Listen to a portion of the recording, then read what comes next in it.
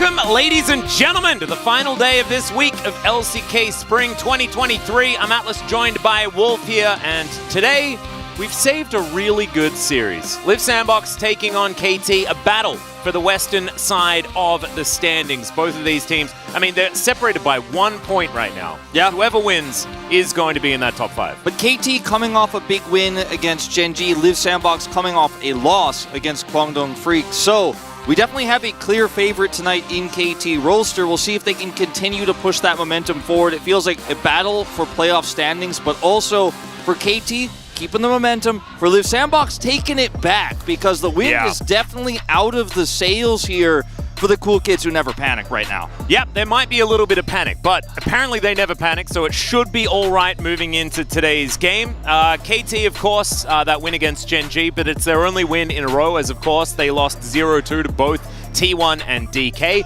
It means that the only other team that they have to face is going to be Humble Life Esports. That's going to be their first match next week. And then they take on Bro, Guangdong Freaks. You know, it is an easier roster from that point onwards. Finally, of course, DRX, as we can see right here. This is playoffs contention, and yeah, it's looking like it's pretty locked and loaded for a lot of these teams. This is going to be round 2, yes. So the chances of teams actually skipping that first round and going straight into double elimination. So you see D+ actually, with their last win, really jumping up in a big way here. Over 50% likely here. This is, of course, based on our AI and kind of an ELO system that we have here internally. Yep. But you know, I still think anyone could take that second slot here, and for both KT and Live Sandbox, they really need to win this match if they're going to have any chance of it. That's exactly right. They really need to start it off here, and of course, 5 matches left for Gen.G and both of the teams that we see here right now. And so we will get a little bit of extra information at the end of today as to where those percentages are going to lie. But the Northwest rank race, which team will join the 9-win squad? And yeah, this is going to be a big question. KT looking like the favorites, but you just never know, right? With this team, you can never be sure as to what their performance is going to look like. And Live Sandbox, a very similar story, except you can always assume the Live Sandbox are going to go to 3 games. That's basically it. The hero of KT's round 1 and Willer, the Smite God. So where's Willer? You know, he had such a great round 1 here, and he was able to, in that first series against KT, have that amazing Smite game where he was able to take all the objectives. You guys remember he took Elder, he took Baron, and was able to get the Soul as well. So those 3 critical steals were really well played by him, but I think we're definitely living in a meta where KT have figured out their game plan a lot better. I think that we're going to see a lot better setup from them, and he won't be able to be the Smite God he was back then. As BDD 1 assist away from hitting 3,000 here in the LCK.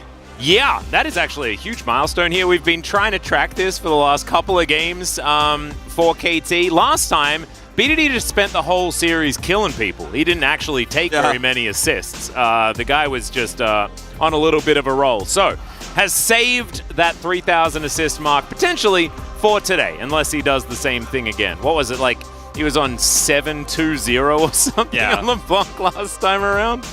Yeah, he had a very impressive series there. As you can see, 2,000 kills, number 5 here, and the 9th to reach 3,000 assists. You know, in the mid-roll, you end up doing a lot more killing, as you could see here. You know, so that's why he's number 5 here with 2,000. And you could see that, like, going into this series, there are a lot of KT fans here who are really hyped for what could be a bounce back right before playoffs, because we always talk about this in week 7, 8, and 9. Every single split of the LCK is getting your form together at the end of the season is way more important than having a great start and falling apart. And that is the dichotomy we have of these two teams. KT Rolster, shakier start. There were some ups and downs. The Rolster coaster was definitely the moniker we were adopting here. But they are looking stronger now. And what's so unique about this team is they have their own different approach to the melee supports coming back here on 13.4. With Lehen's playing the Leona, playing hyper-aggressive bottom side, constantly looking for all-ins, even in lane matchups where normally you'd see a melee support just sit under turret and stop dives. Yeah. Lehend is like, no, I'm diving, I'm going in. They're playing the Twisted Fate against Akali. And it feels like they have finally found their own way, their own version of the meta. Yeah, they actually really surprised us. In the last series up against Gen.G, it looked like they just weren't doing enough. It was only Lehens just going balls to the wall towards the bottom side of the map. But then they came alive at exactly the right time, the time that they needed to. And it was beautiful to watch. We'll see whether they can have a repeat of that up against this team right here. Live Sandbox, cool kids that never panic.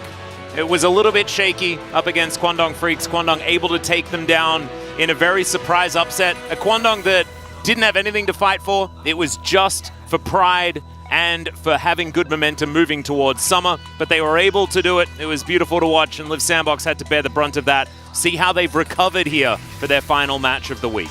And I think it hasn't been a bad read on the meta. It hasn't been poor drafting. It's just not showing up on the day and having individually weaker performances or sometimes having weaker synergy overall. And that's why it's so puzzling that this team that didn't panic and that was so consistent is falling apart so rapidly at the seams. I think this is definitely the key player matchup here in my mind as well, because it's a strong point for Live Sandbox in Willer, and what has been arguably the most inconsistent point here for KT Rolster is Willer defeated him in those smite battles so critically last time and has proven himself to be by far the better jungler player. But it's a good meta for Cuz here as well. Lee Sin coming back to the forefront here. Yeah, and he's been playing so much better on that champion as well. I'm really glad that you brought that one up. The counter jungle percentage is the biggest difference here between these two players. Middling stacks sort of across the board for both of these guys. Outside of that one, where Cuz spends double the amount of time taking away enemy camps than what Willer does. And if we do cast our minds back to the first time that these two teams met, Willer did steal the series from KT. Yeah. It was KT winning until they lost against Live Sandbox. And Live Sandbox do this quite a lot, right? They snatch victory out of the jaws of defeat. That's not what gives you confidence in a team, though. They need to be the team that has control, that pushes their leads forward, instead of watching the enemy create these advantages and then yoinking it away at the last possible second. That is not really what... That leads your fandom to panic a little bit, Wolf. And they're the cool kids that never panic. You're supposed to never panic when it comes to Live Sandbox. Yeah, especially in a meta that is so snowbally and where getting those advantages early often means that you kind of coast to a victory and you force your opponent to make those risky moments happen. You don't want to be the team that has to make the risky play to come back. You want to be the one that forces that, right? And I feel like the ways in which Live Sandbox looked their best was great mid-game, decisive shot calling, very quick to set up on objectives and force fights into their favor. But suddenly, they have, Valdez and I have kind of been joking, they lost their mojo. Whatever you want to say, like, they haven't been able to really find that same confidence. It's a lack of confidence here. It's a lack of strong, decisive shot calling. And you got to be careful, going to the end of the season, because if you try to fix it by then forcing calls, that's how your team loses even more confidence, and then you start to collapse. And that could be a big problem going into these critical best of fives we have coming up in just a few weeks, where they will very likely be in the playoffs. And it's when it comes to those best of fives that you need that consistency, Wolf. You're exactly right. Like, it's a real worry when it's snatching away these wins instead of being that solid team that can create those advantages. So, we've harped on about that for a little bit. Let's get ready for draft, where I think, Wolf, a lot of your concerns are on both sides of the rift. Mostly for KT Rolster, though. I'll be honest with you. Oh, man. It's either genius or you have no idea what they're trying to do. That's what happens here with KT. They've chosen the red side once again. They've very much enjoyed this, although they have a better win percentage on blue. They've spent most of their time on red, and they do really value counter pick here. They were able to utilize it against Gen.G beautifully in their last series. I was actually really worried because blue side had won all the way up until that final game, and then KT are like, nope, we believe in it. We think that it's going to be the way to go, and they persevered. That Twisted Fate pick really saved them in that Gen.G series. And we haven't seen KT find the same priority or success with the Gragas flex that we often see highly prioritized on red side. And maybe we'll just see KT pick up something like a Karma. Gragas banned here. Wow. Even though KT don't really prioritize this, so that's quite interesting. But let's see if the Karma goes over here, so Aiming could play something like the Ezreal. He's already taken away the Varus here. I think you really either have to consider picking this up on B1 here as Live Sandbox are banning it away right now because that has been KT's bread and butter in the bottom lane. It has. I really like the Gragas ban, not for the reasons that we'd expect it to be banned, right? Which is normally aimed at that mid lane. We've seen Zeka and Faker playing it a lot. Faker having amazing games on the champion. But Cuz was one of our best Gragas jungles, and Keen is a fantastic Gragas top. So yes, it's a flex, likely a three-way, because I imagine that BDD has been playing it a lot recently. The Ashe going to be banned on blue side here. Caitlyn could be the ban away on KT side if they'd like to, but Annie is going to have that priority in Live Sandbox. Do they take the Caitlyn risk? I think they'll take Caitlyn here, and we might have a Caitlyn Lux into a Karma lane. And KT handshaking that one away here with this Annie ban. If you ban the Caitlyn, they take the Karma. You don't have that Karma lane anymore, so it's very difficult to play Zeri. It's difficult to play Zeri in either case here, so see if KT just want to grab Karma and a jungle pick. Could also prioritize the Jace right now if they want to give that to Keen here. Another strong flex pick at this point in time.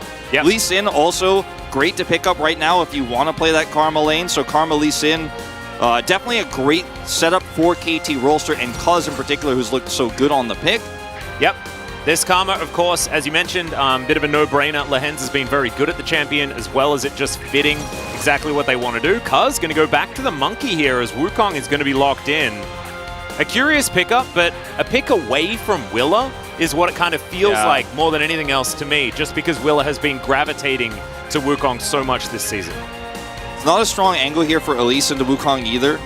And while the Caitlyn Lux can, push in the Karma very early and get a lot of control, it's not permanent. And we'll see what Willard does want to end up playing here. Is there's a level 3 gank angle there for the Elise potentially if they wanted to play that here.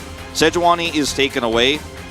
So Lee Sin, I feel very risky into Wukong. Any type of composition that wants to get in there and get on top of the backline versus those Cyclones. We saw this even yesterday in the DRX series. Yeah. And backfire big time. Very curious. It's a tough call. Last pick's going to be. Could just be Jace. I'd be okay with it, and they will lock that one away as Closer. Very happy to flex that into mid lane, and I think this fits. Just because there are a lot of junglers still left up and available. You can play Lee Sin, you can play Vi, you can play the Elise. So quite a lot of options. And if they are going to flex the Jace into mid, then Elise makes a lot more sense here with Willa's pick. The Ezreal here, I think, has to be locked in. There are a few other picks you could go with the Karma, but none of them are going to feel very good here, especially into the Jace. You want to be able to play a pick that could do damage consistently from far away as the AD carry here and be able to clean up fights. So Ezreal will get locked in. So the trade-offs here being that now KT Rolster don't get any of those strong prioritized top pick or mid picks, like the Jax that we've seen Keen excel on, the Renekton, as at least will get taken away here. Regardless of, some of the things we were talking about there, it feels a lot stronger, as you mentioned, with the Jace in mid, potentially. Jax, Camille, these picks can be some of the best picks you can punish a Jace for if it is top side. You could also put the focus here, of course, onto BDD. You've already taken that Gragas away, so that feels great here with the Jace you've picked up. Yep. I really like the Elise ban, just because, like you say, prevents a lot of flexibility of the Jace. Renekton going to be taken away from Kane here. I think I can just sense an R4 Scion. I can just feel it. It's just there. As KT, I really like this approach. You take away the AP junglers to stop that Jace from being able to be flexed into that mid lane. It's really, really cute. Lily is still up, Maokai is still up, but both of them are going to be a rung below the two that they've been. Yeah, Maokai actually feels pretty good here, as this says I'm playing LeBlanc. It is indeed. And I don't think that KT will want to prio pick that away. Doesn't really suit their composition at all. So very risky for BDD to try to steal that one away. I wonder whether BDD is okay with the Zoe LeBlanc matchup. I like this. That'd be interesting. Just play the Azir and scale up. Because the other thing, too, is once you find out where this Jace is going, this comp could be all scaling. And they could even pick GP for Keen in that final spot. Like, the Ezreal Azir GP is the ultimate, I will win late game no matter what. It just doesn't matter. Now, this does give Closer the opportunity to play the Akali into the Azir, and that's what he's going to opt into. Akali Lee Sin is actually kind of strong here for Live Sandbox. It's a duo that does work very well in the mid game. You can get completely outscaled and bullied, as Vi, for some more reliable lockdown of the Ezreal, is being locked in for Willa. I don't think they can play GP anymore. There's just not a lot of safety in this draft to keep Keen alive. Question is, do they want to try to play this Wukong around bottom side or top side? Because could just play an Ornn or a Sion here as Keen and feel very safe about your scaling with the Ezreal Azir alone in the front line you have. Or you could go down that Camille route and try to play against the Jace aggressively and play top side. And that has not worked out for Keen. Like, he has tried to play the Camille multiple times this season. It has not worked in these types of scenarios. I like this more because you have both great mid-game team fighting here with the Ornn, Azir, where Emperor's Divide and Call of the Forge God are going to be incredibly strong on early objectives, but then so much scaling with the Azir, the Ezreal, the ornaments later on. So this is, for Live Sandbox, a game about making sure you have bottom side control here, making sure the Jace has prio, and honestly trying to get this Akali fed in any way possible so that she can then later carry and blow up those backline targets so quickly with help of the Vi. Yeah, I agree. I like the Ornn for mid to late game team fighting and things like that, but I would have liked Sion more for the lane. I think that Ornn can really struggle. We saw this yesterday, and we're going to need Cuz to actually spend a bit of time towards the top side of the map. That could mean that Live Sandbox do get all of that priority moving towards the bottom lane outer turret to use that as the pressure point to pivot around and create that mid game that they're looking for. Because if this composition from Live Sandbox falls behind at any stage in this game, it's done. There's no recovery. There's no recovery, especially if Closer falls behind. You know, you could fall behind a little bit as the Caitlyn, and I don't think Caitlyn's going to be dying or anything like that, but sometimes, you know, if you don't get the resources, the Ezreal Karma can start to push that lane back, and you're not going to have full control or some early plates. Jace sometimes won't be able to get aggressive leads over an Ornn, of course. It can be tough to play out that laning phase. But if the Akali dies, gets ganked or killed with an Emperor's Divide, if an overplayed hand from Closer causes him to die early and the Azir gets ahead, this game is basically unplayable, as you say. So KT, I think, with a way better draft here in terms of ease of execution heading to the late game. Absolutely. But if they drop the ball, if they play too passively and let these leads happen for Live Sandbox, it could be over on the other side as well. Really interesting drafts here. Let's hop onto the Rift for game one.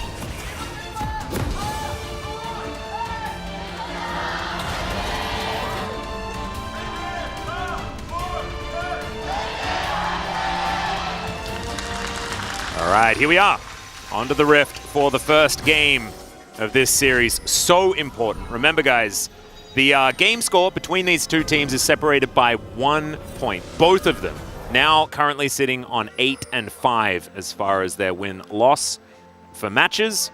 So whoever wins this will be 5th place. Whoever loses this will be 6th.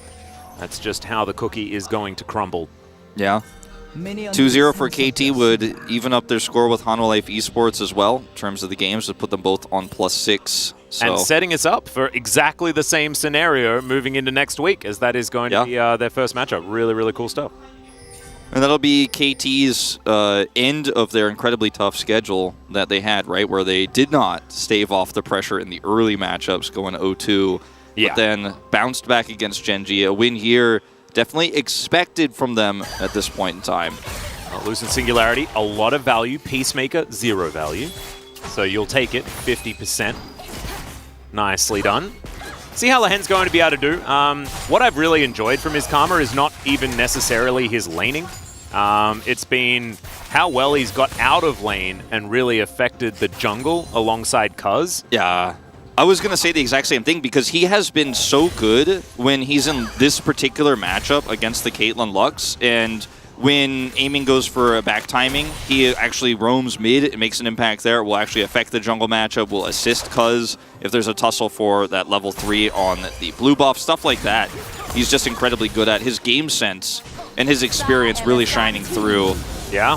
Aiming is 6-0. On the Ezreal. Yeah, it's crazy how many times they've made this duo work. And he's done it with other supports too. Yeah, pretty impressive. I actually didn't realize that it was quite that good for KT. Right now, struggling a little bit here in this lane, as you would expect in the early levels, as Willa is paying a bit of a visit over to BDD. There's the Shifting Sands, and Willa's not even going to be able to find the Vault Breaker, as, ooh, Sneaky Monkey Gets into the brush. All we can see, Jonas Strong was trying to hide him, but he's going to move himself out now. Yeah, moves over, and the red buff is up and available. He's going to come down here now, knowing that Vi is on the Raptors, and look for an early gank here. This is great pathing from Cuz. Yeah, Life Binding is also going to bait them out, as well as now the flash forward from Lehans. Envy, he knows that he's dead. He's trying to trade this one back, and they immediately jump onto Kyle as well. That is going to be a kill for both of the bottom laners of KT, and already the start is fantastic for the red team. And this is so well set up from Cuz because he's tracking where Willer is. He knows he has red buff advantage with the pathing he's taken, so can duel the Vi and push her out and then come down and make this happen, or at least is Lion just going to get a faster back? That's a nice way to do it.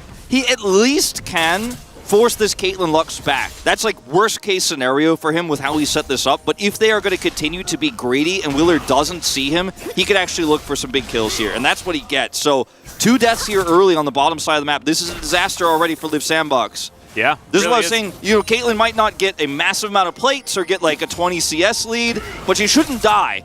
Well, yeah. And this is what has sort of come up as being a little bit illegal, right? Like, the Caitlyn is very, very good, but you cannot just pick it into anything. You need to do your due diligence. You need to ban the Karma if you're going to go for that first pick, because otherwise it can be very, very dangerous. And yeah, this situation doesn't happen all the time, but we have seen that games can spiral out of control. And it's mainly been alongside Varus that the Karma's been able to guarantee control. But with aiming on his Ezreal, KT have the flexibility of doing it that way too. Yeah, with the Karma too, you just don't take that much damage while you defend your turret, so you can just aggressively push back, as we saw aiming and the Hens do there, and actually start the fight before the Wukong even gets there, because you haven't taken that much damage. A lot of other lanes with the Caitlyn against you, like a Zeri lane, you take too much damage, you can't fight back. Hens, this is what I was talking about with his roams. Yeah, shouldn't be here, though. Going to take Closer for a walk. He doesn't have flash, remember, guys. He's just dead. I'm not entirely sure what was happening there. When he died to the turret before, I'm pretty sure he was just trying to use all of his Spell Thief stacks because the Lux was very rude and died, and so couldn't be hit in order to get those. This time, I'm not entirely sure. So we're going to check this one out once again. As you mentioned, the light binding is kind of a trap here, unfortunately, because it makes you want to go forward, and Cuz is seeing an Envious like, I just do as much damage as I can. And Kyle trying his best here to grab one more binding on the aiming. Wouldn't have killed him anyways. And then Lehens is going to, as you say, just push this in, I guess, grab aggro here. Because if he tries to get a Spell Thieves, you know. Oh, yeah, he didn't. Never mind. He's just going for a quick back. He just wants a quick back. Now, this is like what you do when you're Karma here and you want to go help out your mid laner who has no mana. Unfortunately, he is caught and punished. That was a bit of a bizarre choice. Without flash, it's harder to back that one up. But look, Lehens has been so aggressive in this series already, in the Gen.G series on the Leona. He's just doing his own thing. Well, Vault Break is really good, but aiming has Arcane Shift. So not a lot of options there as far as being able to lock down that kill. Cuz just waiting in this brush, and pretty sure Willer had an idea of what was going on there. As Cuz gonna have to back away. Good slow to connect onto Kyle, as Cuz just Warrior Tricksters to get himself out of there, and he'll be absolutely fine.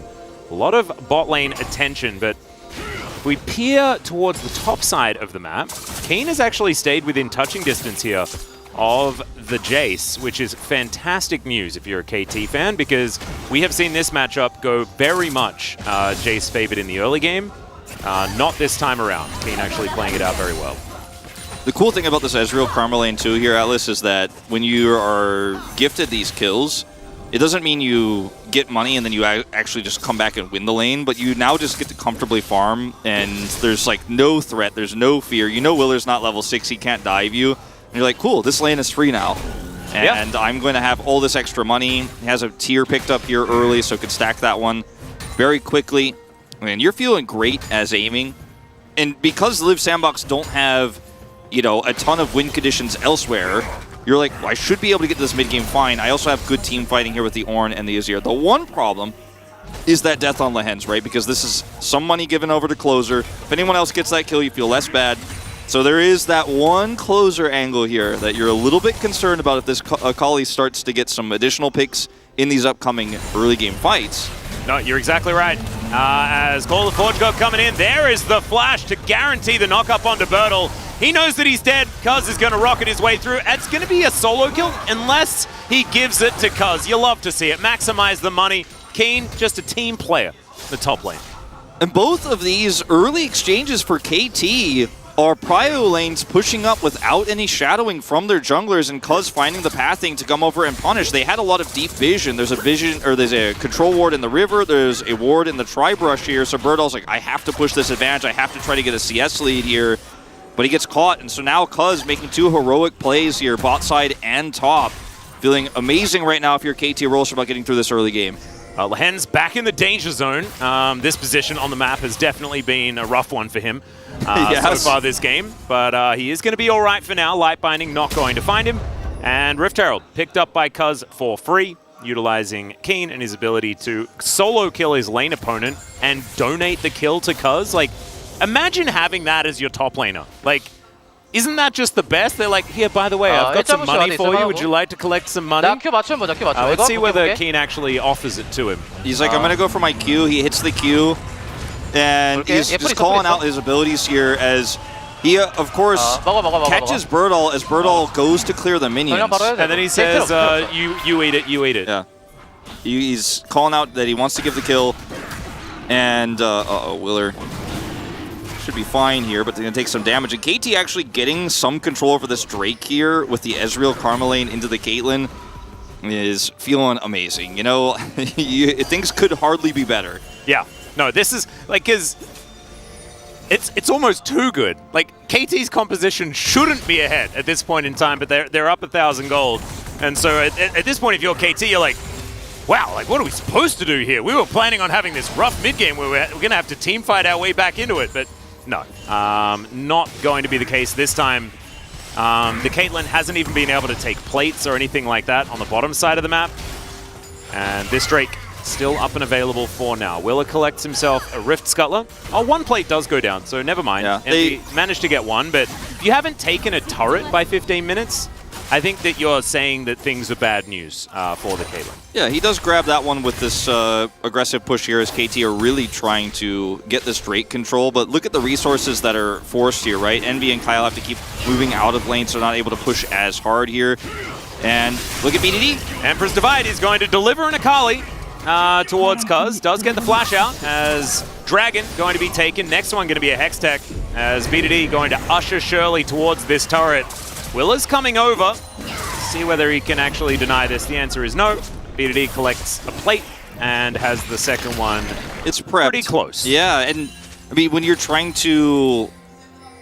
harder than you normally would with this Caitlyn Lux to get that Drake control, and then the Azir is just given the opportunity to get a free Rift Herald there as Closer can't do anything. The Emperor's Divide is up. Cyclone is up with Flash. Closer is forced to Flash. They get the plate gold.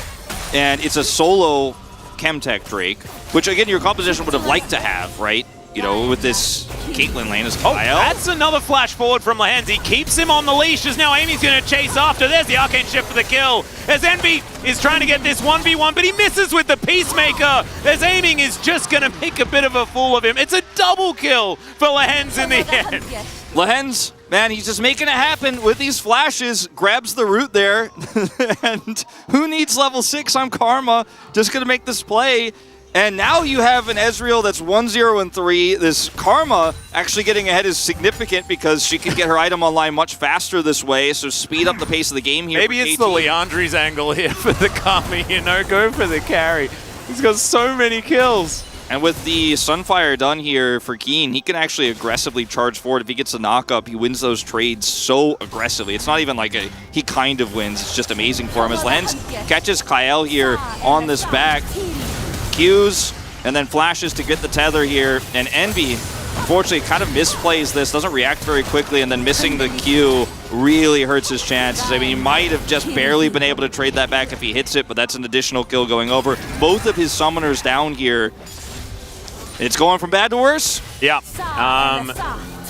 There might even need to be another word, like a bad, worse, and then what's the next one? You know, is kind tragic, of perhaps. Yeah, it's certainly not great. We illustrated this already, right? Like, we set this up, and unfortunately, it means now that a lot of the excitement and fun has kind of gone because Liv Sandbox was supposed to be ahead, and KT can cruise so comfortably towards the late game.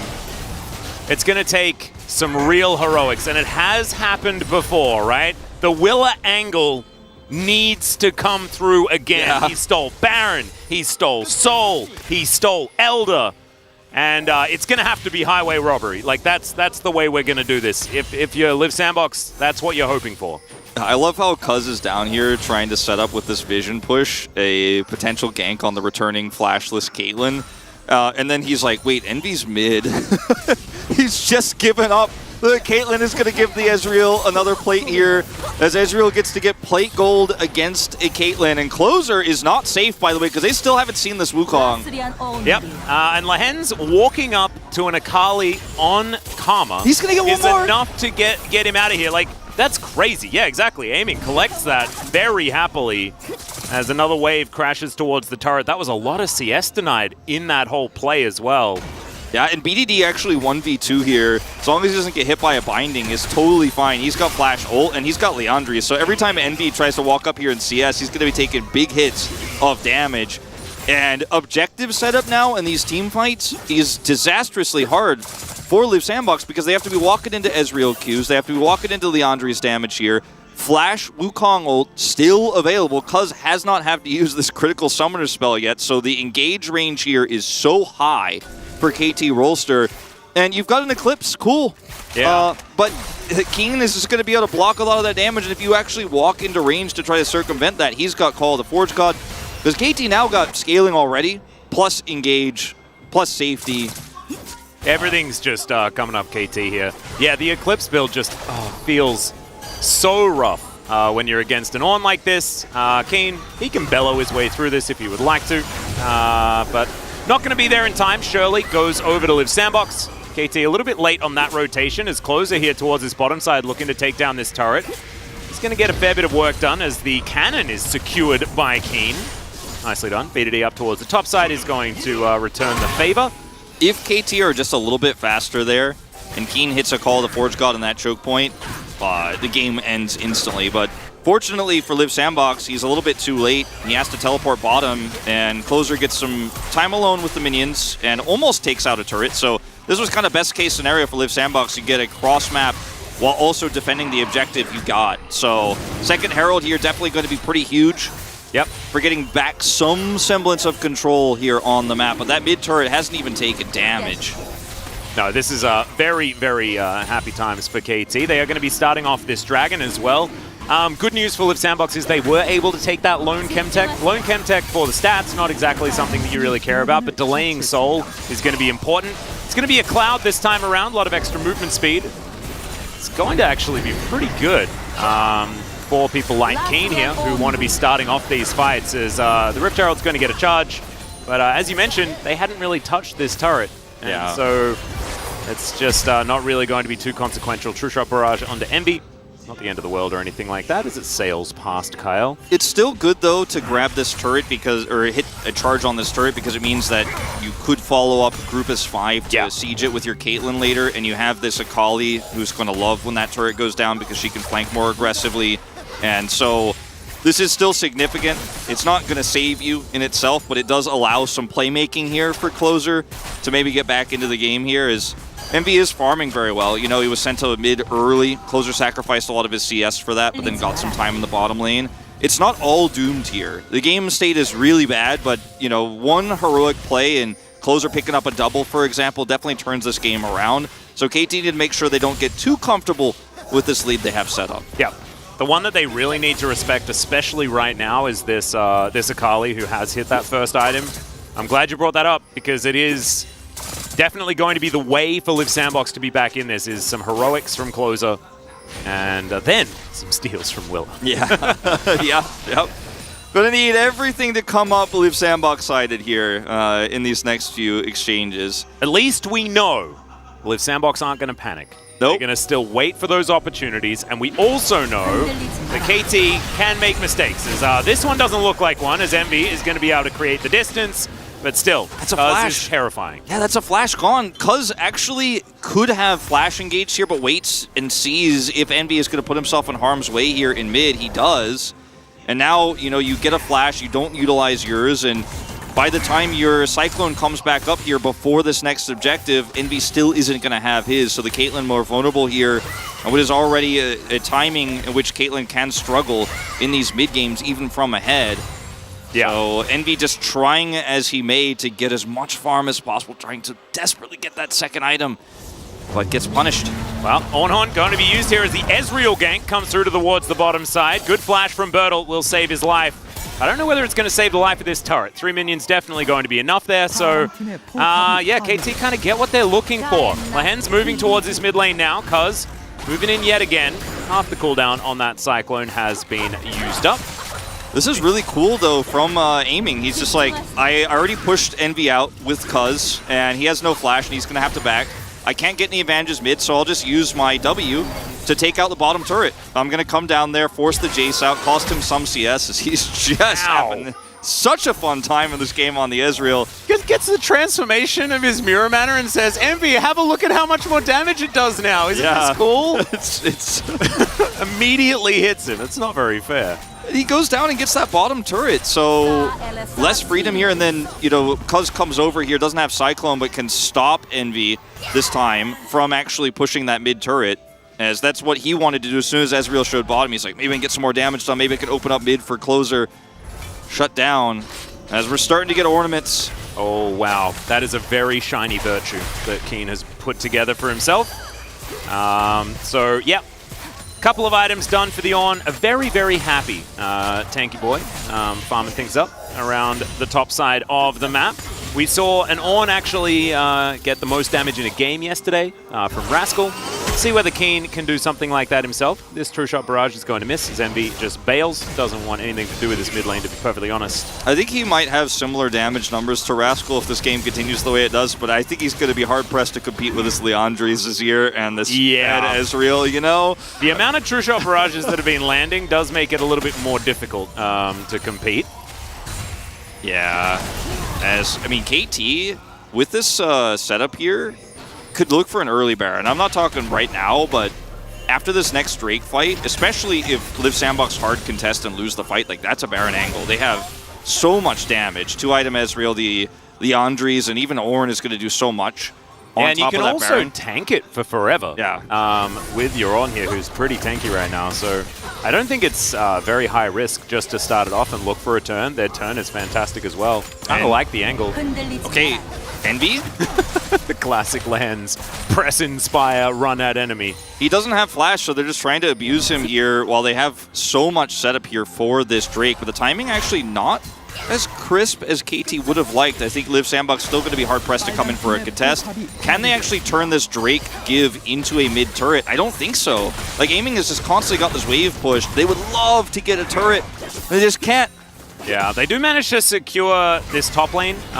Closer teleporting up there will be able to at least knock that one down. So one turret has been secured by Live Sandbox. And this first Cloud Drake will be taken down by KT. So a bit of extra movement speed, things like that. Certainly good news. But of course, it could have been better for KT.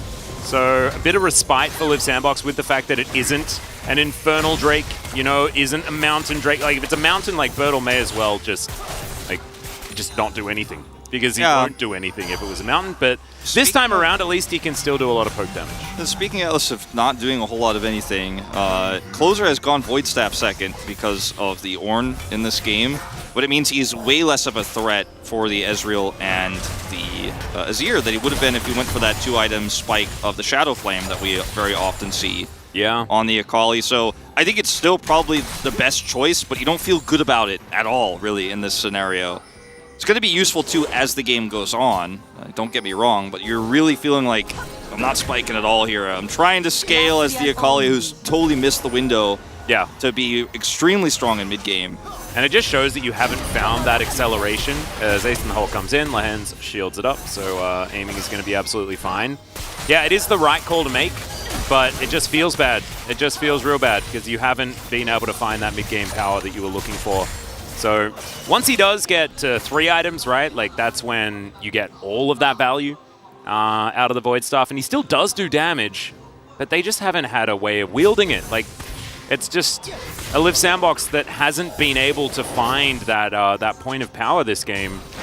And KT are just cruising. Like, they're still just cruising. They don't have to make plays or anything like that, as Closer is going to be able to go back to his Shuriken. So Cuz's position is given up. And Birdall can't do much against Keen in the side. And the one pressure point you have as Liv Sandbox is the Akali into the Azir, so every time BDD is farming, he's behind where his turret used to be, so far back, so KT can defend him. And now they're grouped with this Wukong topside to potentially start Baron, and Keen's heading over, he's got Exhaust. Yeah, they're going to start this one up. There's the Ram, but it only gets one, and it's only onto Willa. So KT not really finding too much. They might be able to just brute force this turret, though, and they are going to. Envy standing back. And the trap is going to be there. Okay, let's see whether King can escape this one. As Closer diving forward, that's a decent shock blast. As KT, they take the turret and they look to back away. Envy standing up. Light Binding goes just wide. And BDD with his Shifting Sands is going to be able to shield up a bit of that one. This is best case scenario, honestly, for Liv Sandbox. And with these health bars taking some serious damage, they might be able to turn this into their own turret mid. Closer's got a flank. Absolutely. The minion wave is going to be taken down, but still, Liv Sandbox showing some signs of life. Really fighting back very well in this scenario. Sure, you lose your turret, but with the Shock Blast connections there from Birdall, you've actually regained so much more control of the map. You stop the Baron. I think trying to call the Forge God there in mid instead of just forcing the fight on the Baron itself, definitely a step too far from KT. It's going to cost them big. Now, they can defend this turret for now, but still could have been way better. And Liv Sandbox are like, wow, got a little bit of control here, and you're starting to trust a little bit. Okay, Birdall's got his transformation. He's doing a lot of damage here in these neutral fights because he needs to. Versus the Ezreal poke, versus the chip damage from this Leandries here from BDD. Those shock blasts have to trade back, otherwise you're always giving up control on neutral.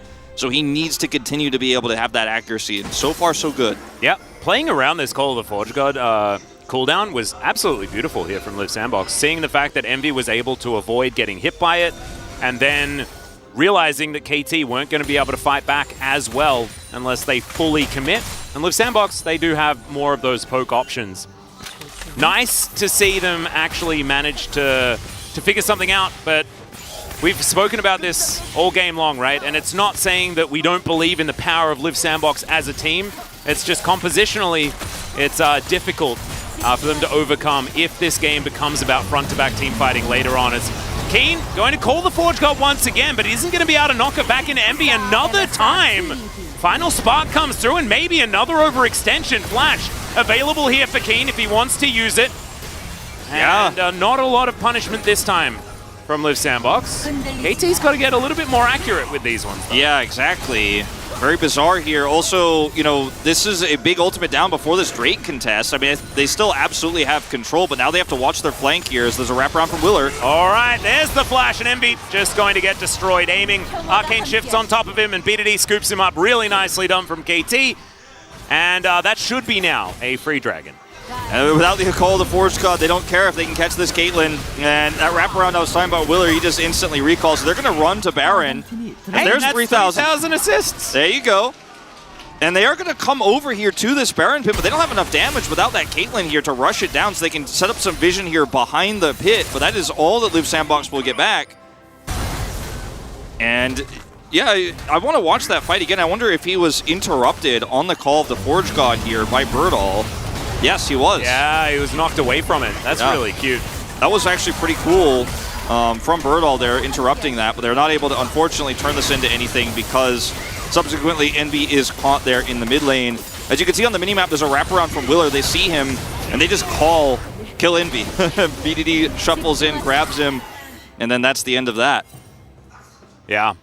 Really nicely played from KT. The follow-up, Keen, even though he's unable to find it, there are just so many more options if you want to find yourself a fight. Ducks definitely in a row, but this Baron, Willa has done some things in the past against Cuz. He has. Around this purple worm.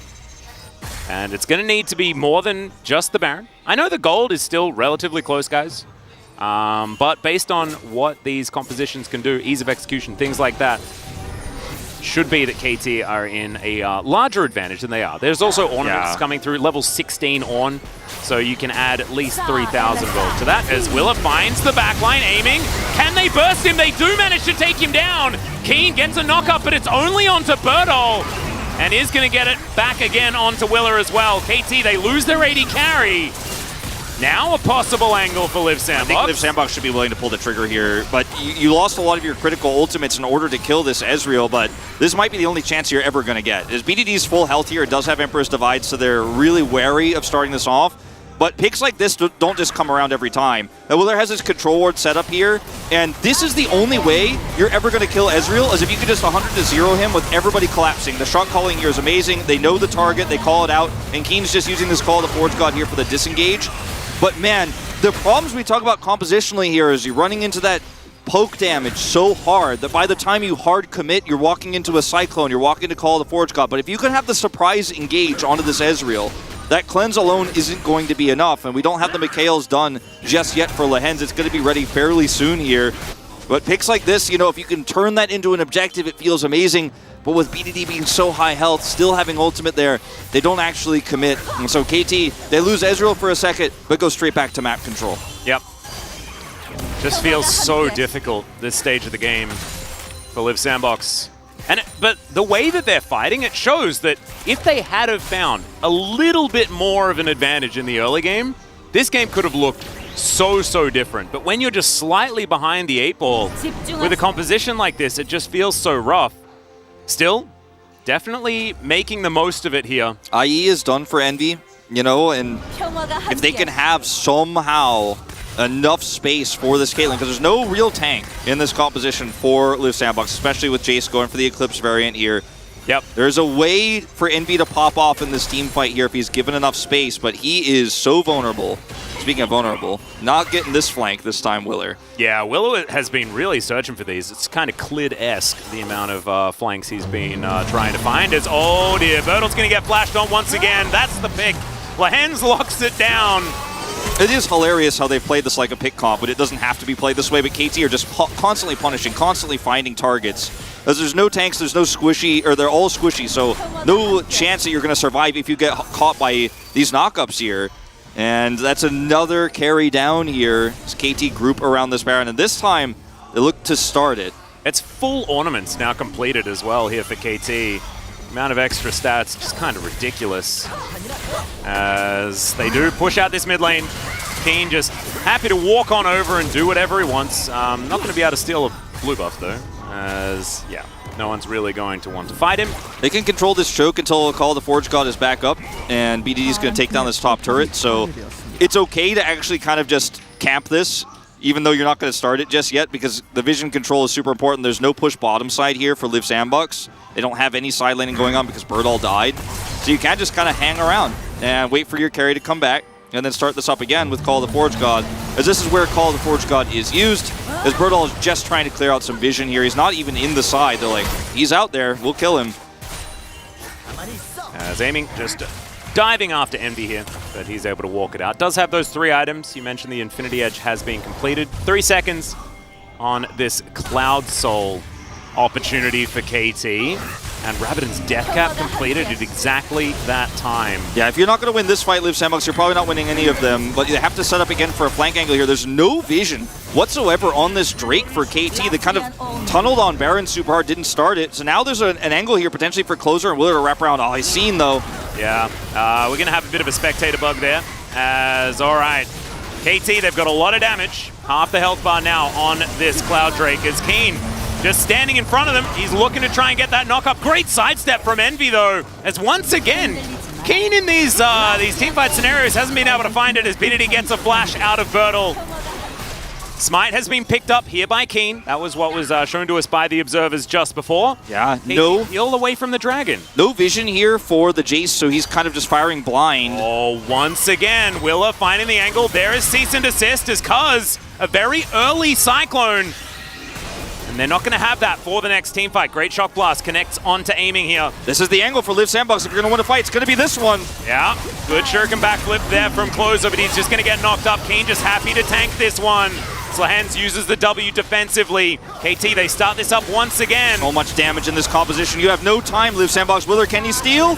Well, no, not going to be able to get close enough to lock that one down. And now, going to be able to have the Vault Breaker back up once again. I thought maybe he'd have to flash to get out of there, but nope, able to buy a little bit of time, get himself out. So, KT, now with a Cloud Soul, not end of the world or anything like that, for Live Sandbox, but still a big objective, and an Elder Drake is now on the cards. And if we're going to be really critical of KT, a team that's trying to push themselves closer and closer to maybe getting that top 2 spot, but proving themselves heading into playoffs, you know, this lead they've had and the control they've had with this Ezreal and Fed Azir hasn't been that impressive. You know, we've seen them control choke points, but they're committing Call the Forge God a little bit oddly. The accuracy hasn't been great.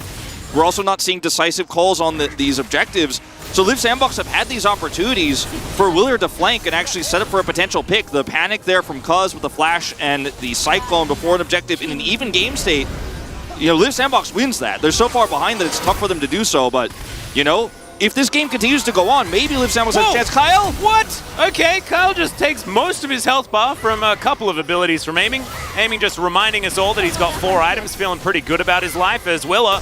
He's going to Vault Breaker his way out, just a little one, as Cuz uses the Warrior Trickster to avoid Shock Blast damage, and KT. Just do Baron, KT! Just do Baron! They probably can, as Envy takes a lot of damage. Aiming as well, going to take a bit back, but still, they're able to just siege down this inner turret in the mid lane. It's like they're so scared Willer's going to get him, man. Dude, on the Baron. would be too. I would be too. Can you blame anyone for being scared of a Willer steal, especially Cuz? Lahen's is like, I'm tracking him, man. I know where he is. We're safe. We're good. Yeah, we're good for now as the Baron goes down. Beautifully played from KT. A little bit more apprehensive than they maybe needed to be, but still, it's well done as another call. Keen, man, this is not the performance you're looking for. If he's aiming for Bertle, he gets him every time. If he's aiming for Envy, he's like, oh man, and doesn't really figure it out. But Kingan's watching at home like, I hit those, man. Yeah. You can't be me. Rascal's like, dude, I hit these yesterday. Yeah, this is kind of bizarre. Though Keen, obviously a very good Ornn player and more known this season for playing the Jax, you know, playing a lot of Camille, Fiora, a little bit more strong side, a little bit more aggressive picks, less tank picks for him this season. But look, he's played this game very well. The threat of the Call of the Forge God is also very strong, even if his accuracy hasn't been amazing. He's level 18 and he gave everybody ornaments, so still doing his job. Absolutely, and he's got a lot of ability haste, so he doesn't really worry about it too much. It's almost back off cooldown yet again, and he'll have another shot at it. We'll see whether he can land that one, as this inner turret is not long for the world. That's going to be taken down. Now the engage onto Keen is going to happen. A difficult one at best, and KT continue the siege. Keen almost lost 1,000 health, which is 1 out of 6,000, I believe, that he kind of has. As Willer dives on top of BDD. He breaks his stopwatch, though. That Call of the Forge God is going to connect, but the Mystic Shots do not. And BDD is going to fall down. Now Closer diving on forward. Can he find the opportunity? The interrupt is fantastic, though. And Closer has to flash to get himself out of the way. Aiming, standing his ground now, looking to chase them out of this position. Oh my God, what? Aiming's damage is absolutely absurd at this stage of the game. Ezreal is insane, and now he's going to be 7-0 on it here, I think, as this game is basically on lock. Now, here comes a Willer engage. They should be able to get out of here. Where there's a Willer, there's a way. Yeah, that's the new saying. That's the new motto here for Live Sandbox. Yep. The cool kids, they don't panic, but also where there's a Willer, there's a way. As KT are going to break down another inhibitor. I mean, it's looking like we're running out of Willers and running out of ways for Live Sandbox. BDD does not have teleport, so they're actually going to back away here, even though they have a empowered Ornament Dustblade here with Aiming, doing so much pop-off damage. And these are the moments where there's a Willer, there's a way. The Call of the Forge God here is well targeted onto Envy, so the opportunity is real here.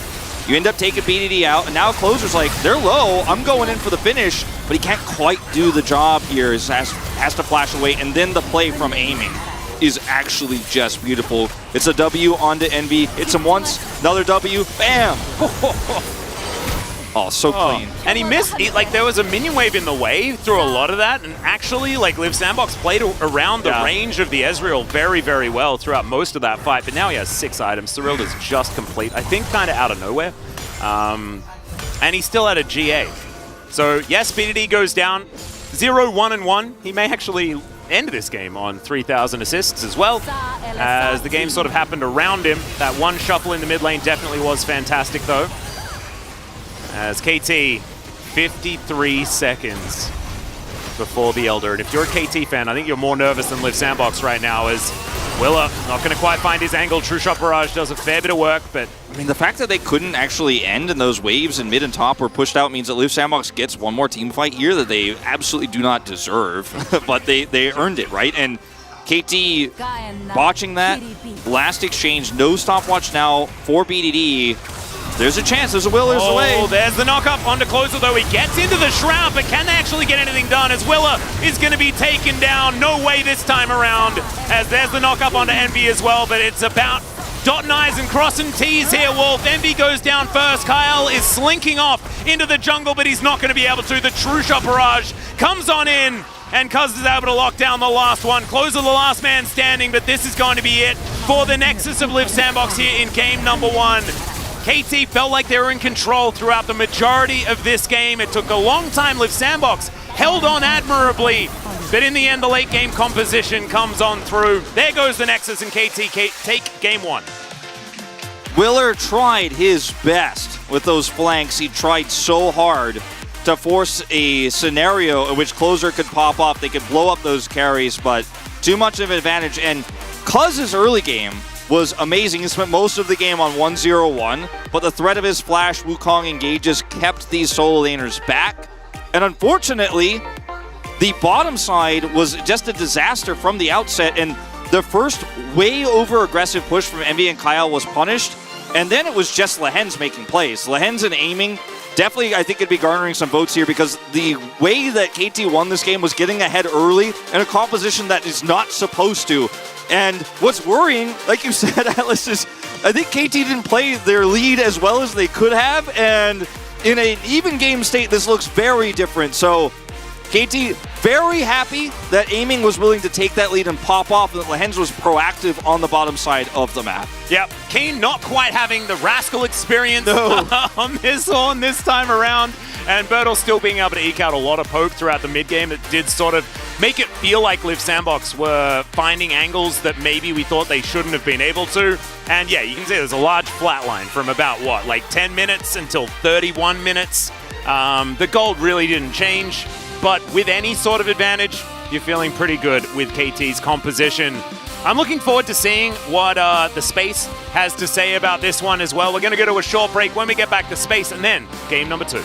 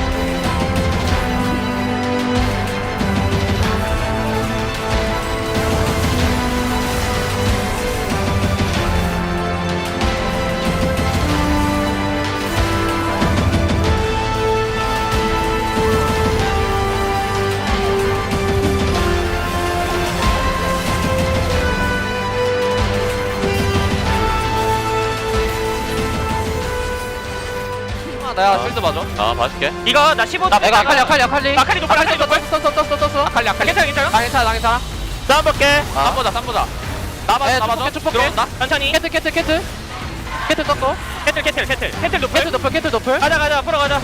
라인 지켜라. 라인 지켜. 탑 있어. 내가 그냥 와줘. 오케이. 이거 하나 써볼래? 잘 찍어놓게. 야, 내 탑에 있어서 끝났어. 오른 어지럽다 그냥.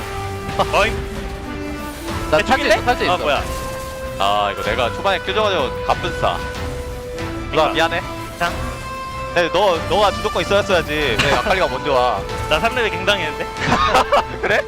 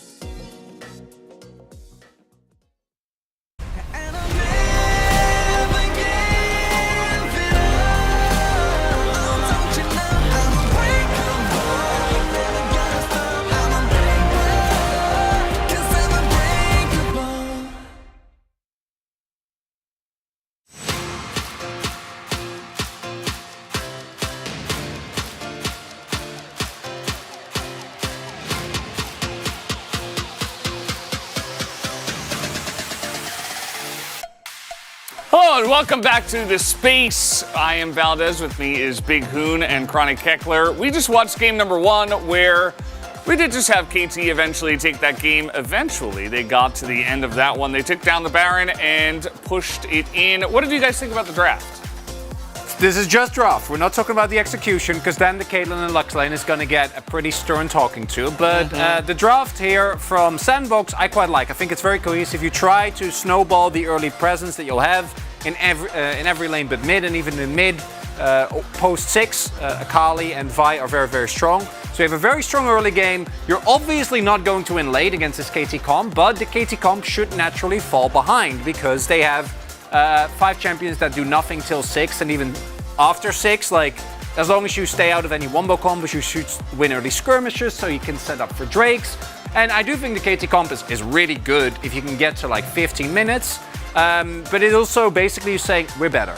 Like, we're not going to have anything going on early game in terms of champion strength. And if we do get there, we win for free. And as turns out, they were very right. They are better. Yeah, I mean, that's the key. Like, KT was actually respecting the LSB that they're bad. They're not respecting the Mooney. Yeah, I mean, they were respecting. They were assessing them correctly. So they were right. Like, they were just expecting that they're not good enough to snowball the game, and then they were like showing. They weren't. So they were right. So they won the draft.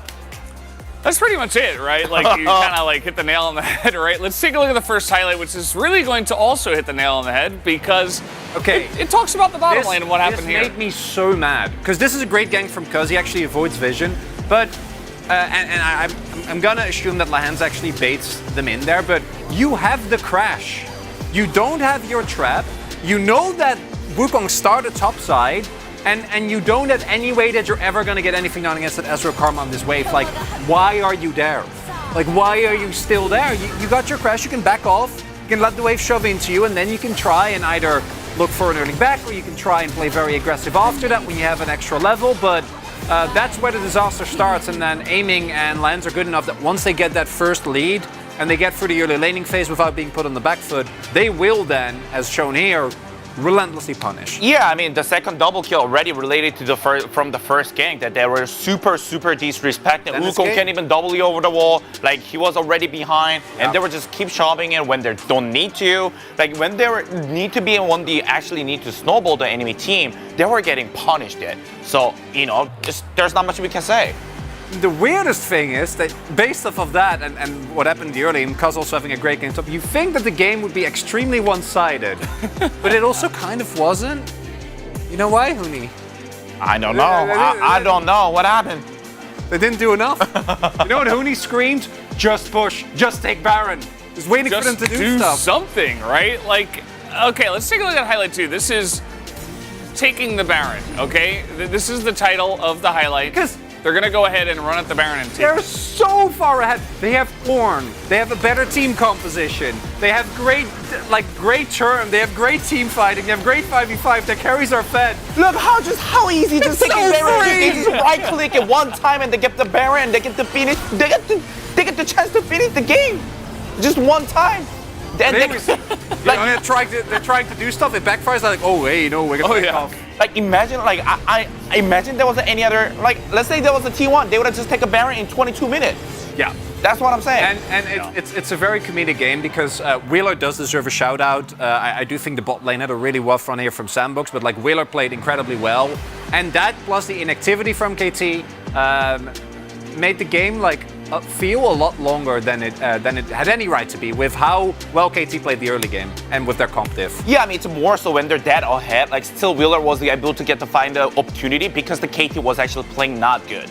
They had a like mistake of the vision control, the map movement, and the maintaining the prio. Like those things were not correct. So next game, hopefully they do better. Hopefully they do. I would like a more, even game where we get back and forth action and stuff actually happening outside of a Baron being taken. Guys, let's take a look at the POG here for game number 1. There has to be one, and of course it will be Amy. Yeah, I mean, he was like playing really, really consistently, and also the one play on the top side at the inhibitor, that was a kind of, like BDD kind of got caught, but he was making good play. Yeah, if my initial instinct was to go for Cuz, because I do think that his gank on bot and top where we kind of set the game going, but then Cuz was also part in the grade, not doing a whole lot for 20 minutes. And Aiming really played aggressive, continuous throwing out his ultimates, and he got what could have been a game-turning play. Like this actually, I think, is a very precarious moment, and if this doesn't happen, and he doesn't get the kill there, right? Game would have been flipped. It could have actually it would have been out of flip. which is crazy. Yeah. 6 out of 11. Not much to say about that. You know, everybody on the desk, everybody on the analyst desk kind of giving the same one, and a couple of looks towards top and jungle, which makes sense. So they set up a lot of the fights, but that was pretty much game number 1. And we do have a game number 2, guys. So let's go back to the casters for that one. Thank you so much, gentlemen. The keen votes would have made sense in the early game.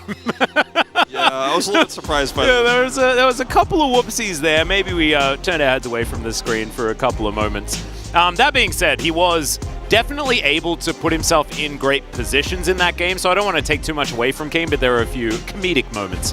One could say. No doubt. We're going to need to see more from this gentleman on our screen right here, though. Envy had a bit of a rough one in game number 1, and I think the KT trap was set really nicely for leave Caitlyn up, bait them into picking it, and then play around it, but I think it takes 2 to tango in this one, and the Live Sandbox bottom lane also didn't really play to their strengths either. Let's see what side selection we get, because if you're going to red side here as Live Sandbox, I think it's a big mistake, because it means that you're even less likely to have a lane where you can control bottom side. Okay, they will choose blue. Yeah. This is good. This is what I would like to see. It does mean that you're playing once again into what KT wants to draft with on the red side. They chose that, but I still think that this lane should have gone differently, could have gone differently, and if you're given the same opportunity, maybe we see a game 2 that's very different, because as we've all talked about, KT really dropped the ball with their lead, and you go into that mid-game with an even game state, and it looks totally different.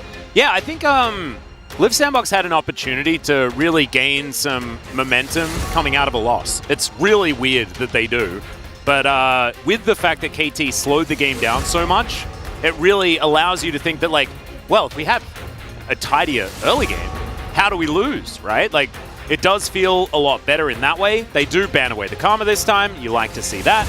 And now KT might have to do the triple 80 carry bans. I think so. Get rid of the Caitlyn as well. I think they will have to get rid of the Caitlyn here. Varus just way weaker without that Karma.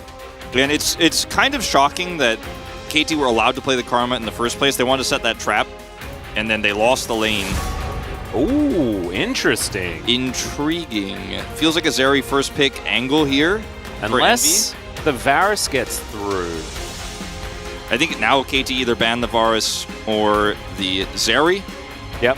I think going to the depths of an 80 carry champion pool, though, does kind of benefit Aiming in my mind. I agree. Like, he could play Aphelios very well.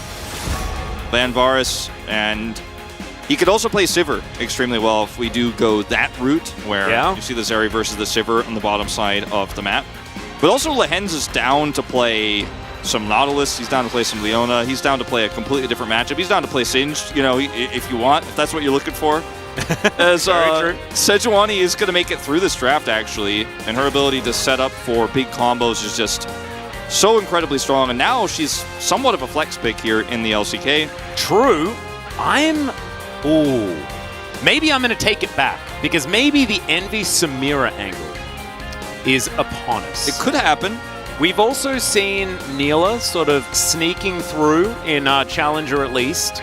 We might be getting to a few of these more interesting picks in the bottom lane. I think KT could just grab the Wukong and Zeri here and feel pretty good about it. Now, they may want to just grab something like a Gragas here instead and wait to see what Envy is playing, because you know you're the better team. Huni said it in a very kind of mean way. Yeah, kind of a mean way, but like, KT know that they are the stronger bottom duo, right? So they can react to what Live Sandbox are doing rather than try to set the pace down there. They'll actually grab Renekton over the Gragas here, so Keen gonna get a prio pick here very early in this draft. Yeah, that's a confidence move right here. Keen's like, I played the tank in the last game. I didn't like shooting that ram around. It was annoying. I'm just gonna be a crocodile, okay? And I kind of like the option. And this means that, like you were saying, if we go down really deep into the bottom of the barrel of 80 carries, it definitely favors Aiming, and that's where we're headed. right now. Yeah. Unless they lock an AD carry in with this Azir right now, you are really going to get choked out here in this second banning phase. And I think Lehens is the man where you're like, next to Keria, of course, we're like, oh, they can do anything, right? Yeah. You cannot actually go, oh yeah, well, we'll ban all the AD carries too. What do you got?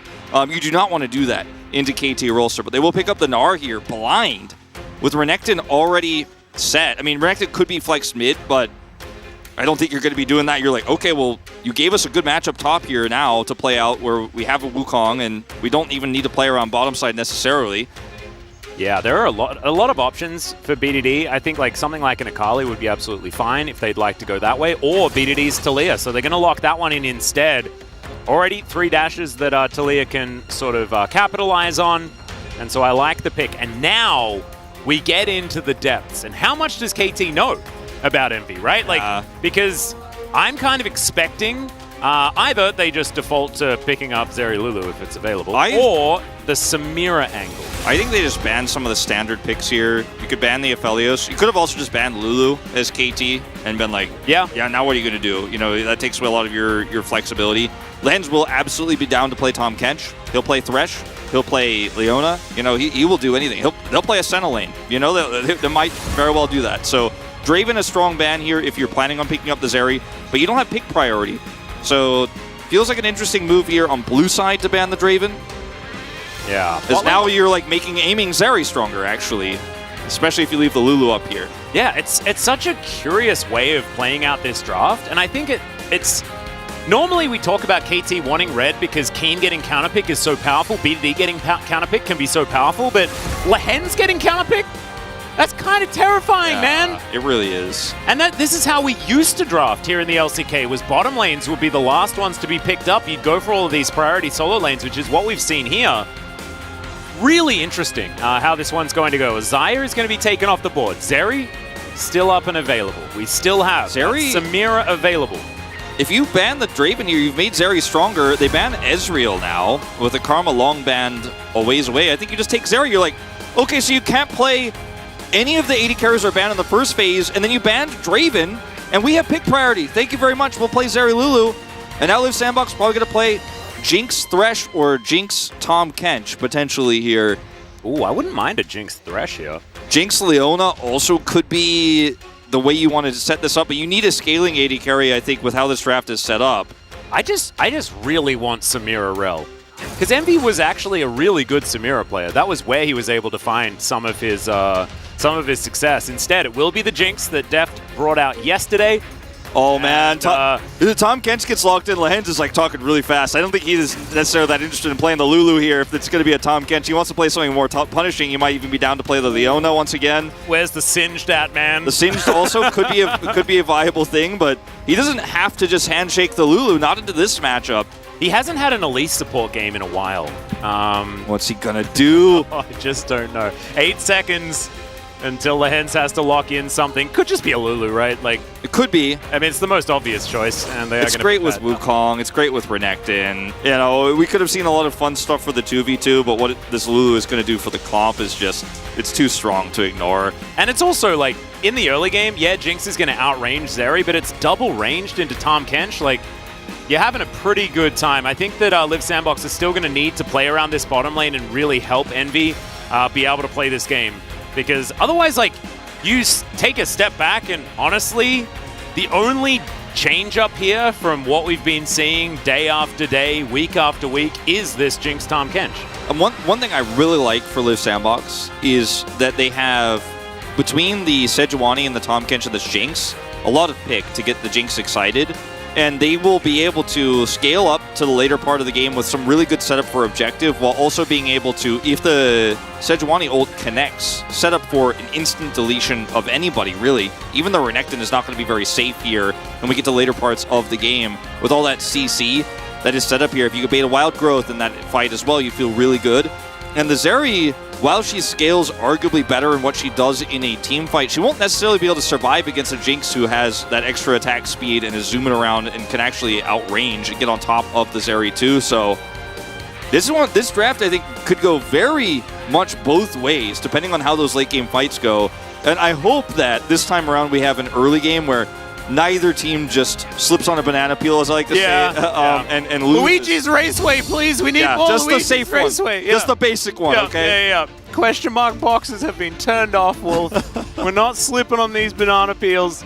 I'm also hoping that we see some of that, and I hope that we see some more decisive gameplay from KT, some more reliable early game from Liv Sandbox, and have a good game of League of Legends. That's all we can hope for here. Top one of the Rift.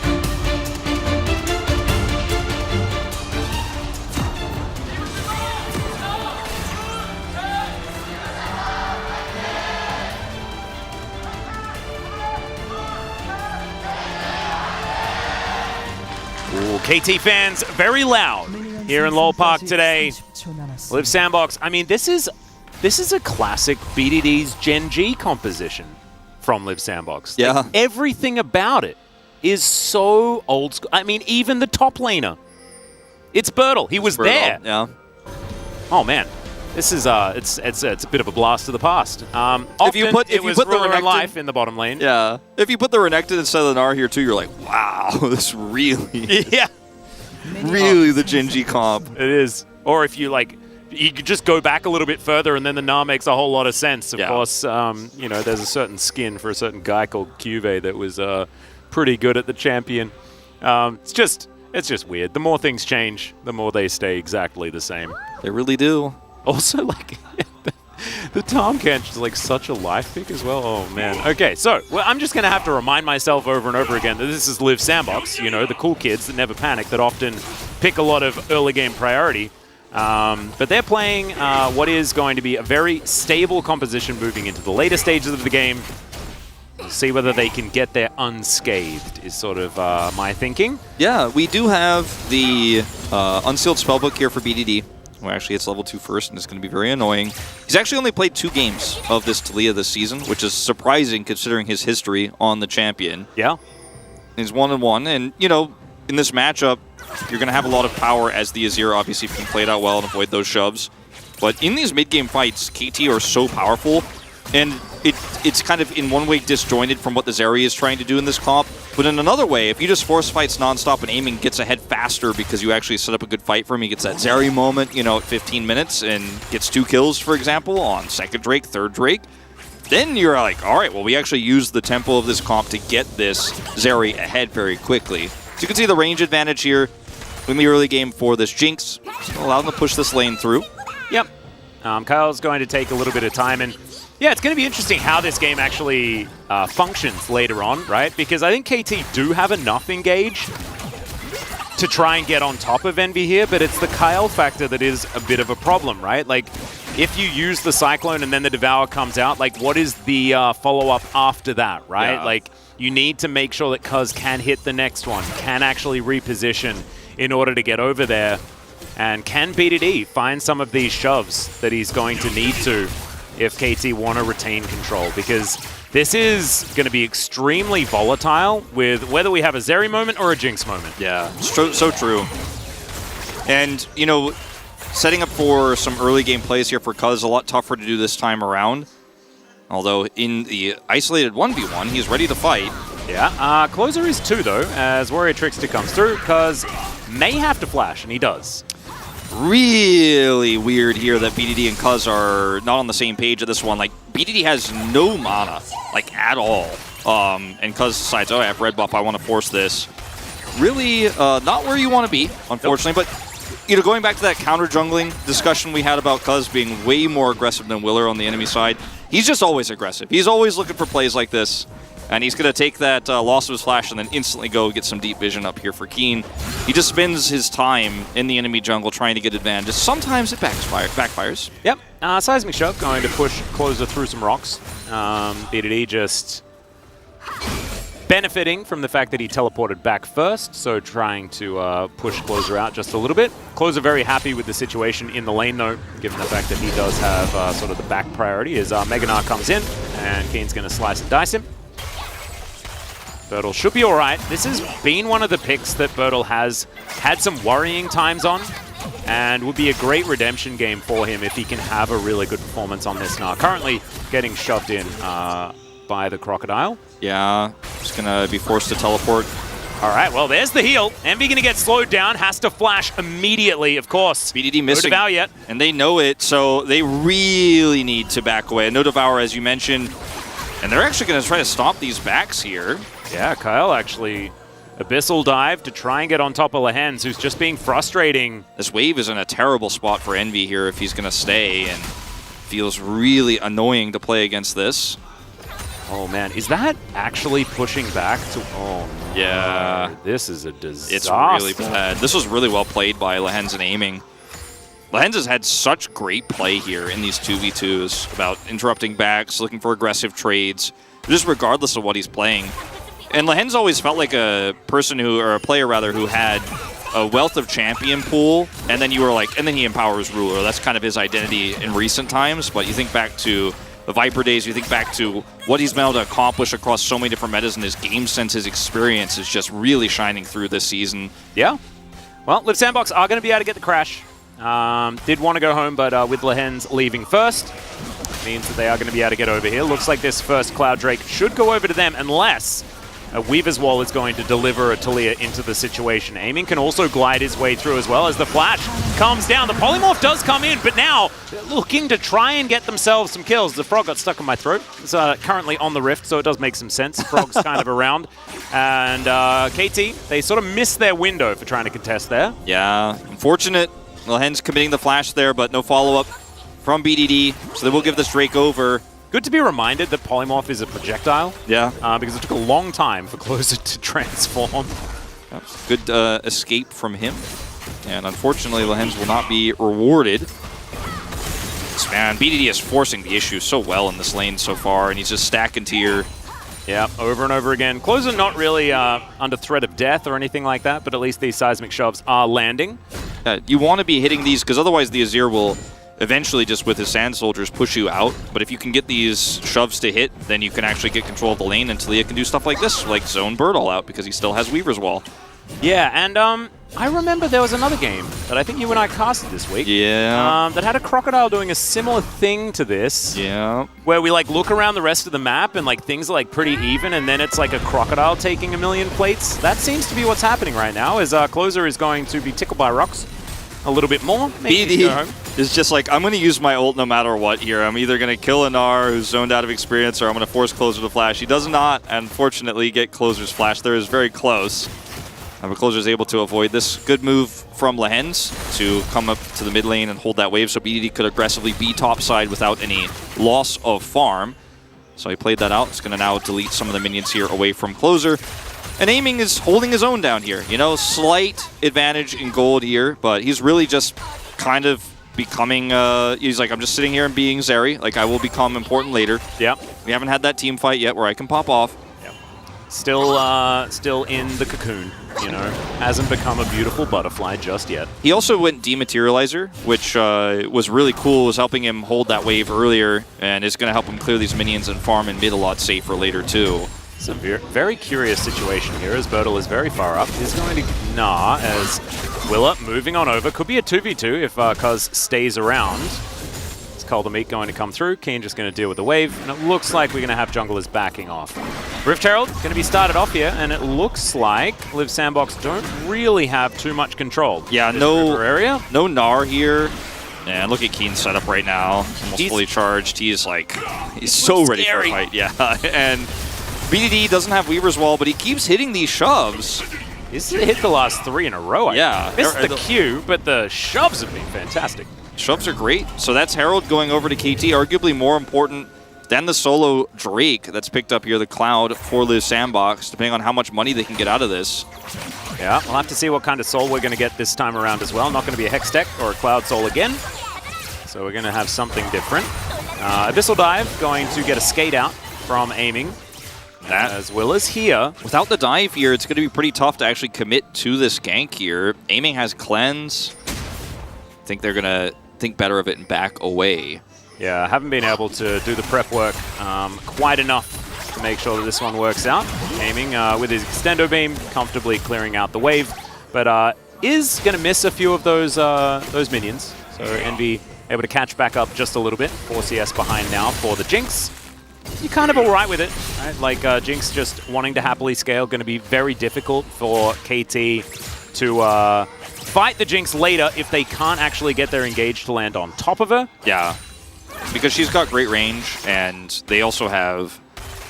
A lot of this game is going to be about the follow-up for Willer's ults. You know, he's going to send out the Glacial Prison, somebody gets Emperor's Divided or caught by the Abyssal Dive, and that's the end of that target. Then Jinx is like, all right, I'm zooming around the team fight. I can chase this Zeri down and win against her 1v1 because I outrange her, and I'm just going to be able to kill her so quickly. And then if she gets a tempo advantage too in the game where she is up an item, for example, Aiming just can't play the game. And then it becomes really frustrating. Yeah. But we're not at that state yet. No, we're not. And it can actually happen the other way around as well. Like, if it gets to a point where Aiming's just happy to dash forward and start shooting Envy, like, what does Envy do? Like, he has to get devoured, then they're not going to have that DPS in the fight, yada, yada, yada. There is a lot of counter snowball to be had on both sides of this one, as that's a big old nah onto Keen. He slices, dices, avoids the house, and he's going to be able to walk it off. Willa says, no, don't think we're going to be able to chase down this crocodile. And BDD did not pick up the plate gold from that Rift Herald because he didn't know where Willer was and was a little bit nervous about actually committing all the way to that, with Closer, of course, having Flash and Emperor's Divide. So that Rift Herald, you know, I said it was probably going to be more valuable than the Drake. Not really, with Cuz picking up all of the money. Yeah. Another shove? Ooh, not going to find that shove. Now Willer is moving over. Cuz in position to help out his mid laner, so should be okay. Good vision around this area for Liv Sandbox, as Kane is just trying to zone here towards his top side, being frustrating. 30 CS. Yeah, it's massive, and he's just keeping the wave in an annoying spot here. Then clearing it and pushing through as soon as he knows where Willer is. Yeah. All right, Willer feeling the pressure now. You can feel it, right? He wants to start something elsewhere on this map. Otherwise, this Nara is just going to keep falling further and further behind. And they need to be willing to start this Drake, right? I mean, just sticking around here and trying to force a dive but never actually committing means that KT are just happy to farm. And they've got a Wukong with Flash Cyclone here, so the more space you give to Cuz to actually come over here and clear some vision up means they might be able to blow this Jinx up 100-0 her, and then the Zeri's online and you get a Dragon. So finally going to start this off, and this is a lot possible because of the mid and bot prio here. Like, a lot of the reasons why this is possible is because of that, but Cuz has to be respected. He does. 50% health on this Dragon. Extendo Beam comes in. Kyle down to 50% as the Glacial Prison lands, but it's on to Lahens. He's happy to tank it up.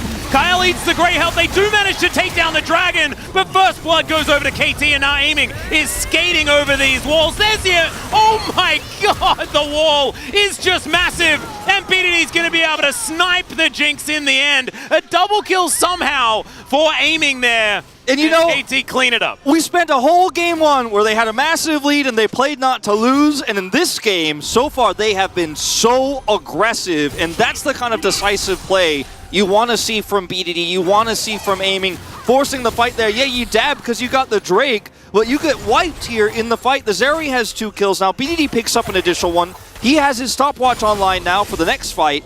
And man, this was, yeah, a 2 Drake lead here for Liv Sandbox, but it's Ocean Soul. So guess what? You're feeling great as KT. And this is what I was talking about with Cuz here on this Wukong. And Closer isn't here in Emperor's Divide range because he's constantly trying to zone BDD out of Weaver's wall. So he's not actually here to stop the rest of these players from getting over this wall. And I think he should have been, you know? You're scared of this Weaver's wall, but you still lose out to it anyways. And if he had been there with Emperor's Divide to actually block them from leaving the Drake pit and chasing over the wall there, could have been way better here for Liv Sandbox, but he's just so concerned about this Talia. It does eventually Emperor's Divide, but it doesn't save his team. Yeah, there was a little bit more of that defensive angle. Teleport to be used towards this bottom side as BDD is going to come through, but Envy with that Gatling gun, oh, with the minigun, sorry, Gatling gun is Corky. With the minigun going to be able to knock down a couple of plates here on this bottom side of the map just before they fall. Certainly good news, but not really quite enough. That fight definitely helping KT a heck of a lot. The Dragon going big for Liv Sandbox, but if these fights continue to go a similar direction, it's going to be a worrying sign. So looking for more out of Closer and looking to see whether Envy can survive the next one instead of being trapped in the back of a pit. Was a really cool showcasing of BDD's game sense on this Talia too. Just being super patient, waiting for his opportunity. As Closer just continually hits him so he can't Weaver's Wall, but eventually when they do collapse into the Drake Pit, he has enough time where that temporary cooldown wears off, and now they have so much map control too. BDD is going to get this whole turret here while denying CS. Yeah, and BDD also goes back, completes his Leandries. It was just a lost chapter for damage before, as Cuz, yeah, pretty happy to eat a Glacial Prison with his clone. Yeah, I think BDD probably still gets this turret. He's just going to let this wave push through. Remember, Cuz still has his ultimate, so you've got to be really careful now. Yeah.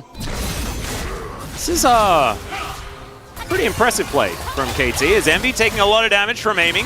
Flame Chompers go down. He's tanking the turret way too much here, as Wild Growth does come through. Ulti used, so he's able to clear up this wave very quickly, as now Cuz just looking for the opportunity. Kyle holds on to the Devour, but he can't devour himself, and he's just going to be murdered. That was beautifully played around the Tahm Kench. You can see he still has the ultimate, but he's in the death chamber. I don't know what was said there from Supreme and Rapid Star during the break, but maybe it was just be more aggressive, KT. It's Hirai's secret stuff, yeah, man. They had some in the bottle. I mean, this is straight up like KT playing like T1 with a small lead and just trying to force all over the map. But yeah, aiming took some extra turret shots being too aggressive, but they still turned it around. BDD gets in there, they get an additional kill, they get the whole mid turret. And I was talking about how BDD probably could have gotten that bottom turret. He hasn't gotten it yet, but I mean, it's just barely hanging on by a thread. He can essentially get it whenever he wants to here. And they're just constantly forcing the issue. Birdall is so far behind, he can do nothing. He doesn't have a mythic yet. Yeah, it's a disaster if you're looking at the top side of the map. I do want to go back to what you said, though, because a lot of what we praise T1 for is intelligent aggression, like being aggressive and forcing a response out of your opposition and then having a plan for what's going to happen afterwards. And you can see here in this replay, KT already have Cuz moving into position to guarantee the punish, and they were trying to get Devour. They don't get it, and they're like, just kill Tahm Kench. He can't devour himself. Exactly. BDD is over here. He's got the shove. And Envy survives, but that's a whole turret and a kill here. And what are you getting cross-map? Little bit of farm, just barely anything as Birdall here. And he still doesn't have a mythic. Yeah. He backed, I thought. Maybe he didn't actually complete the back, just stayed here to catch this wave, because he's got to have enough money for it at this point. Well, Rift Herald going to come down here towards his top side. BDD and Cuz looking to try and knock this one down if they can. Going to be difficult with Closer there. He's got his Leandries completed, does have a lot of wave clear at his disposal. And with Willa in position, yeah, I don't know whether this is going to... Oh, it does. Manages to get the charge, and that tower is very about to fall down. Speaking of, Birdall finally buys that Trinity Force, but leaves the lane for just a second, which is, I think, why he didn't complete his back earlier, because he's like, I really just want to save this turret, but he won't be successful because Keen can come over here and take this out. Top turret, again, very low, as you just mentioned, and they're going to be able to get the Drake here. So, yeah, you stopped them on the last Drake, but they won the fight so hard and got so much map control, they should be able to get subsequent ones. And this is really concerning. Now, the game is not over by any means here. Live Sandbox, even 4,000 gold behind, can win a team fight. They can get Jinx excited. They can get a single pick. But it's really hard to do so without map control. So they need to play very carefully around vision. So many ways that this goes wrong for Live Sandbox, too, with BDD shove, Weaver's Wall. And if you give Zeri an inch, she can certainly take a mile. Aiming has also proven that he's very good at the pick, as well as Keen just going to walk away from Birdall here. The Drake is going to be secured, and Envy at least manages to get a red buff out of all of this. 4,000 gold is approximately the lead here for KT, but we're still going to have our eyes on our red side squad, right? Can they close this one out? Is Huni going to be disappointed this time, Wolf, is the question. I think so far, probably a little bit less. Yeah, so far a little bit less. But a little bit less. Well, we're about to hit that 20-minute mark, and I think if KT don't go straight to Baron, we're going to have some stern words. I think they may very well be able to. I mean, it's a 2-item Zeri, and she's got the overheal, and she's got the ability to basically do tons of free safe damage here on Baron. Plus, they have the Leandries Talia. They don't have vision here just yet, but this scuttle timing actually works out very well for Liv Sandbox. We'll have some additional information about when that Baron is started up. But man, the Ocean Drake also, with this Renekton winning so hard in sides against the Gnar, means that he can just constantly push against Gnar because he'll heal that damage up from the auto attacks from Birdall. So it's not an amazing solo Drake to get his KT, but it's kind kind of good, you know, for the Renekton here in this case. Yeah, I think look at it's that fine. shield for aiming that he's picked up here. Oh, man. The yeah. buffs to overheal may have been a bit much. You may have to take a look at that, you know? I remember when it was nerfed, and now it's just sort of back, and I'm like, but guys, we nerfed this for a reason. Yeah. But still, also, it's combined with the power of second item Bloodthirster as well. It really does make things very difficult. Well, Hence also has a shield, so Envy's just using his long-range attack, and he's like, I just want to hurt his health bar. Yeah. But I guess I can't.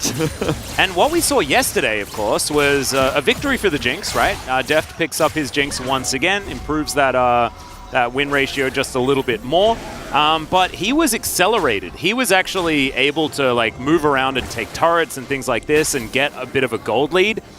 He manages to complete third item Infinity Edge and then it's fourth item BT. But before that, we actually saw a lot of poke landing onto the Jinx and it was difficult for her to sort of stick around. Yes, KT don't have as much poke, but the lack of sustain compared to what aiming's going to be able to do, like, he's a pseudo drain tank in these fights. Yeah. Like, it's crazy. He really is. Especially because he's been hitting all these low-range targets, too, that need to be up in the front to do that damage. So he's just going to be kind of siphoning away all the time. And I love the Dead Man's Plate here for Keen, because in sides it's going to be aggressively powerful versus this Gnar. But even in team fights, he can close the gap on these carries so much faster. Yeah, they're realizing that they also need, like, a lot of engage to get the double engage to work. As aiming takes a lot of damage here from these rockets. A lot of pings do come through as KT just hovering towards this top side. Okay, let's see whether Cud's going to survive this one. Does manage to Warrior Trickster. Gets himself out of the way. And BDD with these rocks, man.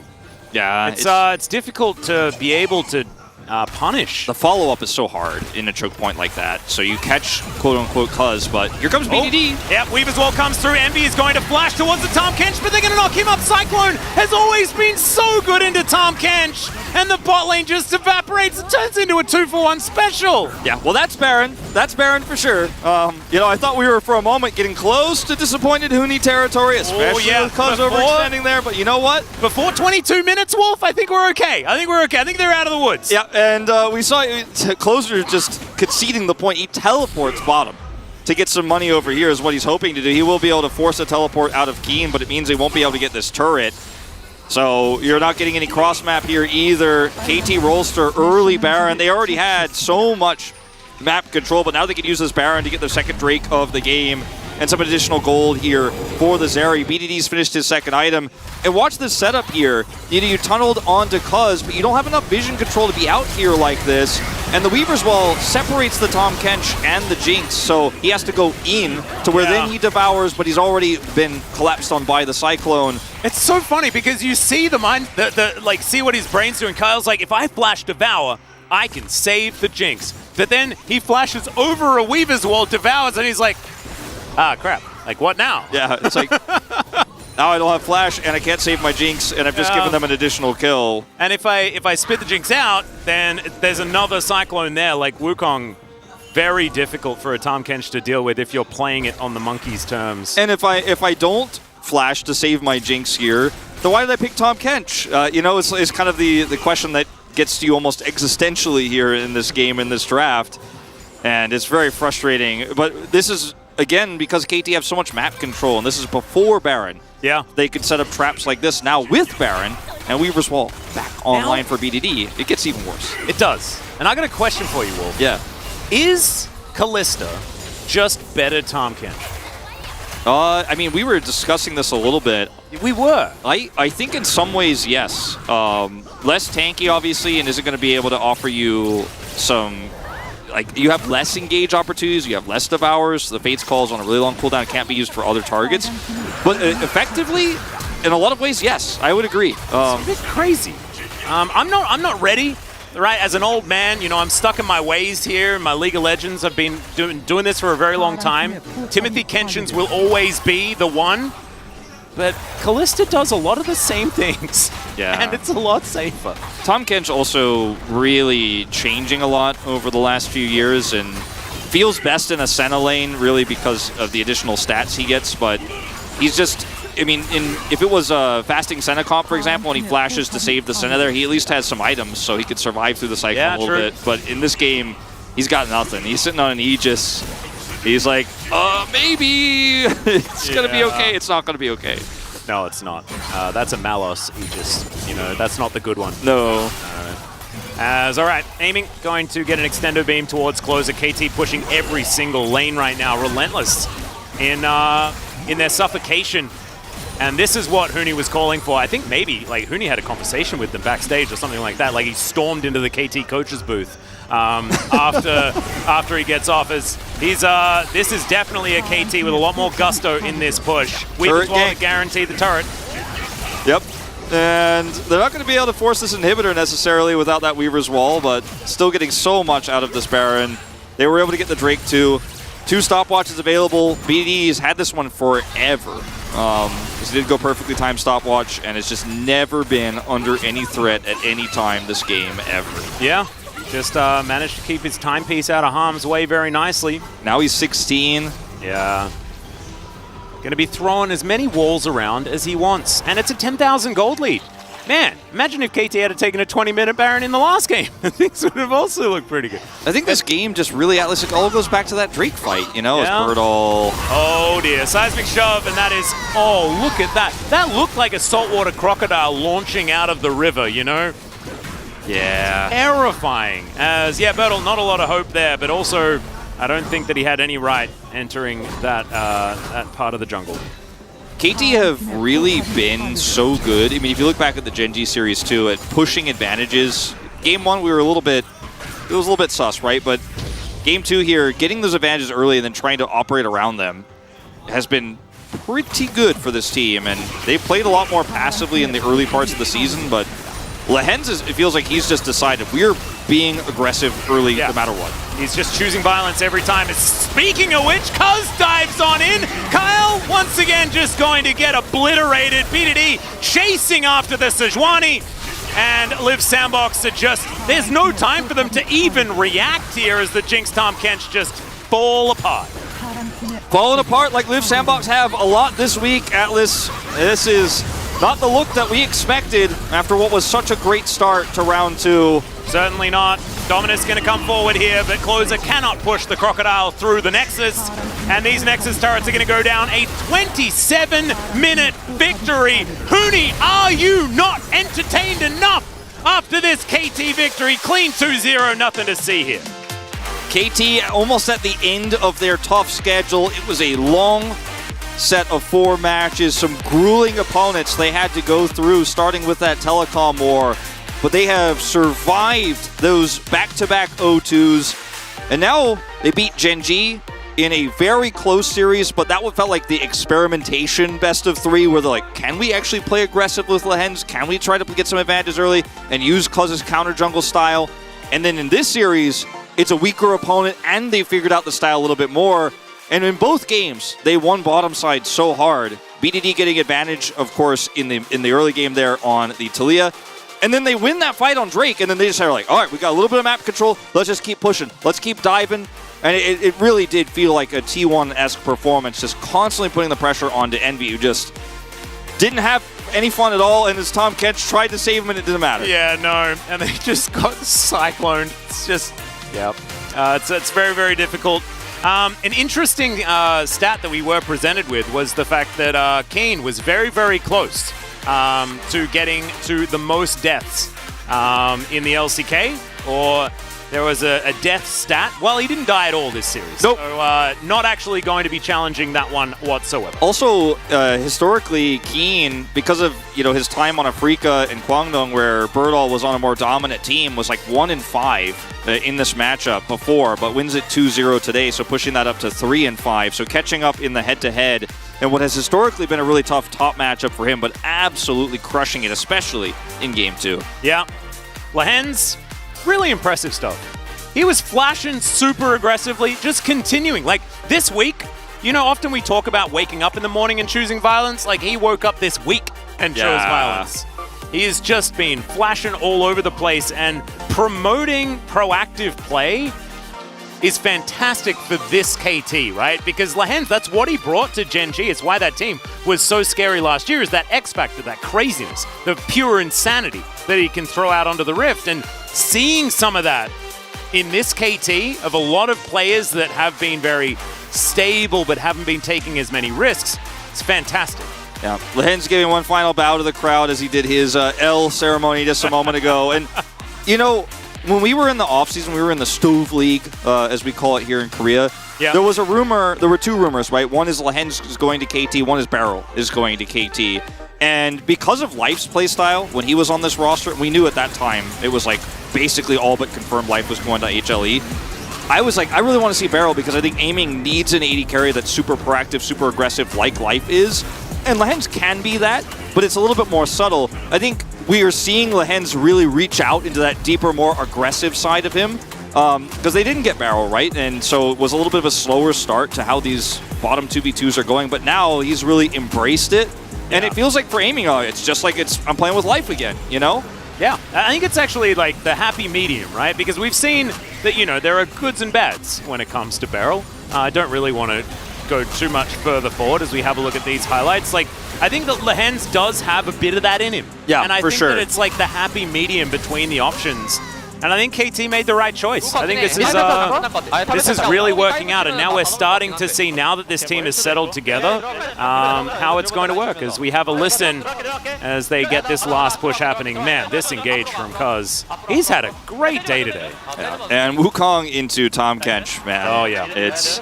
I still think the Tom Kench pick was good, but when you fall behind and you have no control and you're constantly having to use your Devour onto the Jinx, who's basically dead already no matter what, there's so many engage options, and Weaver's Wall coming in from so far away, it doesn't work out, unfortunately, in this case. And it could have been like Samira Rel, you know, you could have gone back to like Envy's old playstyle that, you know, that was his comfort zone, right? Was playing these hyper-aggressive bottom lanes. Instead, you take exactly the opposite approach. And it really did not work out in this case. Although, everything was kind of on fire for Live Sandbox. KT really holding down the fort. And yeah, if you have Closer and Birdall performing better individually in those soul lanes, then I think the Jinx falling behind early doesn't matter as much. But when you're losing all three, basically, especially after that Drake fight, you can see Envy just can't do damage, unfortunately, in this game. No, this was just a suffocation from KT. They took game one. Like, they didn't even die. Not one time. They lost a couple of Drakes, so it wasn't a perfect game. But still, just utter dominance. And now it is time to find out what Huni and the gang thought about that one. Of course, Valdez and Chronicle there alongside him to take us through the space and the breakdown of the KT win. Thank you, casters, for that awesome cast on the 2-0 as we are Huni, all of us. That was a pretty straightforward one, and it looks like Huni's pleased. I'm really satisfied. I really respect the KT. I really respected what they heard, what I said. They listened really carefully. They got to do a better job. Just do the 22-minute. Just do something. They got the Baron. They did stuff a lot. Talking about the draft, we had some conflicting opinions towards the Kench, and after this game, I actually thought that what Valdez was saying, even before the casters mentioned it, which maybe Kalista is just better Kench, and right now, yeah, I'm convinced, you know, the Kench didn't work out, and then to add to that, you go for Jinx instead of Senna. I actually really like the Senna shoutout, because I think the champion right now is in a good spot. And Jinx, even when Deft played it, like, Jinx wasn't the reason they won that game. Like, Jinx was there, and it was fine, but I don't think Jinx is in that great a spot at the moment. I don't think the pick does that much. And once they started falling behind, like, top lane was losing by itself. Mid lane after the first play was losing by itself. So that's 0 prio in either of the side lanes, which meant that for the entirety of the game, with Renekton, Wukong, and Talia, like, you can just perma-dive, perma-collapse with the Zeri, and it was just a stomp. Yeah, I mean, for the draft, like, at least Sandbox, as soon as they first picked Sejuani, and then I think the KT, I thought that was kind of mistake that they took a Wukong and Renekton together. Yeah. Because I think the Leap Sandbox side, they could have probably taken even Lulu Zeri together. Yeah. And then they can only answer 1 at the 3 at the KT roster. But the thing is, like, let's go 4-5 if you see it. As soon as they pick Zinx, I thought they were going to take away the Lulu. And they don't have a Zeri Lulu combo anymore. And Zinx Lulu is originally syncs really, really well. As a League of Legends history, everyone's been playing, and random it just TK pop off. And, you know, like, the value, you can't do anything against Lulu. Yeah, felt a little bit desperate, you know, a la what I think it was Bro, they tried to do this against T1. They're like, we're just going to take everything that you had and do it better, and it didn't work. But yeah, a little bit of desperation in the draft, perhaps. Let's take a look at highlight 1 here, which was around this 12-minute Drake. This is where the game is effectively over. This is like, I think, the one thing you cannot allow to happen when you're Sandbox. Like, you can't let Zeri get fed early because it solves so much of the issues that a comp otherwise might run into. And then both Talia and Zeri get fed. I mean, if I really have to make assumptions that like the reason why they go for Drake, because they get the first Drake kind of freely. They could have got punished like actually like way harder, but they were like, oh, the KTs were not punishing us, like let's do a game. But this time they got punished, which means it's like that's just not good play. If enemy team play better, you get punished and you just lose the game. In that first, with the first Dragon, there was no 6 on Cuz. So like they didn't have Cyclone, so they're like, hey, let's back off. But then here it was level 7, so he's like, yeah, I don't care. Let's go. And it worked perfectly. Yeah, and it's not a good look when the team that's kind of taking the beating is just running away and not doing anything. They're not able to fight. They're not able to react at all. And yeah, I wasn't a big fan of the Tom Kench in this draft. It felt very passive, wasn't able to do too much. Obviously, they were pretty far behind in this highlight. It really did feel like, I think it was Uni who mentioned it, like after Nongshim, it feels like this Sandbox roster is just kind of, with a very poor timing, but not the first time, because this is Sandbox after all, started to kind of collapse, right? Like, yes, they won against Sandbox, but then it was very hard fought. Then they had their Kwangnong series, and now here, this led to a Baron. 21 minutes. That's when Hooney was like, we've done it. That's how you play the League of Legends, brother. It's not that hard to make him happy. Just do things. I mean, clearly they snowball really well. Like, they 25 minutes with the 10k goal differences. Like, you know, I respect that. Amazing game. Mm-hmm. That was really good stuff. Let's take a look at the POG here for game number 2, because I think, okay, well, it's going to go to the Boom Boom damage. Why not? As this was kind of a Boom Boom damage kind of series. 5-0 and 5, 6-1 for aiming. I mean, this fight, I think he made it like really aggressive to play. He started, like, he landed W most of it. And he was the one actually just go over the war and just keep chasing and be able to make a play. It's been a great season for aiming in general. This is a player that, barring some very specific lowlights, when he goes in too deep, has been, when looking good, like looking amazingly. And this season, it really feels like even when KT isn't losing, it's not really because he's making big mistakes. He's getting more and more consistent. That was his biggest problem. And seeing him develop into a very well-rounded player is super cool. As, yeah, a couple of BDD votes, me and Hooney included, because he had a couple of great early team fights. But and Wolf. Yeah, as well. 4 votes? Yeah. Which one? That's fine. Yeah, understandable. Okay. Nice little shout out there for Cuz as well. And this is pretty interesting as well, because this was slated to be, at least at the beginning of the week, or even like last week, as a really good matchup, a close one, but this was a smackdown, okay? This was not even close. KT, you know, they were favorited to win, and also they actually just won pretty straightforward, so that's a really good look for them. No weird curses for them today. Even saw them develop like very sharply from game 1 to 2. They went from being a little bit too slow to smacking. I mean, as you said, Leap Sandbox, they gotta they gotta just step up themselves. It's not about enemy. I think it's just about themselves, that how can they solve the problem on themselves as an inside, as a team. They gotta, you know, they gotta do something, because they're gonna go, still, high likely they're gonna be in PO, and they gotta do a better job. Oh yeah. They want to have any chance in that playoff, they need to step it up. But guys, we do have the interview. Let's hop over to Deer for the translation. Thank you very much. This is Deer for the POG interview translation, joined by Aiming of KT roster. Congratulations. How are you feeling? It's nice that we are now 4th place after today's win, and I'm happy about that. So now, you guys, what a landslide victory, a revenge from round 1 too. So what was the difference that led to today's stop? In round 1, I think our communication communication was pretty weak. 네. 얘기 많이 하다 보니까 And we 점점 felt 더 pretty lost. 잘해지면서 이렇게 잘 준비해서 이긴 것 같아요. I think 아, it's 네, just that we 그렇군요. are improving 네, and 2세트 we're 때 able to showcase KT that. 바텀에서 이즈 카르마를 주면 안 된다 이런 말이 있을 정도로 진짜 엄청난 활약을 So, 보여주셨거든요. KT 이즈 카르마가 현재 People say that you cannot 7승 absolutely 와, give 이렇게 KT as your 유독 karma. 잘할 수 있는 비결이 있을까요? And KT has a score of 7 wins, 0 loss, undefeated with this comp. So what is the reason and secret to playing this comp so well? 자신감으로 이제 뽑는데 그만큼 이제 I think it's just that we are so well practiced and we're really good with this comp, and given our confidence with this comp, we like to play this. 4킬을 가져갔는데요. 와, 정말 엄청난 공격력이었어요. 원딜 입장에서 좀 So 어떤가요? I know that Lee-Hans was playing aggressively. He took four kills at the very beginning of game 1. So what was it like from AD carry's perspective? 넘어갔습니다. 아, 네, 좋습니다. You know, I'm 네, supposed to take those 그러면은 kills, but 2세트 때 given that he is 4킬까지 taking the 먹었는데, kills, I just said, oh well, it is what it is. 어떤 점이 좀 신경이 쓰였나요? And in game 1, you guys took 4 Drakes and Baron at 34 minutes. So what was the focus of this game? 뒤에 도는 플레이 같은 거를 잘하는 것 같아서 그거를 좀 생각하면서 이제 천천히 바론 쳤었던 것 같아요. So we knew that Weller is really good with flanking, and we were just mindful of that while we were playing the entire game.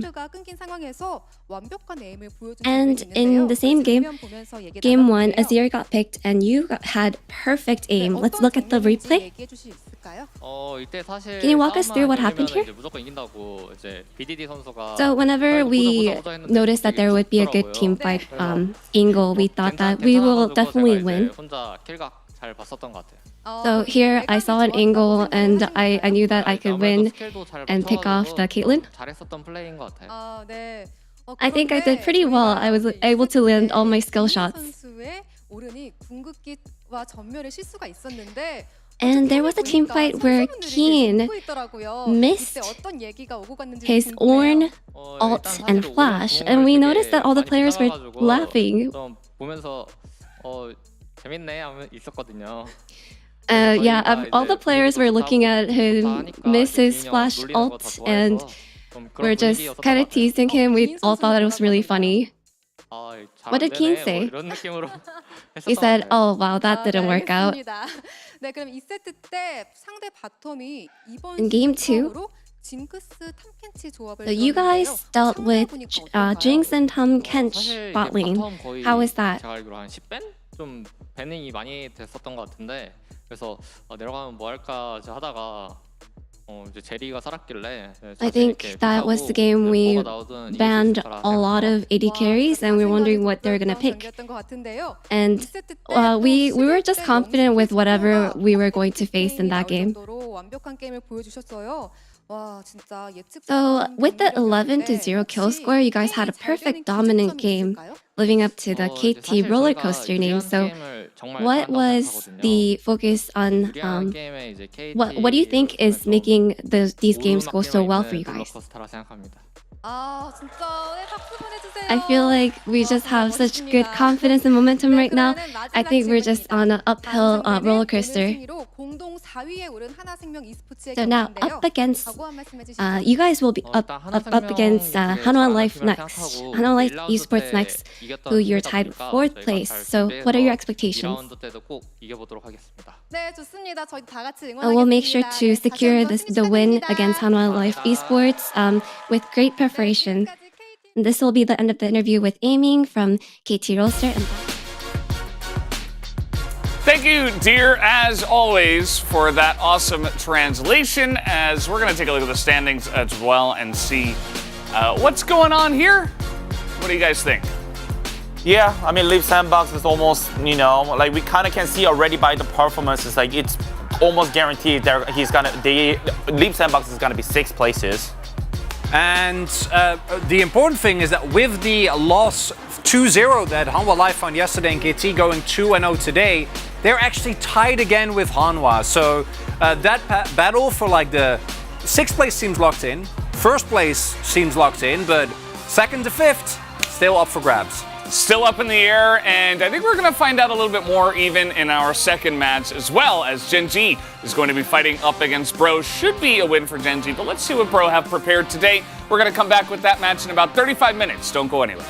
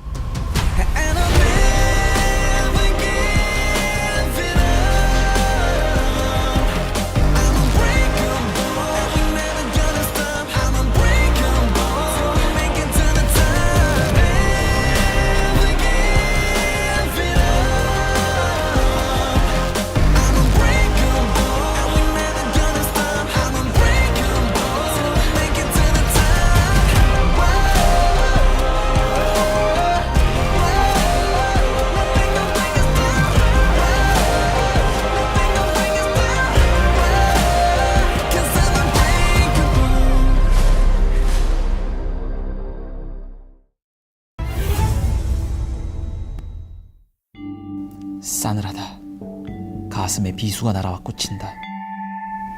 하지만 걱정하지 마라. 손은 눈보다 빠르니까. 베이징에게 밑에서 한 장, LA에게 또 밑에서 한 장, 그리고 마지막으로 나 한 장. 동작 그만. 밑장빼기냐? 뭐야? 내가 지금 빙닭 애니비아로 보이냐 이야? 증거 있어? 증거? 넌 나에게 LCS 고승률 카드 사일러스를 줬을 것이야. 그리고 베이징 LPL 고승률 카드 제이스를 줬을 것이야. 그리고 이거 네 지금 앞에다 두려는 이거 이렐리아 아니야? 이렐리아로 지금 사일러스랑 제이스 카운터 쳐서 이 판을 끝내겠다 이거 아니야? 시나리오 쓰고 있네 미친놈이가. 해머 갖고 와. 자, 지금부터 확인 들어가겠습니다잉. 딴 따르단 따르단 따쿵차차 따르르르. 어?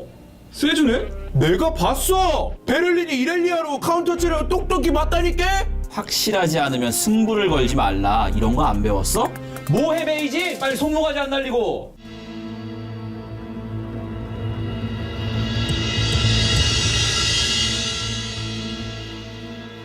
아니 어떤 미친 리그가 미드 세주아니를 꺼내?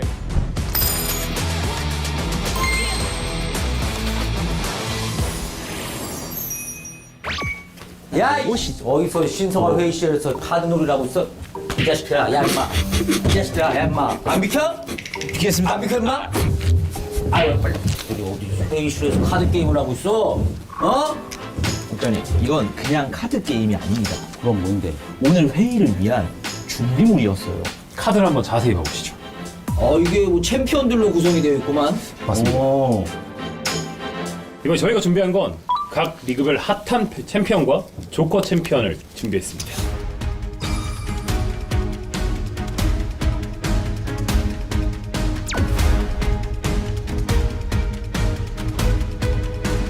국장님, 이 위에 카드 한 장을 한번 뒤집어 보시죠.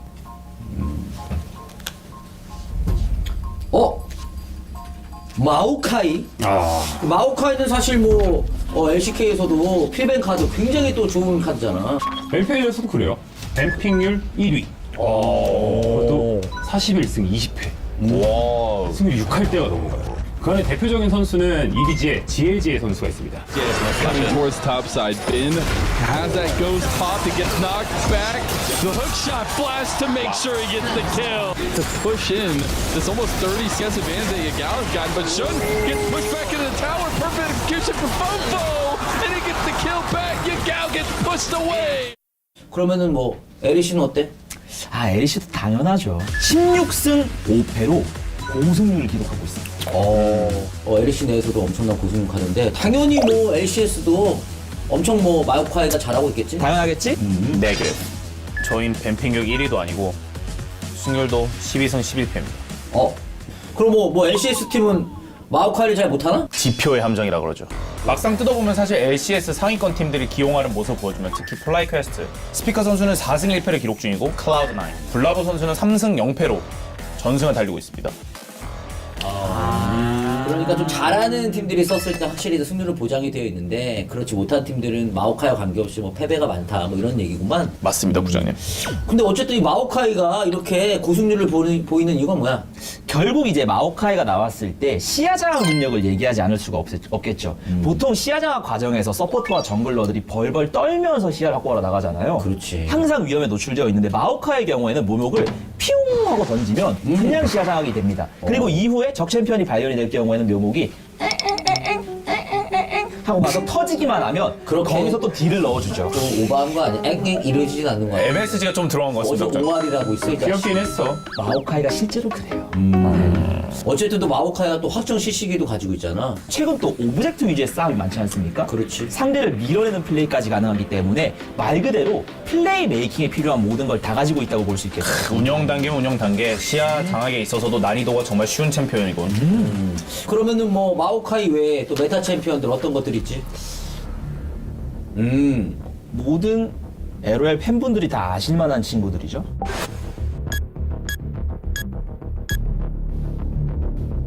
바로 마오카이와 함께 이 4명이 모든 메이저 지역에서 다 같이 나온다고 보시면 됩니다. 동작그만 베를린. LPL은 한 장이 더 있어. 바로 자크입니다. 자크. 현재 1위를 기록하고 있는 LNG의 타잔 선수가 적극으로 기용해주고 있는 이 자크는 조코픽이 확실합니다. Go too close to the sun, my friend, and he's in a lot of trouble. Tarzan, though, off to the side. They're going to look try and fully go on top of this. He doesn't land it, but it flashes in, and that's first blood. Walking fast, space is passing. He's homebound as he's trying to see a little bit of an engaged. Beishuan now going to have to flash over the wall to get the let's bounce. He hasn't gotten himself away just yet. No, because again, they'll burn this down. We're into the late game. They have to go for a fight. Here we go. They're going to try and get on top of absolutely everyone. The Realm Oper is there. All the AoE is hitting. Caitlyn is dead, and Scout and LP are trying to put out the damage. LP comes back in just to die, but a double kill coming in there. 전 손목을 잡길래 뭐 얼마나 대단한 게 있나 싶었는데요. 베이징이 오늘 좀 가소로운데요. 오늘 좀 자신감이 있다 너 베를린. 아주 인터레스팅한 픽이 있죠. 이 자크 말이죠. 정글로 나오는 건 너무 뻔해요. 사실 뭐 자크 정글은 뭐 그렇게 대단한 건 아니야. 그렇지. 정글 쓰이니까. 하지만 우리 LEC에서는 미드로 나왔어. 미드로 나왔다고? 어떤 선수가 꺼냈지? 역시나 또 LEC 하면 G2. G2 하면 캡스 아닙니까? C의 가문. 네, 캡스의 미드 자크와 이 아이크의 정글 킨들드가 함께 나온 적이 있었어요. 역시 또 LEC는 굉장히 창의적인 리그구만. To help out their team. Yike, no flash, of course. Deo is low. They immediately jump to the Yike. They're getting the stun. They bury him in ice, but he's able to dash away. Deo's so low, he'll go down first. First blood over to Astralis. Cap still on the chase. Another stun coming out, but Cap stable matter, and I'm not really sure 113 and Deo have enough to really do too much more. The prison. Lamb's respite saves Broken Blade. Caps comes back to life with about 500 HP. Broken Blade looking for the mantra W. Once again, we see 113 coming in, but he just can't get the damage down. Yike surviving, dodging out of vision, and 113 will fall as well. G2 escape. 말이 나온 김에 또 LEC의 조커 카드들을 한번 소개해 볼까요? 기대가 되는구만. LEC 또 워낙 창의적인 리그니까. 우선 다리우스 그리고 올라프는 너무 유명하니 모두들 알고 계시겠죠. 혹시 애덤덤? 애덤덤. 바로 그 남자입니다. 근데 최근에 여기에 한 가지 더 추가된 게 있어요. 잊을만 하면 한 번씩 나오는 클레드입니다. 클레드? 네. Champions, but we couldn't have a draft without some banger music. So without further ado, 최근에 제이스 같은 챔피언들이 거리 조절을 중요하게 여기지 않습니까? 그렇지. 근데 클레드에 두둑기는 그 거리 조절을 부술 수 있어. 알고도 못 막지. 그렇지. And again, you're seeing just a lot of pressure in this mid lane. We said wait for 6 and a Chasey. Looking for the knockback with Broken Blade. I did not expect that. Chase with a Nature's Grasp. Mickey looking for the upgraded grenade, and here it comes across the wall. Instead, he puts down 2 turrets. Kazi tries to join his team, but they are all...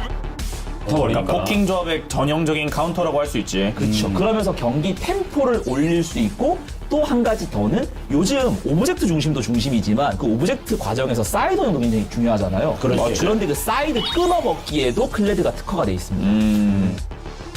그래서 최근에 국내 선수들 중에서도 쇼메이커 선수들이 클레드 픽에 집중한다는 얘기가 있기 때문에 클레드를 어떻게 포지션 수합을 해서 쓸 수 있는가 우리가 많이 주목해야 될 것 같습니다. 그런 이유가 있었구만. LCS는 뭐 이런 조커 픽들 뭐 없어? 제 조커 카드를 말하자면 요즘 또 훈이가 되고 싶은 남자 후라이드 템플러가 지릴 수도 있습니다. 바로 아무무입니다. 근데 뭐 아무무가 특별할 게 뭐가 있어? 아무무 서포트 많이 뭐 예전에도 몇 번 등장을 굉장히 했으니까. 흔해 빠졌는데. 칼리 아무 이런 거 맨날 봤잖아. 근데 정글에서 이번에 플라이 퀘스트 그 스피커 선수가 무려 3번이나 기용하는 모습을 보여줬습니다. 3전 전승. 정글로 아무무를 쓴다고? 그렇죠. 와, 이거 아무무 정상적으로 쓰는 게 더 이상한 거 아니야? 이거 서포트로 써야 되는데. A Vi would kind of top it off for me as the I prefer the Udyr. Graves definitely banned away, and it's a boo-boo, baby! Yeah, let's see what it's gonna be here. Spica will throw the ward over the wall. He knows Blabber's going after these wolves. Smite's not available for the 정글부터 굉장히 적정글 쪽 들어가서 굉장히 공격적으로 하는구만. 맞습니다. 그리고 또 아무무가 생각보다 교전 능력에서 조금 떨어진다고 생각할 수 있지만 지금 보시면은 지속딜에 되게 강한 정글러입니다. 생각보다. 그렇지. 그리고 또 이 교전 2대 이후로 게임이 완전 기울어지게 됐습니다. 이것도 명장면이 나오는구만. 그렇죠. first blood over to FlyQuest. Diplex trying to get away from this one. Spica waiting a little bit more for the XQ. There it is! The flash don't matter. A double kill to Vikla.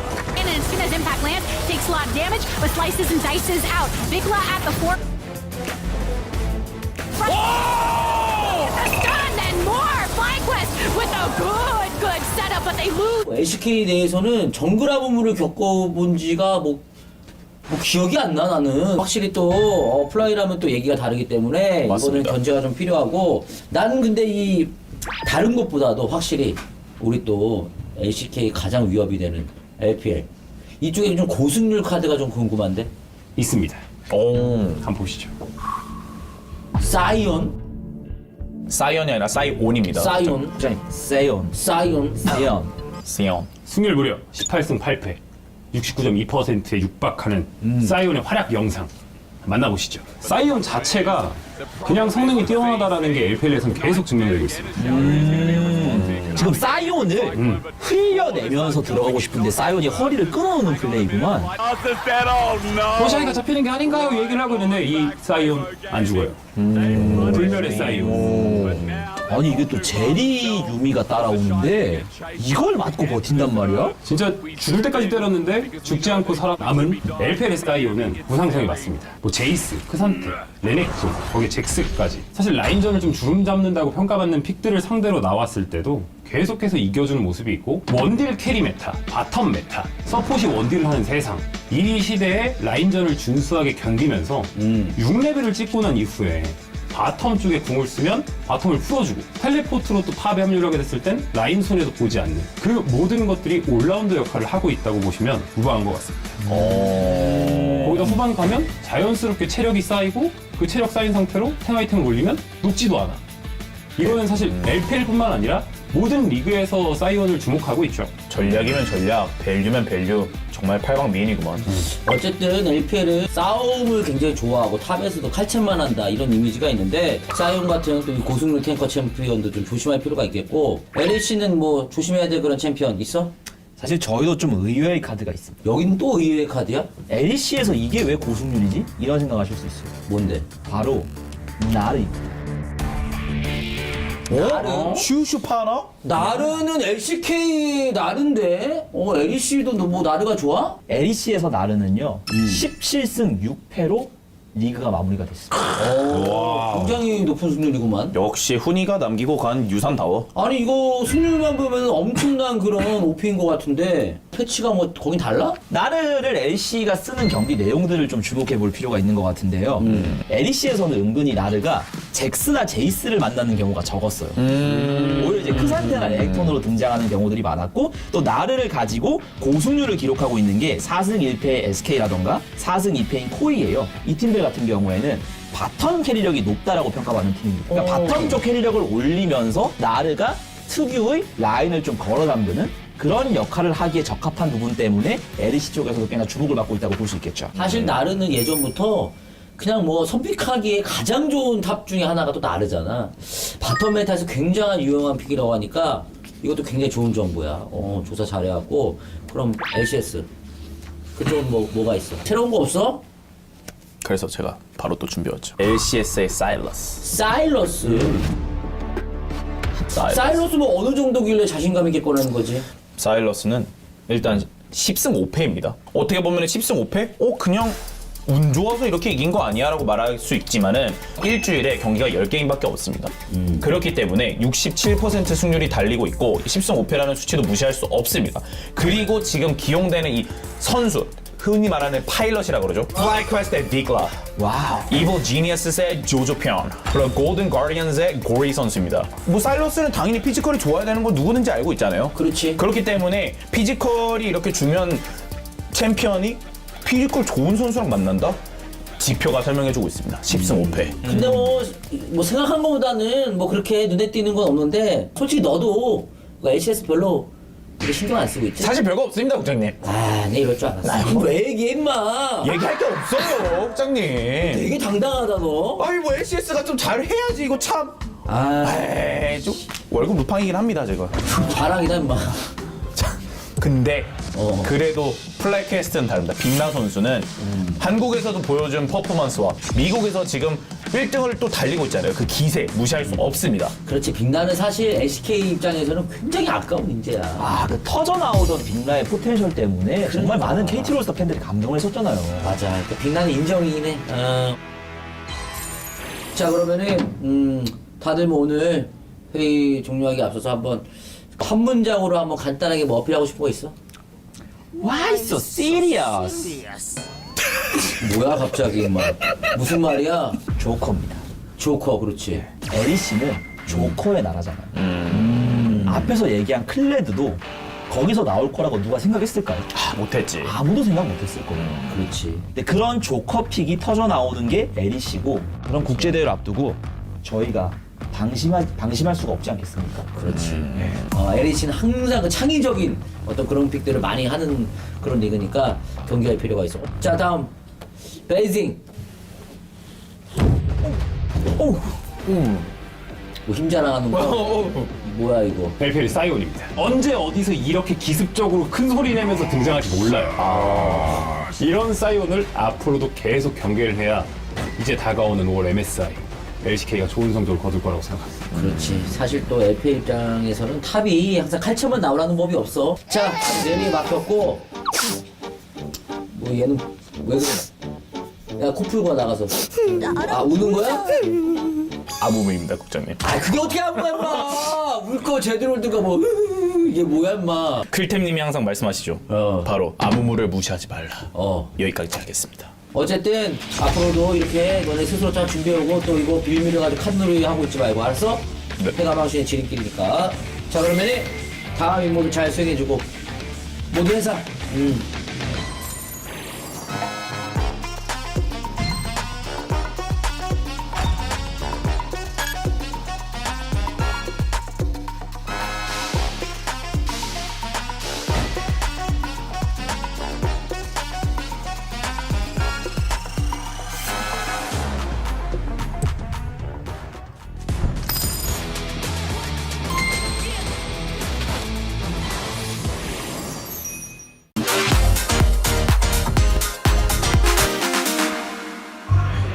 혁규 형. 어? 저도 400전인데 형 왜 400승임? 너 나랑 동급이네 그러면? 그럼 나 승률 50%만 넘기게 해주라. 진짜 50% 안 되는 거 뭐야? 다 50% 넘는 거 아니야 여기 있는 사람들? 형규 진혜호가 남긴 울산이라고. 형규 40%야? 진혜호 최고 아프신. 진혜호의 마지막 희망이? 리산드라 공복기 한번. 천천히 봐, 천천히 봐. 틀어놓은 거 주시. 뒤에 잭트. 나 둘. 찾았다. 오공. 하르카르마 높여? 나르. 안 움직여. 싸움 빡센데? 지금 힘이 안 맞는다. 애쉬궁 이번엔 미드 쪽 볼까? 대포 여기 막았어? 나 볼게 가자 아분들? 나이스 나 궁 10초 돌아 이제 맞았다? 다른 듯? 나이스. 이거 오브젝트 없어서 그냥 애쉬궁 돌린 아니야 집근기 맞아라 얍 펑 까비 내 것도 먹일게. 아니 뭐임? 아니 적팀 애쉬 어떡해? 야 애쉬 때문에 지는데 이거? 밑에 갱강 나올. 야 2 빠졌어. 가볼게. 잡은 거 같은데 이거? 오! 나이스. 개달아. 우후. 야 편하게 어차피 이겨줌 이거 이렇게 먹으면. 깜짝. 나이스. 혁규 형 뭐임? 나 여기 벽 찍었는데 벽 넘어가졌어. 나 방다 이거? 가볼래? 와우. 이리템. 아 뭐야 이 사람. 용 쉬고 있어. 스킬. 살짝 볼게. 천천히 봐. 천천히야. 미칼 줄게. 천천히 해. 이긴대. 여기까지. 피오라 세. 나 가인 있어. 피오라 더 먹어줄게. 나 봐줄래? 난 죽었어. 천천히 해. 나 아직 힐 있어. 그리고 끝내줘. 나 딜 한 번만. 끝낼 거야. 대길이 형 들려? 형 들려. 옆에 샹크스 한 명 있네 그냥. 하이. 사이보그 등장했다. 나 봐줄 수 있고? 나 본다. 볼게. 제리 뺄게. 제리 노플. 바이. 나이스. 야 이거 지워주라. 스턴 가을면 봐줄게요. 스턴. 봐줄게. 나 바론 대줄때 이거 잘하면. 우리 근데 공 다 빠졌다. 3개. 야 근데 이거 스마스 무조건 이기긴 해. 얘네 스마 없어. 너 봐볼게. 말았다.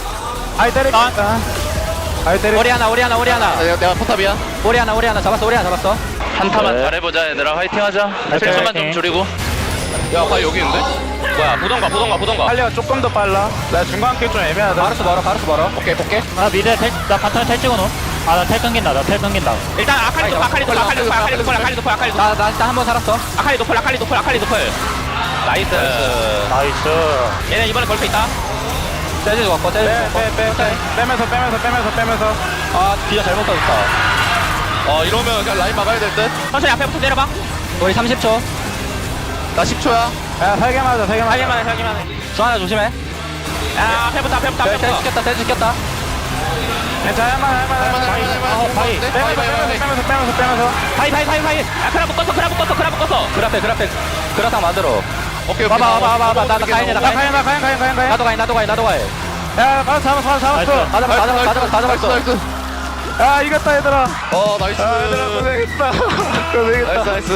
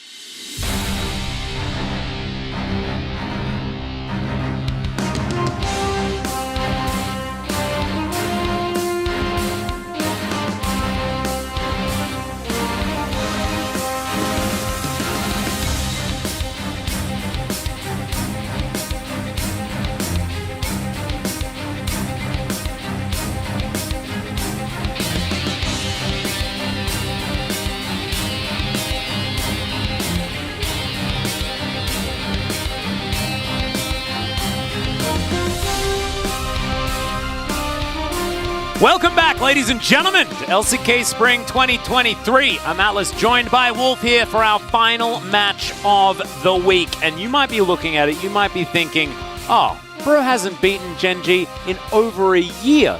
There is no way this could be a hype matchup. You could not be further from the truth. Bro, on their last legs, fighting for playoff contention. This is a team that made it to playoffs. They got there, they did it last year, but could happen again. Atlas, let's take a look at the standings, because the chances this time, do we have chances this time a little bit lower. Now, by the way, any win for Gen.G, even if they lose the series 1-2, will push them into playoffs. They will also push KT Rolster and HLE into playoffs upon a series win. So chances here for Gen.G, very high. All they need is one win in this series. And 99.99999%. If Brion lose this series, they actually still have a chance, but it's going to be much less than 2.379. But do you know what? Their chances went up 0.5% already today, and they didn't even need to do anything, Wolf. Think about what could happen when Bro actually has their fate in their hands. We'll have to see about that one. Gen.G on an undefeated record against Bro since 2021 spring. Yeah, it's been a while since any victories have come through. Not any. It's been 2-0s the whole way through for the last 5 series between these two. But this is going to be a really important matchup. Of course, both of these junglers lead both of these teams. Very vocal, control how this team goes. But not only that, not only on the Rift, but also emotionally for these squads as well. Yeah, it's very true. And, you know, the Delight move to Gen.G makes this series, I think, a little bit more personal for a lot of these players. Yeah. I actually saw Umpty and Delight chatting earlier before this series, kind of joking around with each other and getting each other pumped up for the match at hand as Bro's final weapon, Henna, versus Gen's new weapon, Paze. I like the way this is framed here because Henna has been very consistent this season, which is something we've never really said about him before. Paze has looked great in team fights, has gotten caught a lot recalling in mid, but we'll see if he can shore up some of those small weaknesses because overall he has been the stronger laner.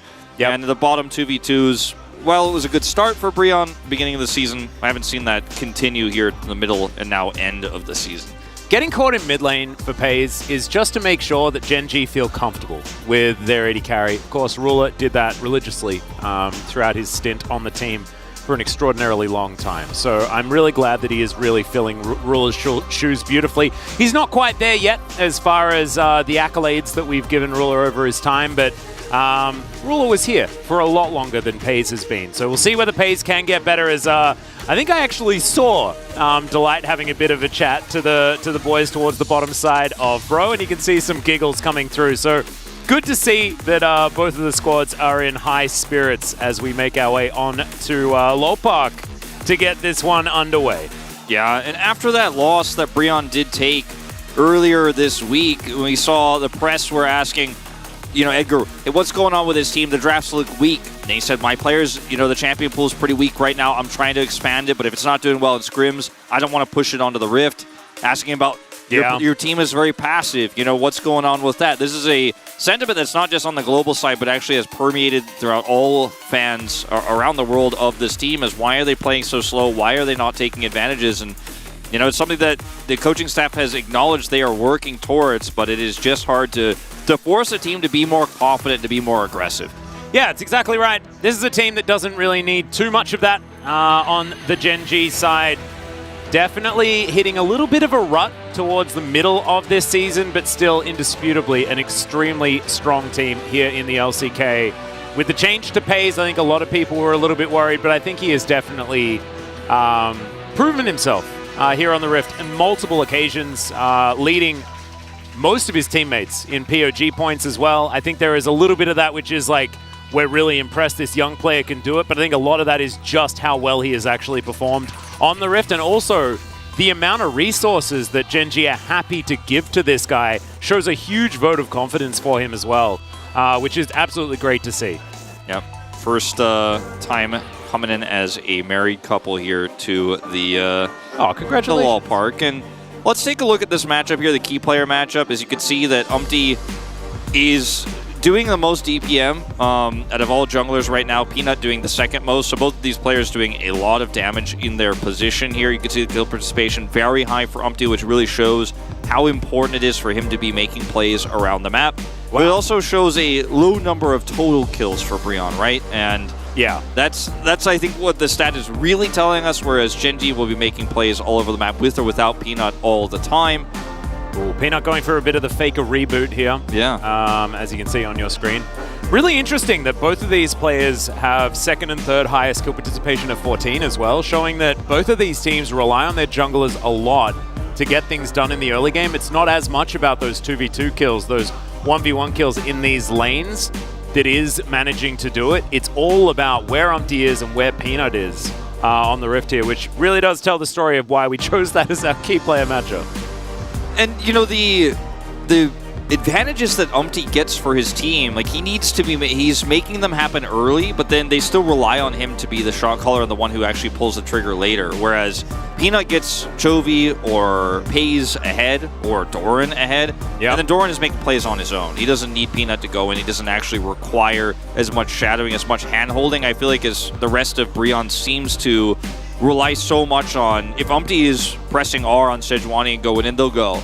But if he's not there, even if they have an opportunity for a pick, even if, you know, we see Karas on the Azir, he's not going to look for a scoop. It feels like, right? And you've got to be willing to make those aggressive plays with or without Umpty, or you're just going to stagnate as a team. And that's what we've worried so much about for Brion here. Even Edgar saying after that loss earlier this week, like, you know, I don't know if this is going to change going into summer if I can't push these players to be more aggressive, because he's trying his best, but it is just not happening on the Rift. It's happening in scrims, but not on the Rift. Yeah. Here for the stage matches. Yeah, not quite getting there. Edgar, of course, staring across his former team that he was with for an extraordinarily long time.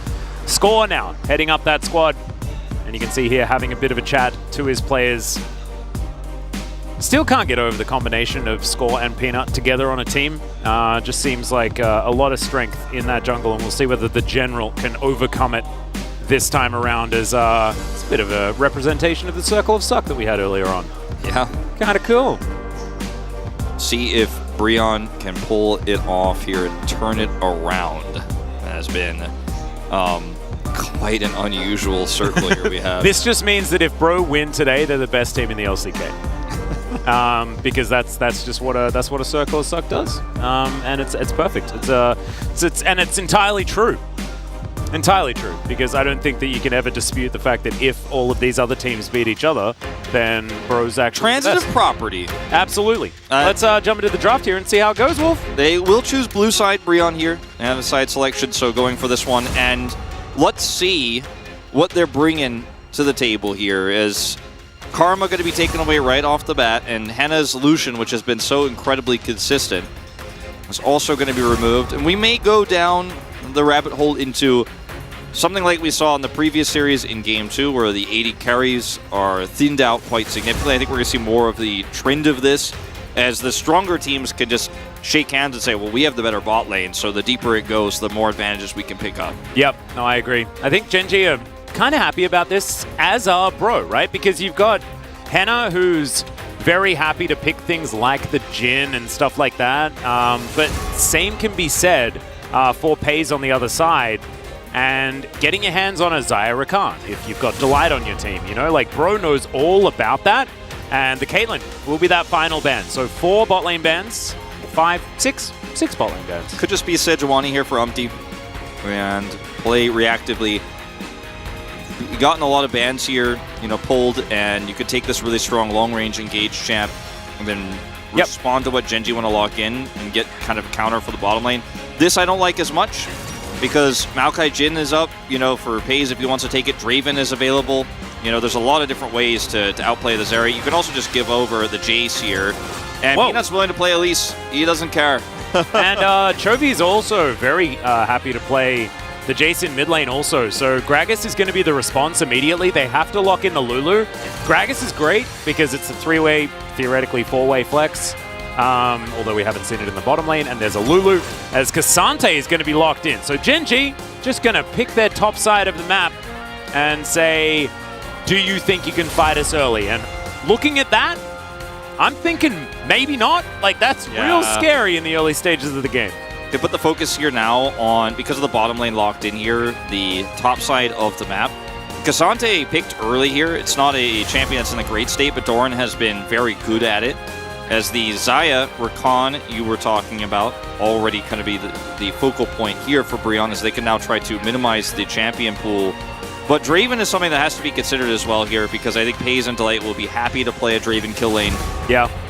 I think it's actually a great position for Gen.G to be in, because with the buffs to Aphelios, with the fact that Paze is so good at it, alongside Jhin, alongside Xayah, like that's already 3 champions that you're probably happy to play, and that's the only amount that you need. You're not going to be banning them yourself. So it's a good position to see them in. There's the Aphelios respect. I really like that.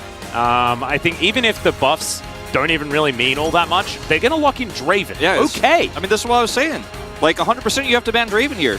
Why don't you ban Draven? Why are you banning Aphelios when you're playing the Zeri Lulu lane and they have an Elise? Well, you know exactly why. Lane. This is the thing that's, like, because you've got the Draven as well as all of the other things listed. Paze is so good at Aphelios, you don't want that. Like, Xayah Rakan, walking into Delight's Rakan, you can't do that. You just can't do too many things. Yeah, I think you ban the Xayah, but you got to ban the Draven. You know, you've already picked the Zeri face up here. They have an Elise, and now they have, no matter what the support is going to be, so much control here on the bottom side of the map. Now, I do like this Jax lock in here.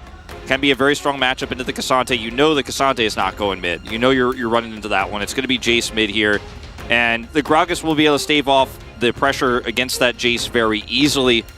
And yeah, it's just going to be one of these aggressive lanes with a melee support. You can play the Nautilus, you can play the Pike. Anything that sets up to get this Draven extremely ahead early, and then the Elise level 3 comes through. And Sejuani is not going to be able to do a whole lot about this, nor does she have, you know, outside of the top lane, a lot of permafrost assist here in this draft. Yeah, I'm kind of all right with it with the Gragas and Jax being able to offer it, but if you're going to be focusing on the bottom side, which is what you're alluding to, like, yeah, it's going to be rough for Sejuani to offer enough into, like, I mean, Gen.G want to go home early, I'm judging by this draft. Like, this is so much early game potential aggression from this squad. And I don't think Gen.G draft like this against a top 3 team in the LCK. Oh, Chovy's playing Cassante. They are going to play that mid, okay. All right. I didn't see that happen. I had already decided in my mind it was going to be the mid Gragas. I didn't even, or the mid Jace rather, I didn't even Yeah, me too. Well, this is going to change things a little bit, and we'll talk about it when we get into the game itself, but still, I don't think Gen.G draft like this against a top 3 team, because you're not going to be feeling comfortable picking the Elise face up like this. You're not going to get the Draven, you know, that they left for Paze in this game. I think almost every other team bans that in the second phase, but they left it open with the Elise locked in. And so Gen.G have a lot of great early game win conditions here. We could see some snowball rolling down the hill here already on second Drake. You know, things could be disastrous for Brion when we get to that point of the game. Yeah, you're right. If we're going to try and find a silver lining here for Brion, I mean, if they do manage to weather the storm, you know, Sejuani pretty good at that, bring Freljordian and all that sort of stuff. If they can get past it, then they do have win conditions later in the game. Their split push going to be fantastic and things like that. Chovy going to be debuting his Cassante here, though. We'll see how it's going to go. So we hop onto the Rift for game number 1.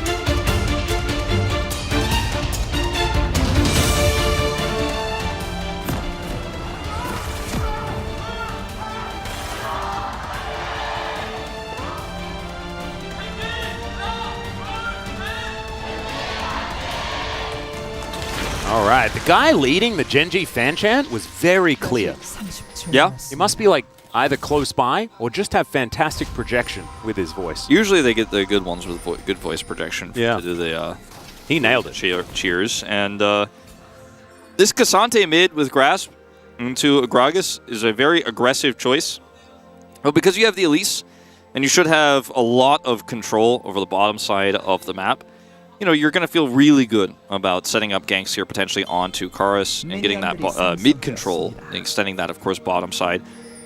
That being said, the Sejuani and Jax into the Jace top side is a win condition now for Brion, because the Jace is a lot more fragile than the Cassante is on the top side of the map. And so you can see a Jax get ahead there. Tough normally without help.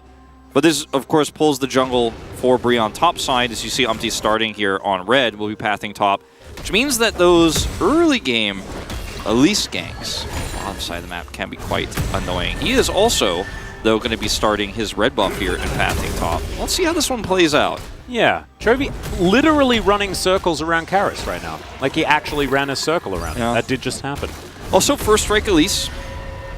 Interesting choice. Yeah, as we got a hook landing here on the bottom side. Effort taking a lot of damage. These whirling axes, man, but Henna is offering back decent damage. Pays, gets him in his sights here and does get the barrier out. Well, that is a level 1 Draven's amount of damage. That's what he could do. That's what he offers you. You know, his base stats are pretty good. Went for the longsword start, and you hit the hook. Yep. You make it happen. You get the slows from the Glacial Augment, and he's just going to look to do it again here as they hit level 2. And it wasn't actually a barrier. It was actually the shield from Effort. So Henna does hold on to that at least. And this is like a lot of aggression from Gen.G, especially with Cleanse being picked up and Ignite. So they don't have the same sort of defensive summoner choices that Henna and Effort have here on this. Another hook connects!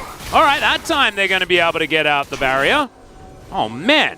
Peanut's just going up to your top and outpaces the Sejuani because he's Elise, and he is looking for something very aggressive here with Doran, obviously having the range advantage early in this matchup. Now he's just going to go, okay, you're under your turret, but Sejuani can't play the game. And normally we see this happen bottom side, but because they put the Jace top here instead of the Cassante, they know that Umpty's going to try to look for something up here. Peanut's like, I'm one step ahead of you. I already know what you're planning. I don't think Umpty was actually on vision. Interesting, as he is going to be able to curl around here. Okay, somehow Umpty does manage to make his way out as Morgan is going to pick up first blood. Bro, they figure it out on the top side. Yeah, that was actually really fortunate there for Umpty. He was able to sneak around Peanut, but he knows there's a very high chance that Peanut's actually taking this blue buff away, and he just completely circumvents him. And with how aggressive Doran is playing, I mean, you have all the ideas, you have all the info here. You're like, 100% they're forcing this, right? So you are able to get a kill here for your Jax early. Unfortunately, you know, Doran can teleport straight back to lane here, and it's not going to lead to a massive advantage just yet because of the range disadvantage that Jax faces in this matchup. But still, a lot of gold to one of your win conditions here, your split push, which is going to be so important for the Zeri later on. Yep, a tithy to our Lord, my friend, has come through. And Morgan going to get back at it. Let's have a look at this, because of course Umpty sees him on the ward. Yeah, he sees him on the ward there. And he's got all the info here. And went for the flash so that he'd have Arctic Assault available. Yep. Oh man, that is commitment. You love to see it. 불러주면 돼, 괜찮아. Very cool. 난 이러고 집 갈게. It's like, it's alright if we get blue, because we got this kill. And that was a really decisive moment here for Umpty, that ward being so valuable. And, you know, bottom side here is still very much in Gen.G's favor, but it's starting to, what it looked like it might have led to getting a flash or getting a huge advantage has only led to some good trades and no massive CS advantage or anything like that, because the Elise played top side here for this Jace. Yeah.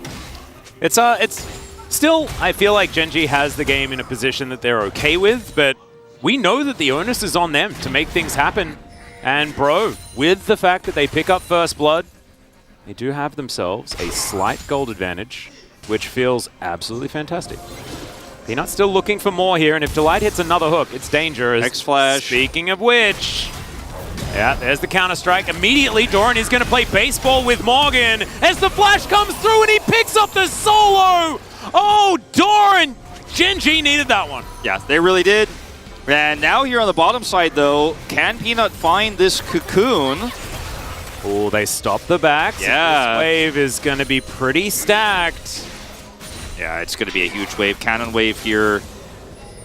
All right, Peanut, can you land it? Yep, it's pretty comfortable as immediately they dive on top of Effort. He's taking a lot of damage. Can they get one back? The answer is absolutely not, because Peanut has Repel. Should be both kills. Yep. Let's see what they can do here. There's the cocoon, and Peanut is going to lock that one down. Delight tanks it up beautifully, and that was one heck of a dive. So you commit once again topside here as Umpty onto this Jace, who has flash. He trades a kill back, and obviously Peanut, who's bottom side on the map, and you know he's bottom. That's why you committed top, because he walked over that tri-brush ward, is able to then camp this bottom lane. And with Nautilus, it's kind of hard to mess these up, especially with the repel, so Peanut can hold that aggro and then get away, and then they follow up on the Zeri. So 2 assists going over to Pays here. He gets neither of the kills, does not get his cash in early, but still a huge advantage here on the bottom side of the map now for Gen.G. And we haven't been able to talk about this that much because we've seen that the Nautilus is on a massive losing streak at the moment.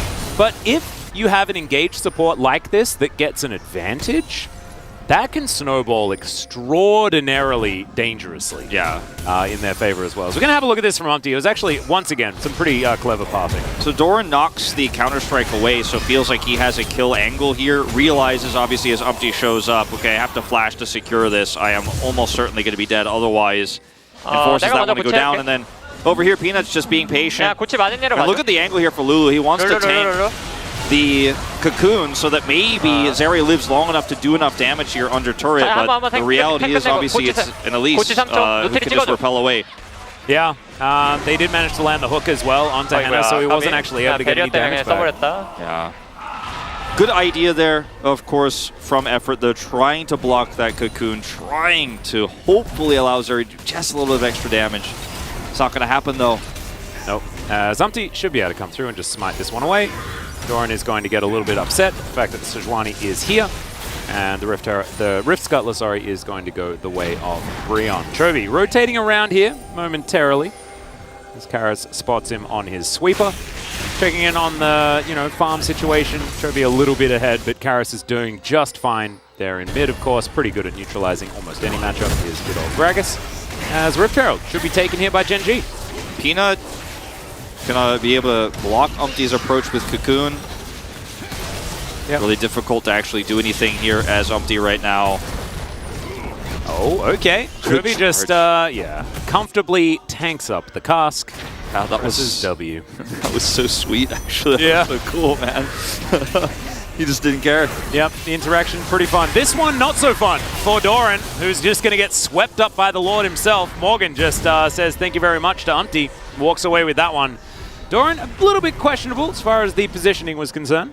Yeah, a little bit aggressive there. And is punished. But ultimately, Gen.G getting the big objective here, the Rift Herald. And no Drake take bottom side here for Brion. So should be able to group up for that one fairly soon too, with the back timing of Pays. And then you get both objectives here. Chovy's laning extremely well. Peanut's here with a Cocoon set, and there's a wave crashing. Can Karas get out of this one? He has Flash. Well, Chovy's just going to pull him over the wall. There it is. Cocoon special delivery and chomps him up. Oh man! I just hadn't really considered the mid Cassante push into Elise angle. That just wasn't the combination I was thinking about right there. You know how Elise is really good at diving? What if you just don't even have to? What if it's just special delivery? And this is some cool tech here from Chovy, man. He's showcasing that you can, of course, use the charge to get through the cask, so you can play aggressively and try to get plate gold early, which he has. And then you could set up ganks when Peanut has enough control here, where you push the enemy Gragas into an Elise in the jungle who has crazy burst damage and the follow-up Cocoon. That was some cool stuff. Now he's got an early Jack shows here in this lane, and is going to be looking to force objective fights very, very soon in this game. Yeah. Peanut over here clearing out vision. Bro, looking to replace it. They don't want to get dove again. But I have a feeling that Peanut will be able to take this Drake without too much contest. Umpty moving on up, but already Gen.G back at this turret, looking for a second plate in this lane. Pays is going to pick that one up. And this is why, Atlas, if this is an Aphelios lane, I think you feel a little bit safer about, some of these Elise dives. The Draven, get that kill early, and now you got a 20 CS lead. You're picking up plates, and Draven didn't get a cash-in. This could be even worse. He didn't get any cash-ins in that. But as soon as he does get a cash in, then that's real scary. So now you're you like it to stack up real high as well. It feels a little bit better getting that iteration happening. If he gets it too early, it doesn't feel great. As this is back to Chovy setting this up. Right now, if you're Karas, you feel pretty safe because you have Flash and it's a Cassante trying to go at your turret. But then you're like, wait a minute, like what? This is not a matchup you see every day, the Gragas versus Cassante, but you played it topside all the time, but you never really considered that he might yank you into your own jungle where Peanut is waiting. Yeah. It's almost unfair as well, given the fact that Elise is so good at diving, and when she doesn't have to, it seems even more scary. Yeah. As Morgan just doing his best to farm things up underneath this turret. Hasn't lost a plate yet, which is definitely good news there, and has also claimed one himself. Keeping things relatively even as Umpty, factoring in the fact that there is that ward there, not going to be able to find a ganking opportunity right now. And even though Doran is 1-3, he still has range advantage here against this Jax, and he's once again trying to bait something here. This time, Delight is also here with Flash. Yeah, Doran actually just going to walk this one back in again, and Umpty just going to stay offside. Let's see whether this Glacial Prison is going to land, but not going to throw it just yet. Rift Herald does come down. Peanut going to have to repel relatively early. Does have a stopwatch, as Cocoon is going to connect somehow. Doran wanted to capitalize, but not going to be able to, as they do manage to get the charge, and Gen.G claim a bunch of plate gold. FaZe is like, I'm just going to take blue buff, you know, why not? Just trying to get all the money down here. He knows the support is top side trying to make that play happen. And even though they didn't get the kill they wanted there, they still are able to pick up the plate gold for this Jace. So Doran going to be getting a Gore Drinker fairly soon here. And Chovy, man, he's played this lane. It's kind of a boring lane. In the top side, it's not that different in mid, but you know the way he's aggressively tried to get plate gold and force this here in this shorter lane where there is the threat of that Sejuani has been pretty cool to see. Yeah, and it's also Chovy, right, playing a tank in the mid lane. He loves this. This is his comfort zone. I think a lot of us remember 2018 where he just spam on in the mid lane over and over again. His Scion mid's always been good, and he just has been outspoken saying, I like playing melee tanks in the mid lane. It's just a thing that he enjoys doing, and you can see why. Yeah. Seems to be right at home underneath this turret. You can see the ways in which... Oh, hold up. Yeah, well, he's going to pull Karis out once again. This time they get the flash. Don't manage to take him too far. As FaZe doesn't want to tank too much. As Delight over here just clearing out wards. Peanut not able to get the kill this time, but still very successful flash grab. And you can see Peanut with this first strike, like he has Cocoon into the Sejuani. It's a very easy target to hit, and then he just drops his Spiderlings and gets plus 30, you know, here and there. And he went Futures Market, so he's going to have this Night Harvester so soon. Picked Sork Boots up early too, so he is just really far ahead and just online in this game right now. He's going to be able to do way more damage, obviously, than the Sejuani can, and she can only really find impact top side of the map where even though you got 3 kills, you know, help get 3 kills on the door, and he's up 13 CS right now and has taken a lot of that plate gold, so really feels bad to the Sejuani pick, unfortunately, right now into this Elise when Gen.G have this awesome bottom side control. See whether Gen.G can actually take this turret. I think it would be important for them to try and get that money, as Pay's going to get missed by the Glacial Prison. Doesn't want to go to jail today as a Delight. He's going to get denied. Wants to try and flash this wall. He's going to be able to do so. It's Whirling Death. Gets the cash in. Was that a bait, Delight? Like, what are you doing today? That was so clean from everybody there on Gen.G. It felt like Delight got baited in because the hook misses into the wall, and then you turn it around and the Whirling Death damage is massive. So the cash-in does come through. 955 gold picked up here. Yeah, that's the Blue Blades cash-in right there. Plus 300 on the turret that they also pick up.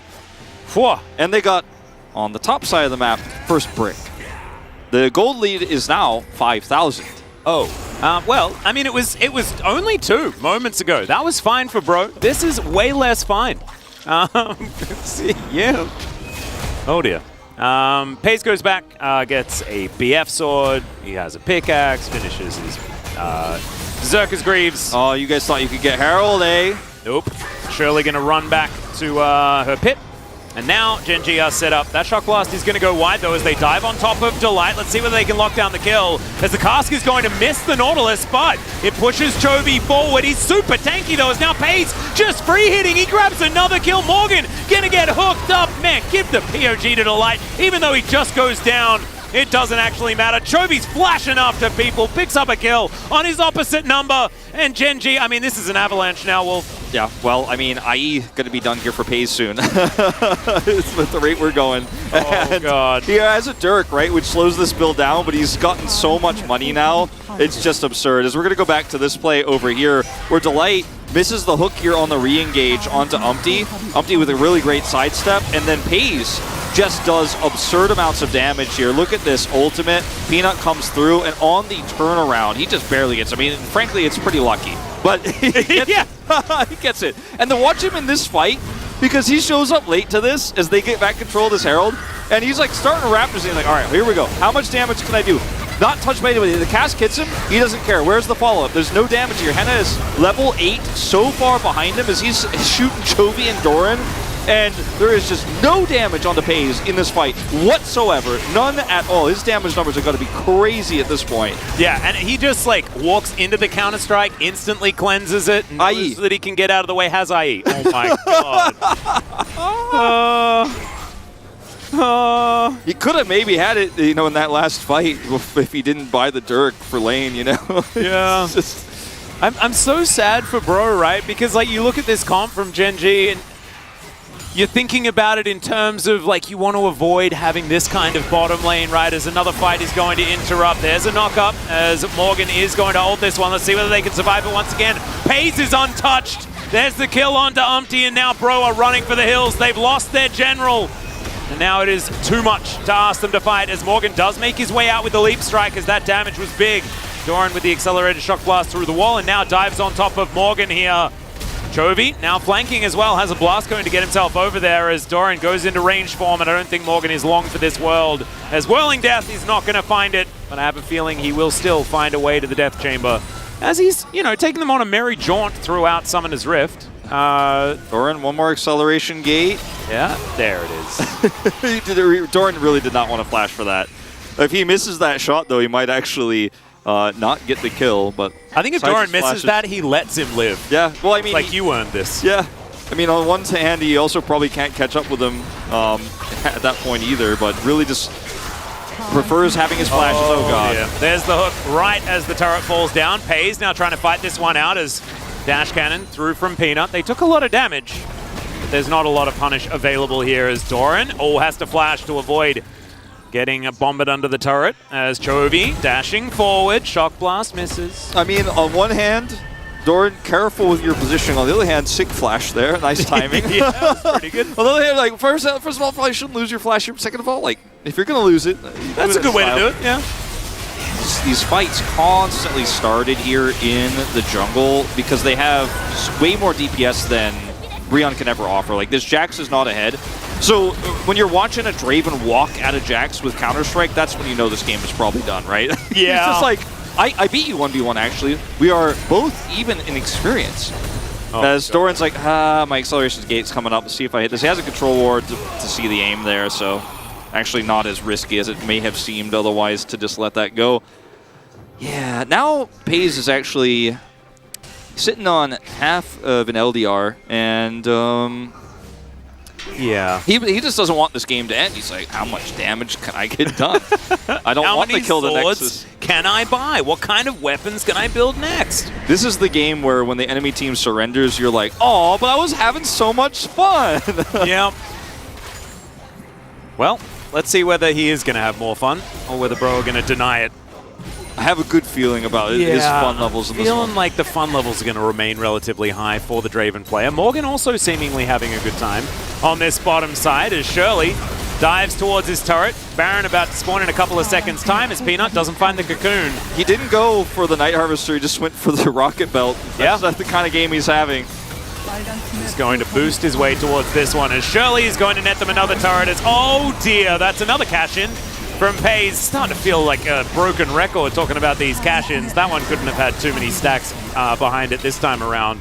As 3-0-4 now for the Draven after that. And at 20 minutes into this game, I have a feeling I know where they're going, Wolf. I think they're going to the Baron. Could be it. I think that's where they're going. KT Rolster would have tried to push mid a little bit more first, but Gen.G, they're going straight there. Look at his bounty. Yeah, 600. He's got a lot of money. In a pro game at 20 minutes.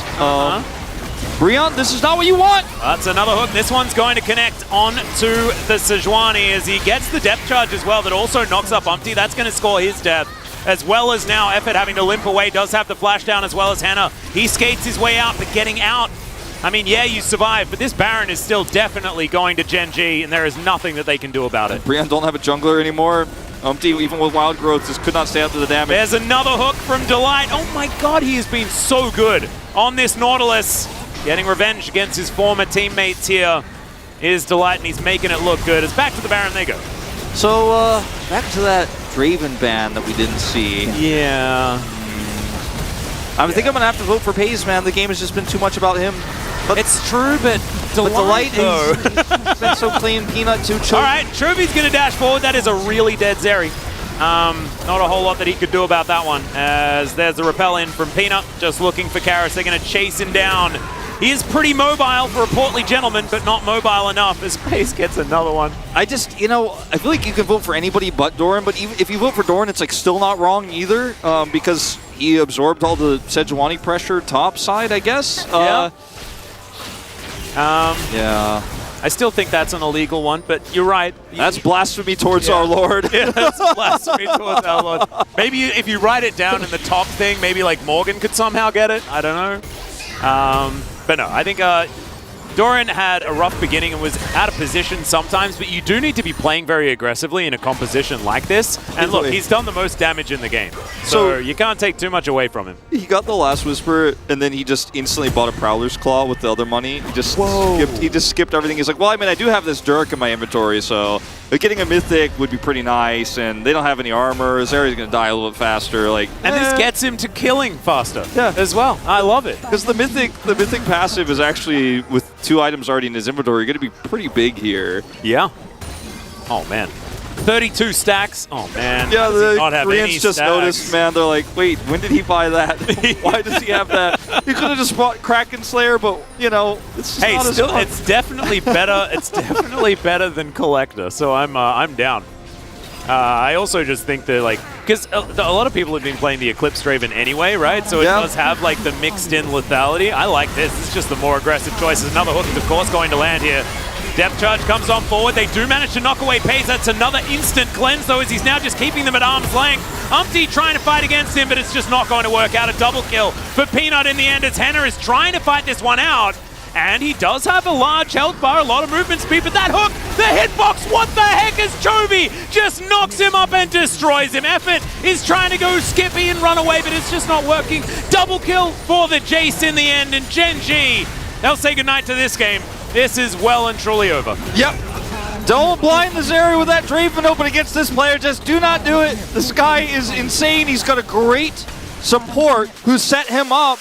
And I think we're going to see a big split vote here, but my vote is going in the Pays column because the execution was great. Peanut also playing aggressively with Chovy. It feels unfair that Chovy won't get the attention he deserves in this game for having this really cool Gragas mid counter pick where you flex the Cassante mid, you play it with the Elise. He did extremely well, dodged that first cask and got huge advantages, got plate gold. But it wasn't about him, unfortunately, in this game. It wasn't about Doran, 1 and 3 on the top side. It was just about the bottom duo. And Peanut, he held it all together. He's definitely going to pick up some votes here, but Gen.G is winning in every single metric. A very one-sided game, except for First Blood. They lost in First Blood. Yes. That was the only thing. Otherwise, you're exactly right, Wolf. It was pretty textbook from top to bottom, beautifully orchestrated.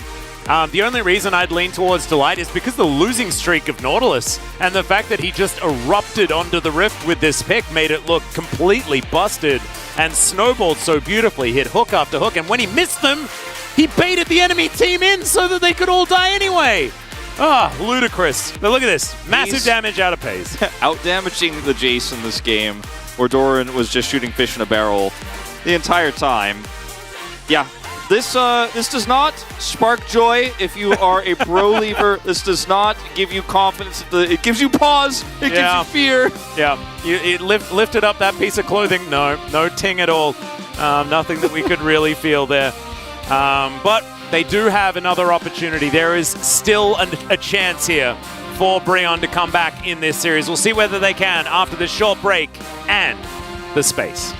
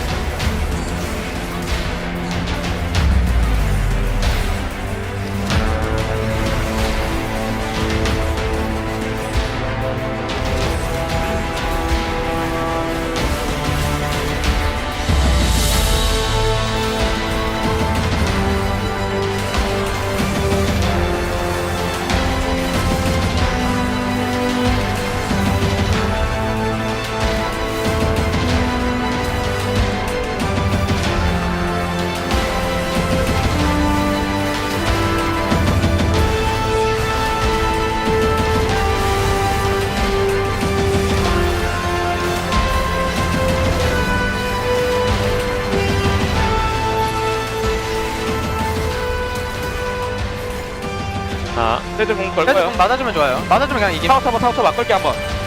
고치 3초. 천천히 긁어고. 한타 빠지고. 가봐요. 덱스. 가봐요 사람. 끌었어. 펜타 각인데 진짜? 펜타 주실 분. 아 제리공만. 제리 2초. 마지막 그랩 1초. 제리. 진짜 펜타 각인데. 이걸 안 줘. 이걸 안 줘. 그지?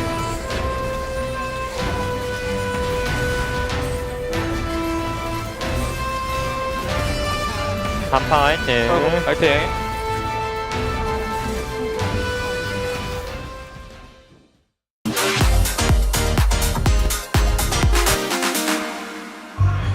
혁규 형. 저 400전인데 형 왜 400승임? 너 나랑 동급이네 그러면? 그럼 나 승률 50%만 넘기게 해주라. 진짜 50% 안 되는 거 뭐야? 다 50% 넘는 거 아니야 여기 있는 사람들? 형규 진해호가 남긴 뒷산이라고. 형규 40%야? 진해호 최고 아웃풋이. 진해호의 마지막 형. 리산드라 공복기 한번. 천천히 봐. 들어오는 거 주시. 뒤에 잭스. 나 죽을. 찾았다. 오공. 바로 스타르만 높여. 나르. 안 움직여. 아 빡센데? 지금 힘이 안 맞는다. 애쉬궁 이번엔 미드 쪽 볼까? 대포 여기. 막았어. 볼게. 가자. 아분드. 나이스. 나 궁 10초 돌아 이제. 맞았다. 잡은 듯? 나이스. 이거 오브젝트 없어서 그냥 애쉬궁 돌린. 아니야. 집근기 맞아라. 얍. 가비. 내 것도 먹일게. 아니 뭐임? 아니 적팀 애쉬 어떻게? 야 애쉬 때문에 지는데 이거? 밑에 갱강 나올. 야 2 빠졌어. 가볼게. 잡은 거 같은데 이거?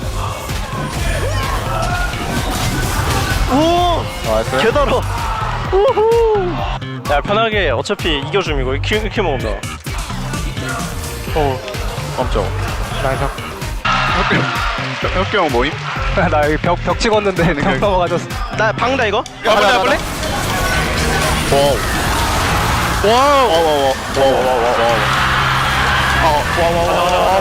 미드템. 재밌는? 아 뭐야 이 사람. 용 쉬고 있어. 스킬. 살짝 볼게. 천천히 와. 천천히야. 미칼 줄게. 천천히 해. 이긴대. 여기까지. 피오라 쎄. 나 가인 있어. 피오라 전화 걸어줄게. 나 봐줄래? 난 죽었어. 조심해. 나 아직 힐 있어. 나이스. 끝내줘. 나 딜 한 번만. 끝낼 거야. 대길이 형 들려? 형 들려. 옆에 샹크스 한 명 있네 그냥. 하이. 사이보그 등장했다. 나 봐줄 수 있고? 나 본다. 오케이? 제리 뺄게. 제리 노플. 바이. 나이스. 나이스. 야 이거 지워주라. 스턴 가을면 봐줄게요. 스턴. 봐줄게. 나 바로 대들도 이거 잘하면. 우리 근데 다 나이스. 빠졌다. 세게. 야 근데 이거 스마스 무조건 이기긴 해. 얘네 스마 없어. 너 봐볼게. 말았다. 아이 때리. 우리 하나. 내가 포탑이야. 우리 하나 잡았어. 한타만 잘해보자 얘들아. 화이팅하자. 실수만 좀 줄이고. 야 바위 여기 있는데? 뭐야 보던가. 빨려 조금 더 빨라. 나 중간 길 좀 애매하다. 바르스 말아. 오케이 볼게. 나 미드 나 바텀에 텔 찍어놓어. 나텔 끊긴다. 일단 아칼리 노플. 나 일단 한번 살았어. 아칼리 노플. 나이스. 얘네 이번에 걸프 있다. 떼지 갖고 빼면서. 비자 잘못 따졌다. 이러면 그냥 라인 막아야 될 듯. 천천히 앞에부터 내려봐. 우리 30초. 나 10초야. 야, 살기만 해. 주하나 조심해. 야, 앞에부터. 떼 죽겠다. 괜찮아, 할만해. 바이. 빼면서. 바이. 야, 그라 묶었어. 그라탕 만들어. 오케이. 와봐. 나 가인이야. 나도 가인. 야, 잡았어. 나이스. 야, 이겼다, 얘들아. 나이스. 얘들아, 고생했다. 나이스.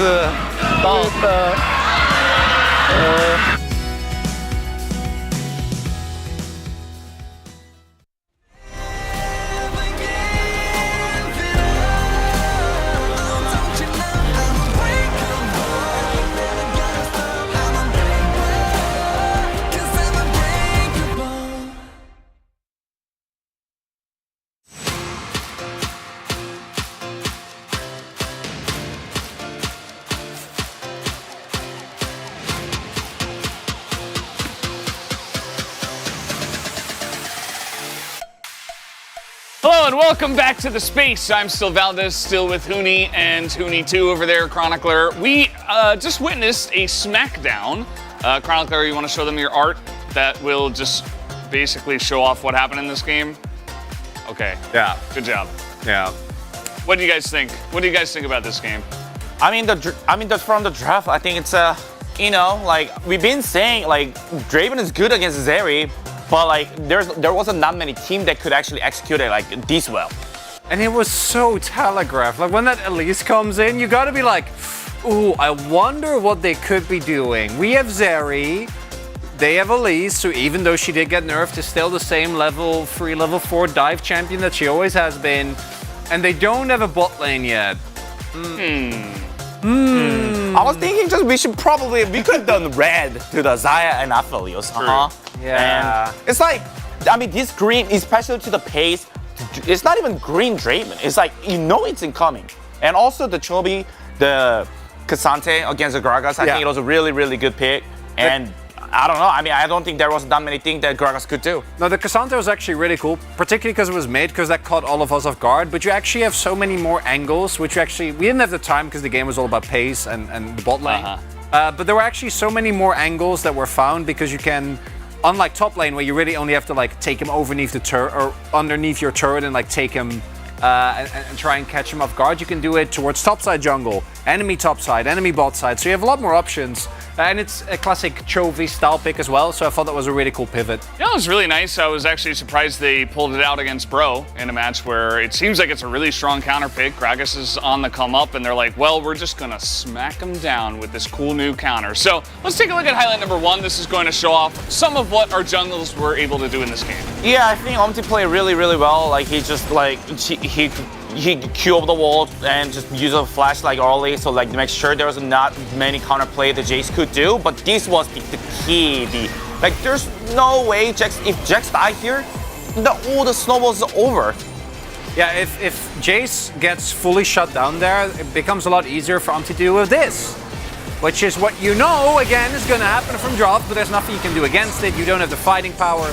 Really well done here as well by Gen.G, right? Like Peanut actually hits his cocoon, so then opens with his spider, does his damage, ease up, and then on the second go they have the light set it up, like get the auto in so he can get the easy peasy CC chain, and the game was still playable after that. It wasn't great, things were bad, but it was still technically playable. Because Draven didn't get the kill yet. So let's take a look at the next one, which is just horrifying, actually, to watch a second time, because after this happens, FaZe takes over the game. Unless you're a Draven main, in which case, like, yeah. The initial damage that comes down here after the light misses his hook wouldn't have even mattered that much in the grand scheme of things, but the insult to injury, he actually says, like, look at this. The flash into that comeback. This was 955. Like, yeah, it was like 300 something stacks. And Zeri was like 540 health. Like Zeri actually had a third of her health bar. But yeah, once those axes come back on the execute. Yeah, I mean, it's not including in the video. He be able to get all the wave shot in and the push to the turret, and then he being ends up, and then he based with the 3.2k gold, and there's not many enemy team can do. Yeah, so he had 2 items, including an Infinity Edge at 18 minutes into the game. At that point, the game was over.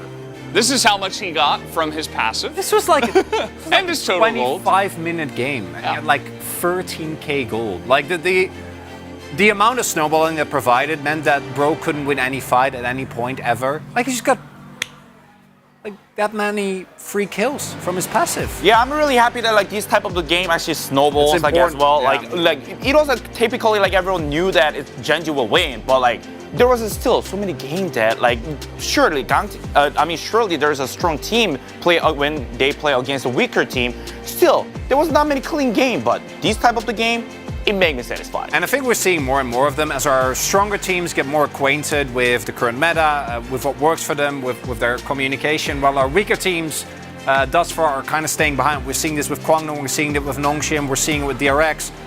Sandbox even just now, right? Really taking a big beating, and the games look more and more one-sided. Well, I just did get spoiled with the POG, but let's see who it is for everyone else. It was Peanut who does pick this up, so the Boom Boom damage voters will be punished. Yeah, I was going to vote for Peanut because I do think that Peanut was the one that set it all up. Great play on the Elite, snowballing the map across the board. But then when that Prowler Claw was bought, I couldn't help myself. Yeah, I'm gonna throw him. I'm gonna throw him out of the boss, the current color he sees here, because I was like, even though you bought the pace, like I know no matter what. We know it's gonna be Peanut no matter what. I did say at the background, so like I was like, no, it's fine. Hey, Uni, you did say, oh no, it's fine. We can pick pace. It's okay. I mean, our one vote will not change the POGs. Maybe it will. I will see how it goes. Like, that is your fault, not mine. You're supposed to be doing that. It's my fault, but since it haven't changed, it's not my fault. Well, you guys might be joined by media here. Yeah, you do have some media love. Also, a vote for top lane. Doing strong with the delight. Wait, they actually voted for top lane. That might have been a mistake. Banger vote. I don't know. No, the delight vote. Oh, not the delight. No, but that one was amazing. Either way, guys, we're done here on the space. Let's throw it back to the casters for game number 2.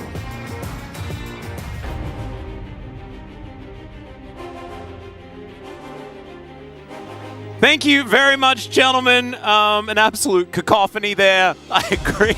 The Doran vote is how can you vote for Doran and not Chovy? I mean, we were talking about it on the. We would say that there's one actually illegal vote.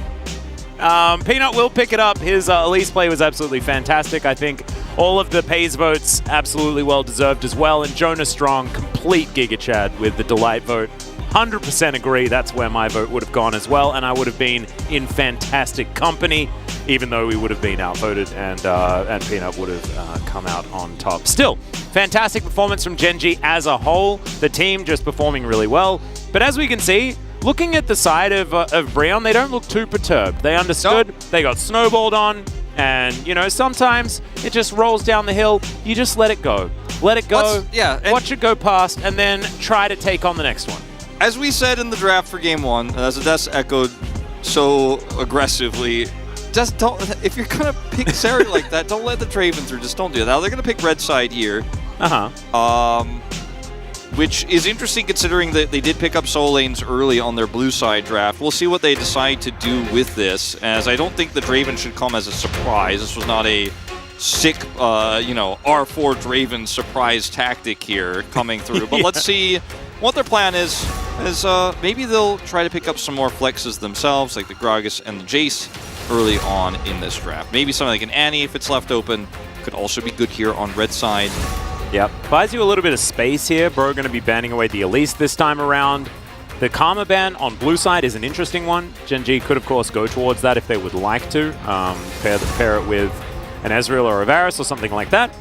As the Ashe, obviously needing to be banned away, just in general. And probably a Caitlyn as that final one. As Gen.G, they're going to do that one instead. So Varus standing out, Annie standing out.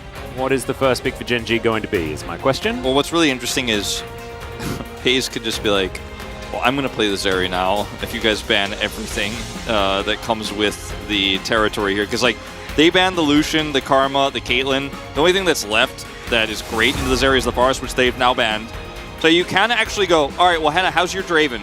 Because I'm interested in playing the Zeri myself. Now, you don't lock it in here, because that leaves the Draven as a potential counter pick. So we'll just grab the Annie.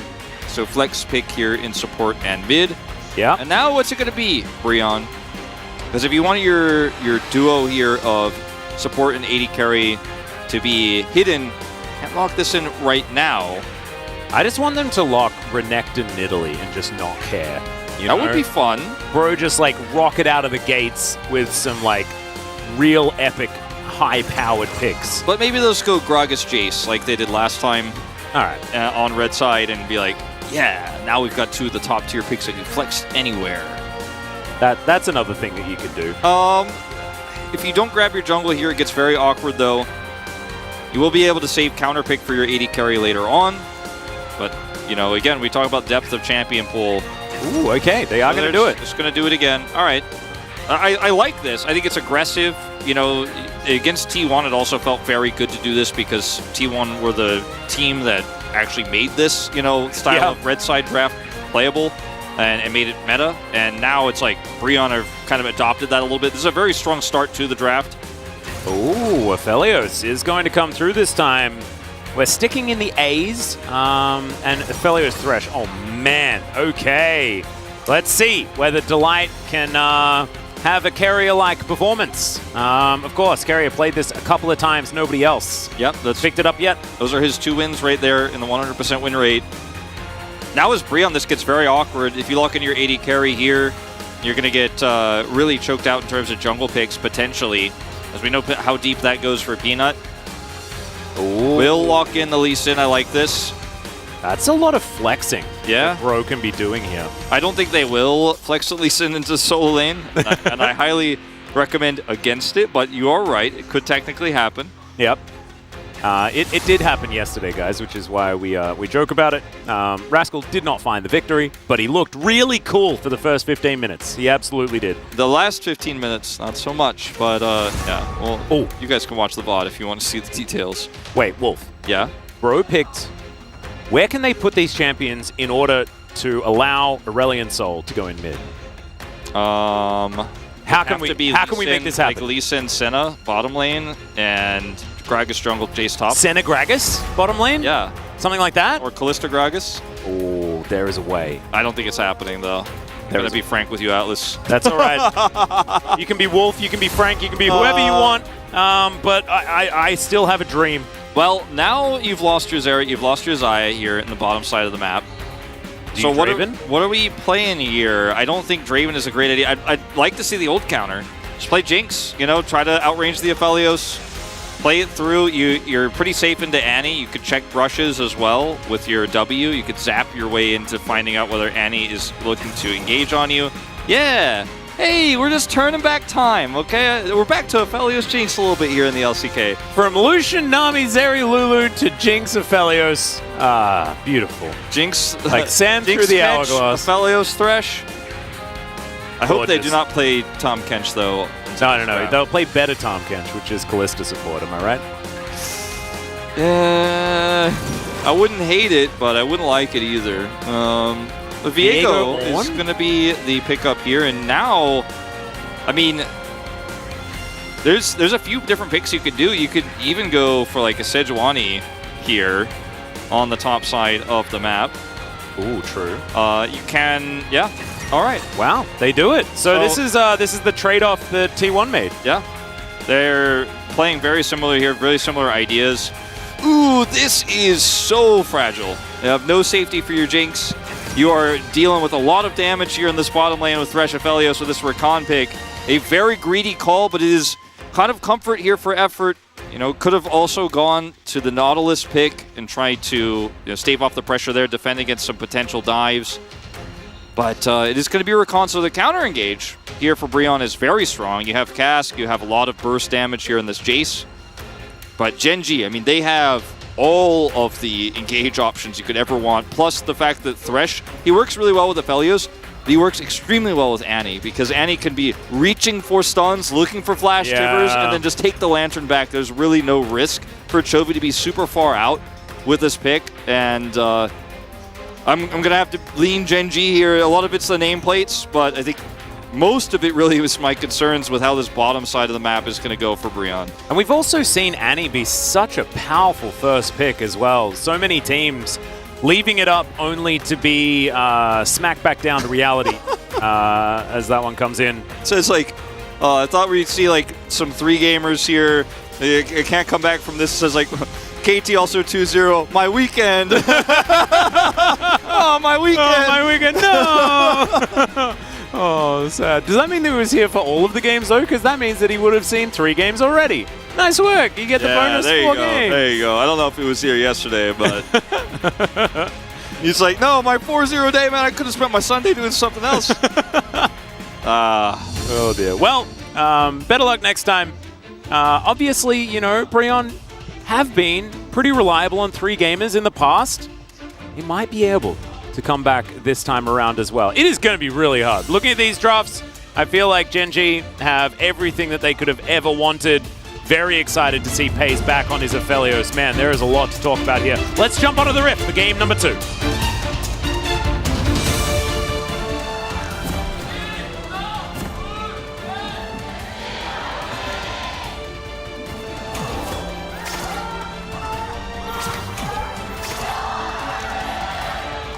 All right.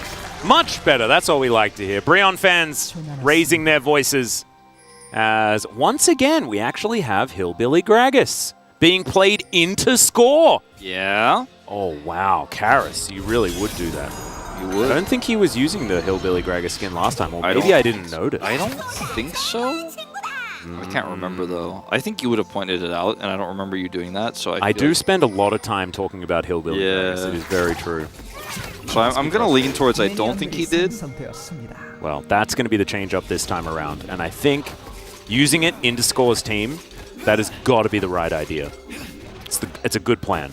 So Morgan into this Sejuani, you may think, all right, well, it's Jace. He's got range advantages. He should be fine. Well, it's definitely not going to help you if Doran just gets to walk up for free and get a better trade. But against Viego, Permafrost proccing super easy. You have the setup where you could chase Jace very easily. You can set up for that W stun. And Sejuani and Viego are a match made in heaven against squishy top laners like the Jace. So Morgan cannot really push the advantages the way he'd like to.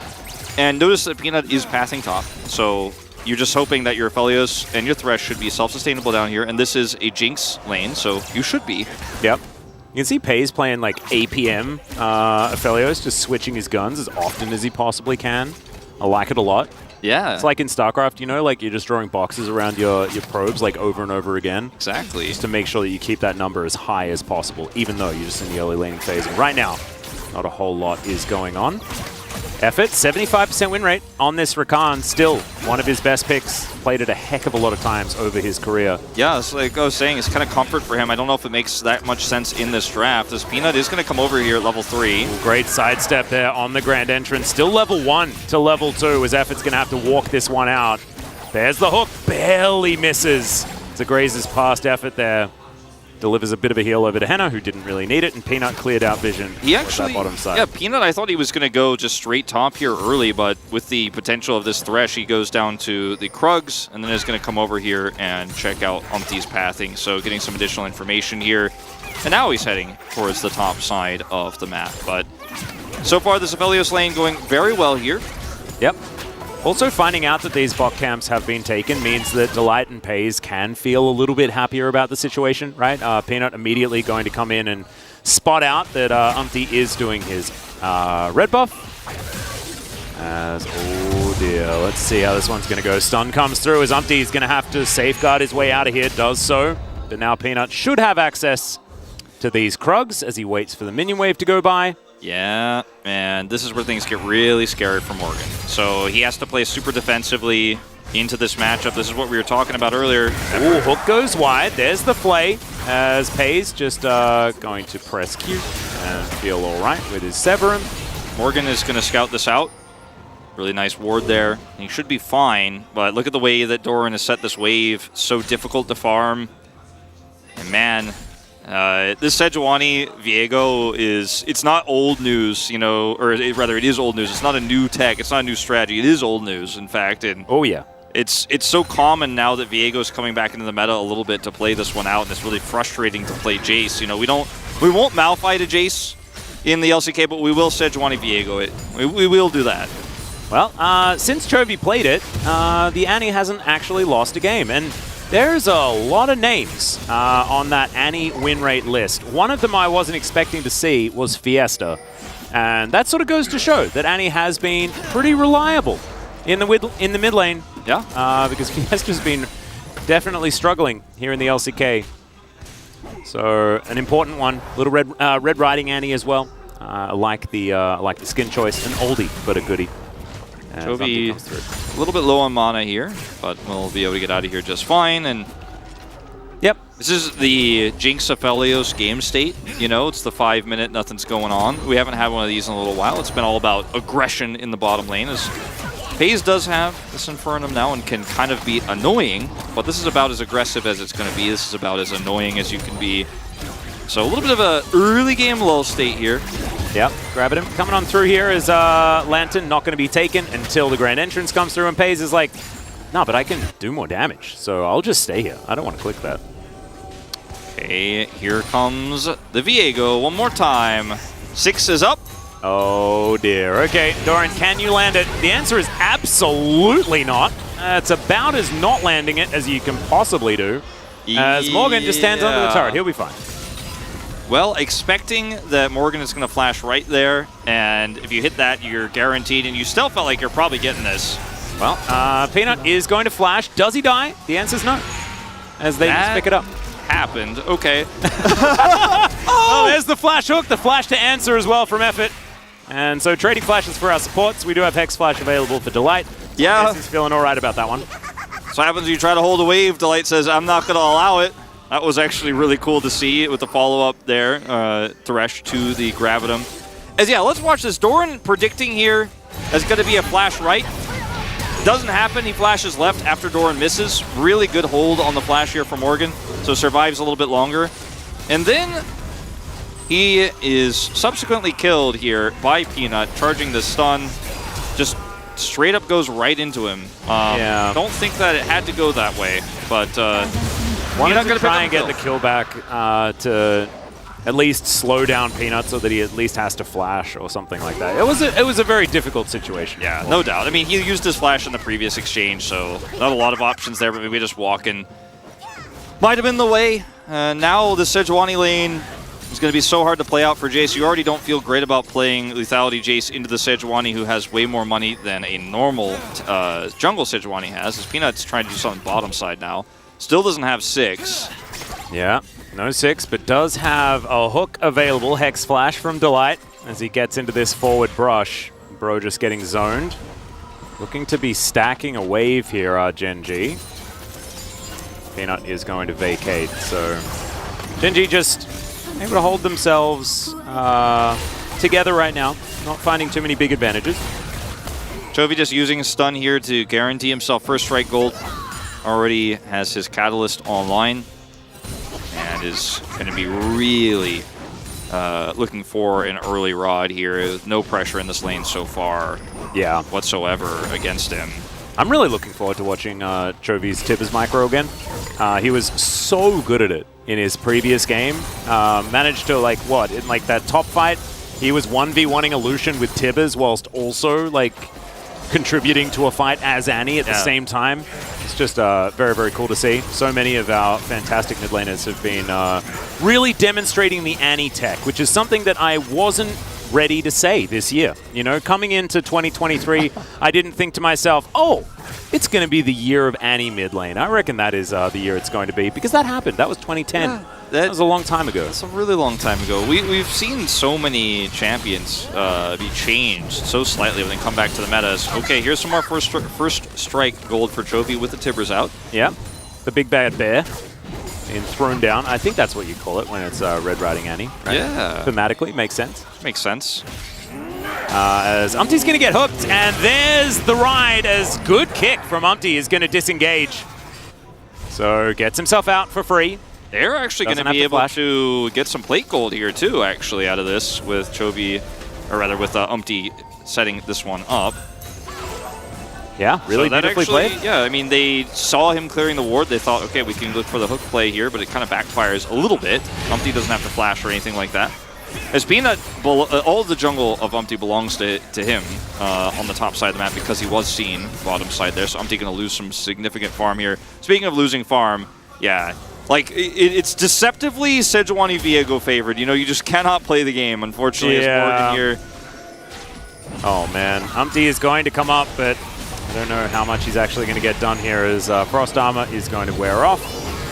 But still, Morgan gets back, takes down one of these last remaining minions. But as they do this, as they try and put out these fires, as Umpty's getting around to try and get stuff done, they have to leave holes, they have to leave gaps, and that gives Chovy his chance to push in a wave into the mid lane. He gets to go back, complete his rod now, has a few CS in advantage, right? Like, as these moves are being answered over and over again, Gen.G are just pulling further ahead, and that's why we see 2,000 at the top of our screen, alongside, of course, that first blood that Peanut was able to lock down And because Annie doesn't build tier, you know, you just get this really fast Rod of Ages. And so you're going to get a lot of health, you're going to get a lot of damage, you know, built up here very early. It's a sub 10-minute Rod.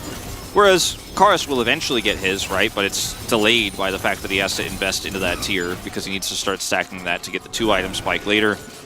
And Annie, you know, she gets the Rod early, she gets a faster level 16, but it's really not even a spike for her. It just gives her some additional stats and survivability just by default. So she wants to build that one as Umpty here looking for a trap to set. Yeah, Peanut going to spot out some vision, puts down his control ward. I think they know that Evan and Umpty are in the area as FaZe was looking for this plate up here. Peanut still with the Rift Herald in hand as Hook is going to connect as Delight looking for an angle. Doesn't quite get it. Still, with Chovy moving in, I don't think that they're going to be able to hang on to this turret for much longer. Sejuani in the mid lane as well as in the meantime, Jinx on that bottom side. Good Hook is going to connect there from Delight, but doesn't go further forward. TP committed. Yeah, Karis is going to be coming up. They still do have Henna down there. Yeah, he's getting a lot of money here. I say a lot. Does not actually get both of those plates, just one. All right, who wins the 1v1? Bristle and Sejuani or Jinx? A flash in trade for an ulti. You'll take that if you're Doran, and Henna will back away. So that plate is denied. Good timing there from Doran. Didn't actually even need to commit his teleport for that. So Chovy went topside. Doran goes bottom there after getting some of that farm in mid. Oh man, Gen.G now gonna get the whole turret. Yeah. Oh, first brick to the Aphelios. It's not a Draven lead here for FaZe this time, but it's still pretty big. And we saw this in our previous series, Wolf. It's the, I'm going to go for the desperation lane swap, and we're constantly behind the play. We're constantly lacking tempo, and so we bleed gold. And Bro are falling into it, much like Liv Sandbox just did earlier on. It is sad to see, but you can understand why they're doing it, right? Because none of these lanes were going well. Nothing was working out. They do manage to get themselves a second Drake. That is certainly good news. But the soul doesn't really save them either, as the ocean is going to be what we're dealing with here. Yeah, it's Brion here just so significantly behind in terms of structure damage. And this is an Aphelios versus Jinx matchup where you look at the 0-0-0 scoreline for both. It's a 1-kill game. And yet with all the plates picked up here for Aphelios and the whole turret going over, you know, the first brick in his pocket, he starts BT, he has the overshield, he's going to be very annoying in these fights. Like he can actually spike on this item, and Jinx, yeah, Kraken Slayer is a huge spike for her too in terms of her damage output, but because of the amount of threats in this composition as Gen.G, you don't feel good about having this because you can't kill anybody first in this fight this far behind unless you have a great Gragas cast or a really nice Lee Sin kick, and then Karis you know, sets up Henna to be excited. Otherwise, you're like, I got Kraken Slayer, but I'm still very scared to fight at any point in time. Yeah, and you kind of want 2 items, right? Like, yeah, the Kraken Slayer spike is good, but you're still looking for a little bit extra. So it's a rough situation here. And I think it's already a little bit unfair, Wolf. There's a reason for that, right? It's like a 7 versus 5 already. Because you've got Annie and Tibbers and Bristle and Sejuani. Yeah, that's not fair. It's totally unfair. Then you factor in the amount of souls that Thresh has. Like, there's at least Senna there as well, right? Like, oh, man. Plus that Viego could become any enemy champion. Yeah, right? So that's like the entire enemy team as well as part of Gen.G. So that's like, what, 12, 13? Oh. Aphelios has his girlfriend in the moon? Yeah? It's like, not fair, man. Oh, no. But their AD carry gave up a butt. So there we go. That's the sacrifice that you make for a 14 versus 5. Yeah. Oh no. Well, Rod of Ages is done here, 3 minutes late for Karis, but again, that two-item spike will happen eventually. Effort? As there's the kick onto the Aphelios. Let's see whether they can kill him. The answer is almost, as, yeah, there he goes. Finally goes down, Effort picks it up with the last couple of ticks of Ignite. So unfortunate Henna doesn't pick this up, but this is what I'm talking about. If you could set up a pick, you know, this Jinx could do damage. She has great range and great follow-up here, even without Rapid Fire Cannon, so hey, turning this into a 1-1 kill game. Wish you gave it to your Jinx though so badly, but at least Effort is able to secure the kill. She will pick up some assist gold here. Yep. Great play from Umpty. Beggars can't be choosers, of course. You'll absolutely take that. You'd be real happy. You are, bro. They're going to turn it into a turret as well here towards his bottom side. And with the Drakes being in their hands as well, it's certainly good news for Bro. Gen.G going to have to start making some things happen here as Rift Herald netted them a bunch of plate gold, but now with Pays dying, certainly an opportunity. It was close though, man. Like with his Bloodthirster completed and Sever him up, like that was took a lot of killing to get through the Aphelios. Exactly, and this is what I was talking about, that BT overheal shielding. You can see it right here on your screen. Even if he gets caught by some of this engage, he lives for so long. Let's watch it happen again as Effort actually kind of baiting this as he and Umpty are looking for a set play. Look at the follow-up charm and the traps laid here for Henna, and he still was almost able to lantern his way out of there. So very much have to respect the power of this shield. I think that's what's being highlighted here by the Korean commentators as well. It's like, yeah, he died, but how hard is it to kill this Aphelios already? How hard is it gonna be when he gets that second item online? It gets even worse. Yep. And, oh man, we have to go back to what we've been thinking about in the past, right? Which is the Jinx Aphelios situation. And what was the thinking there when we were adjudicating drafts? It's like, how safe are either of these 80 carries going to be as the game goes on? And what does the engage look like on either side of the Rift? And if Delight is going to play on point, right? It's going to be so hard for Henna to walk up and get excited. Like, even box placement is going to be really important here. Yeah. But then, if you walk too far, there's Tibbers, there's Glacial Prison. There might be Glacial Prison. Doran has been a little bit iffy on that one so far today, but in theory, there are a lot of things that you have to respect. However, you still do outrange. You still have a Gragas here, and you have the added poke of Morgan being able to offer a lot of support. So I think that there are avenues for Bro. If Morgan gets some good shock blasts through, and you have, the threat of this Gragas, it's hard to approach the Jinx, and then, the rapid fire cannon, you're going to eventually have great follow-up damage too. I mean, it's still decent with Zap and the ultimate. Don't get me wrong. It's okay, here we go. Not going to quite find that good safeguard from Umpty. Gets him out of the way. The engage here for Gen.G is also is one that needs to be respected. Because I'd argue that, like you were saying just moments ago, they have the better engage here. And so in these neutral fights, these shock blasts need to hit. Now, Morgan is just left to his own devices here on the top side of the map. Is going to get a whole turret and is actually going to damage this inner here with Umpty quite significantly. So getting Chovy something. Has teleport, but I don't know whether he's actually going to commit it over here as Umpty and Morgan in the area. Doran turns up and just deals with the minions. Yeah, not enough. The majority of them. And Peanut can get this Drake by himself.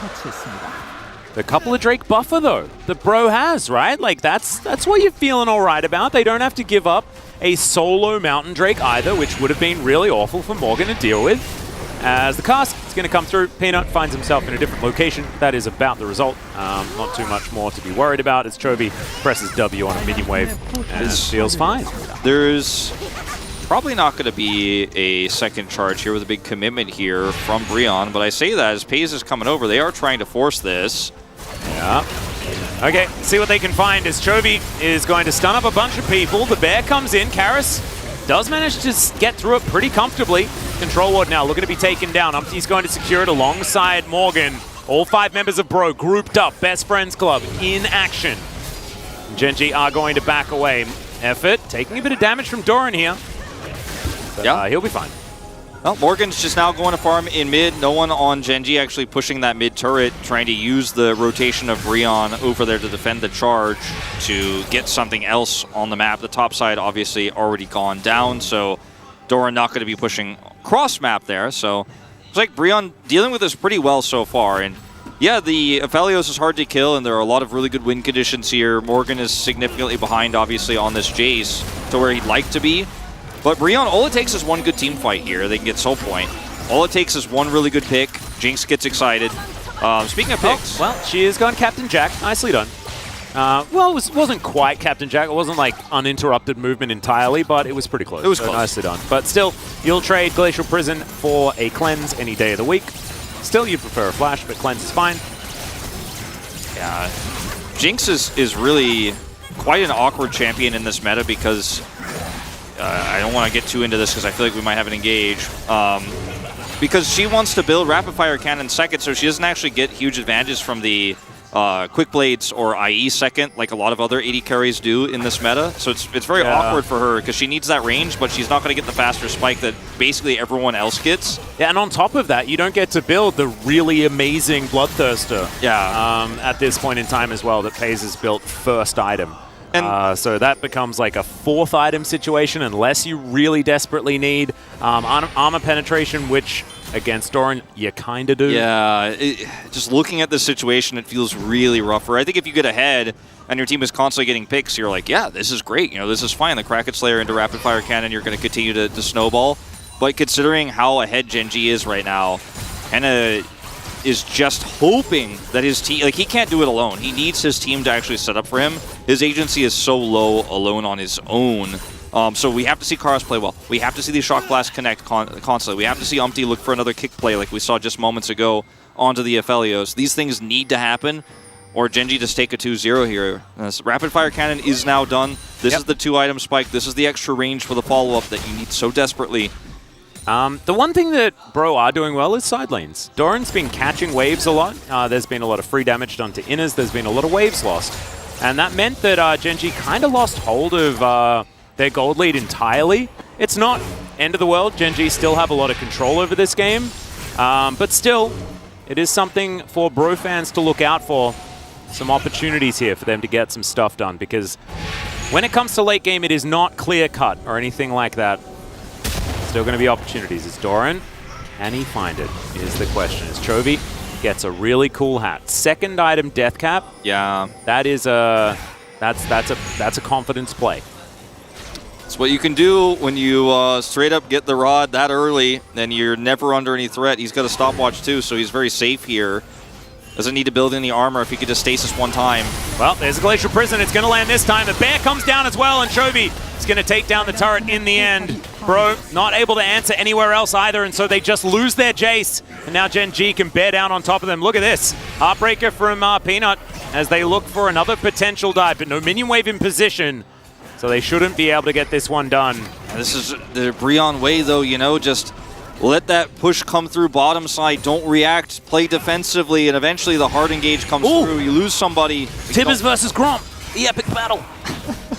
You don't offer anything back here, though, as Brion here in this fight. Now, Karas just finished his rod, so that's something. It's not level 16 just yet. Look at where the rest of Brion are. They're rotating over from mid, but they're too slow. And then there's no attempt to turn with a Gragas or anything like that. They're just like, unlucky, Morgan. Sorry, man. And they just lose more map control. And got to be more aggressive than this, unfortunately. And it's awkward, right? Because they also they need to lose less, not even necessarily be more aggressive, right? Like it's hard to give them the right advice in this situation, but losing all of your turrets and like having your top laner die for free, that's bad. That's in the negatives column, right? Yeah, but if Karas has Kaz, Kachovi's using his ult and his stun to engage. Once that's down, that's your opportunity. Yeah, he's got it back up now, so you missed your window. Well, speaking of windows, Umpty's going to land a Q. They should be able to finish this off. As the barrel does come in, that is going to be the secure for Peanut. So, two oceans versus a cloud and a mountain. A cloudy mountain. Very nice. As Doran is just going to face check, he's happy to do so. Another Glacial Prison will connect straight, followed by the Death Sentence. Really beautifully done as the Annie picks up another kill. Effort able to battle dance his way out a couple of times. Tibbers, no! He is going to go down. Grand Entrance is decent, but it's not going to save Morgan. As Doran happily tanks for about 1,000,000 years. He does die, but I think he did his job. Jinx got excited a second time, but it's not going to matter. It's too little too late. And now they're just going to siege up these turrets. They have insane damage. Henna's trying to offer something back here, but they could just evacuate after the turret goes down, using that lantern. And on this Drake fight, if you can call it a fight, Brion just kind of sit around the edge here. Watch Peanut, he should be fine. He's got a blast cone. Is he going to try to win this? Interesting choice. Body slam going to come through as Peanut does just get over the wall with the blast cone. No worries. But that was looking dicey. Yeah, certainly was. Brion, look at how they're grouped up. Okay, we're skipping the part where they just let the Drake go. Then they group up here to like, okay, maybe we'll engage now after the objective is gone. And then Gen.G are just here faster, and they have an Annie with a stun prepped, and this is disastrous. They do eventually get Doran here because he tanks for 1,000,000 years, this turret aggro, and this is the Jinx power at range here from behind enemy lines. But I noticed in that fight that Paze just went and got the minion wave. He was like, oh, you guys got this, right? They get the first kill, and then Pace is like, yeah, we're sieging the turret. I'll go and get this wave. That could have potentially gone even worse for Bro, and it went pretty badly. Yeah. It's going to have a look at this. Tibbers. Oh my god. Yeah. Yeah, that's, yeah. Not 16 yet. No, and that is just a Rylai's that he picked up. That means Tibbers is just going to slow people down all the time, which is real rough. Glacial Prism going to connect. Can he actually steal it? Oh my god, it went to 14. That is terrifying. But Peanut is still the one that is able to lock this one down. A bear falls on top of Henna. That is not what Henna wants. The flash hook is going to connect an effort. Oh, he has to just accept his fate. Henna's real dead as Tibbers is leading the charge. The rest of Bro trying to escape. And Baron buff is up for Gen.G, so they could just start cracking open the base here at 25, 26 minutes into the game. Brion, just so many things they can get caught by here. They have this Jinx that's long range, but still trying to control Baron vision, trying to get the smite fight theirs, and then the turn from Gen.G is so amazing. Keep him alive! Keep him alive! Oh, he got smoked. That's not very fair. Or smited, I think, is the official correct thing. Smitten? No, I think the very opposite of being smitten. No. With Tibbers. Bro, not real psyched about Tibbers' existence at this point in time. Not at all. Not at all. Oh, dear. Very sad. Well, I think most of us are smitten by Tibbers, though, because Tibbers is pretty cool. I am, yeah, for sure. That is a fadeaway, like that one from Doran. He's actually landed the last 3 in a row, so those POGs, I reckon we could probably look for those as Peanut lands a nice grand entrance onto Umpty, but he heartbreakers his way out. Bro do make it to the relative safety of their turret, but their inhibitor cannot go there. It's a stationary object, and so therefore that one's going to go down. And now the top lane is going to follow suit. The base in tatters here as Brion kind of circling the drain. 10,000 gold is the lead for Gen.G. as we crest the 27-minute mark. Karis looking for an opportunity, but he just takes a bear to the head. That's not what you want, as Chovy is going to pull back to resummon. There he is. Yep, he's level 16 now, and he's doing a lot of damage. Chovy's like, didn't even need to go for the stopwatch rune. Why did I go perfect stopwatch here? I never, ever going to need to use it in this game. Yeah, this one went very close. 144. I thought it was 14. 140. Yeah, 144 here for Umpty. And, you know, as close as he gets, everyone is trying to follow up on this. And as a result of this, you see the Tibbers into Hook, and then they just keep chasing. That was kind of bizarre for a second there, but... I want to check out Pace's first-person view for some reason. This is just, I mean, the power of Viego too in a snowbally comp like this. He could chase, he could become a Rakan. This game was really won in the mid-game by Gen.G with some really nice team fighting. It was. And their team play just in general, delight on the Thresh. I just want to congratulate anyone who picks Thresh because it's fun. It's really fun. And with the amount of Nami and Lulu and Wild Growth and all that sort of stuff, like I just don't really, doesn't really make me excited, but this does. Look at that hook!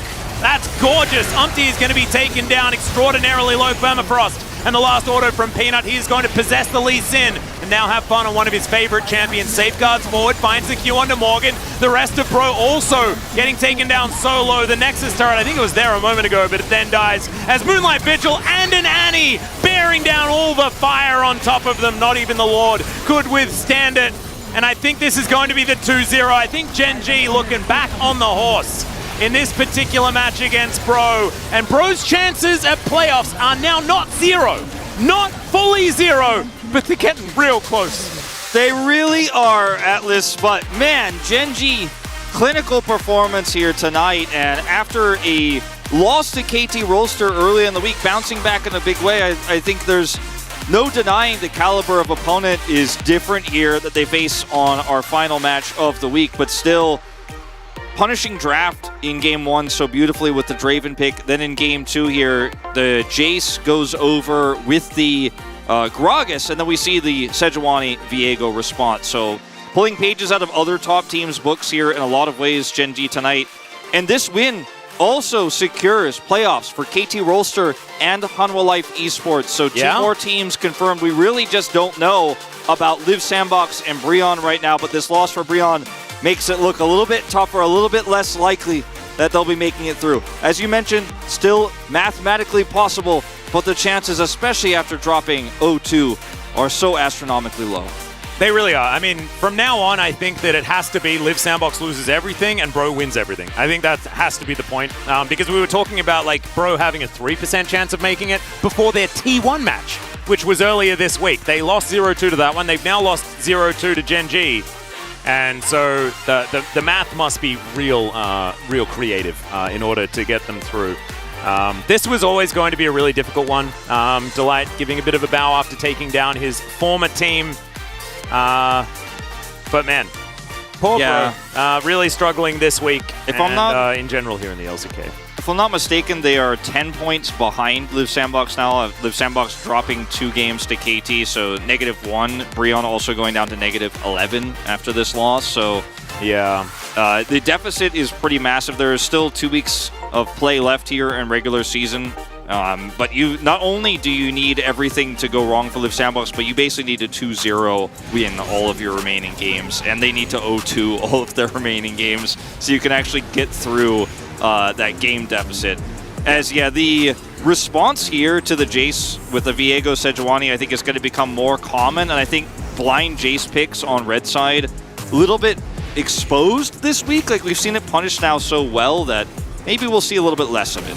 Yeah, we've seen so many of these, sort of like Jace, Gragas, oh, we can flex so well, it's going to be fine, but so much of it really does get kind of figured out a bit earlier, right? And so you're never really flexing, you just have Jace and Gragas, and they're top and mid lane, and that's just a thing that's happening. Yeah. And then, like, Gen.G get, what, like all of this amazing stuff that they're really happy about. Annie, like a champion that has been permanently banned all the time on a huge win streak right now. I think it's like 8 wins in a row or something like that after this win for Chovy. And the Sejuani that we saw already from Zeus as he took a bullet for his jungler. And now, once again, from Doran. And it wasn't even that impressive. The pick just worked really well in this position. Chovy's pathing, or rather, excuse me, Peanut's pathing in the early game here. Great in both games. And man, Delight definitely going to be picking up some POG votes, I have to think, this time around. He only got 1 last time, but his Thresh also fantastic in this game. Also, if like Jonah Strong votes, then often people take notice, right? Yeah. So he's a maybe, trendsetter. Yeah, he is. Definitely a bit of a hipster. Oh, look at this Chovy play, man. Chovy, Peanut, Delight, all of these guys, I think, great front runners for POG here. I think we will once again have a fairly split vote. Yep, I agree. I think it's probably not a Pays or Doran angle, but outside of that, everyone playing absolutely beautifully.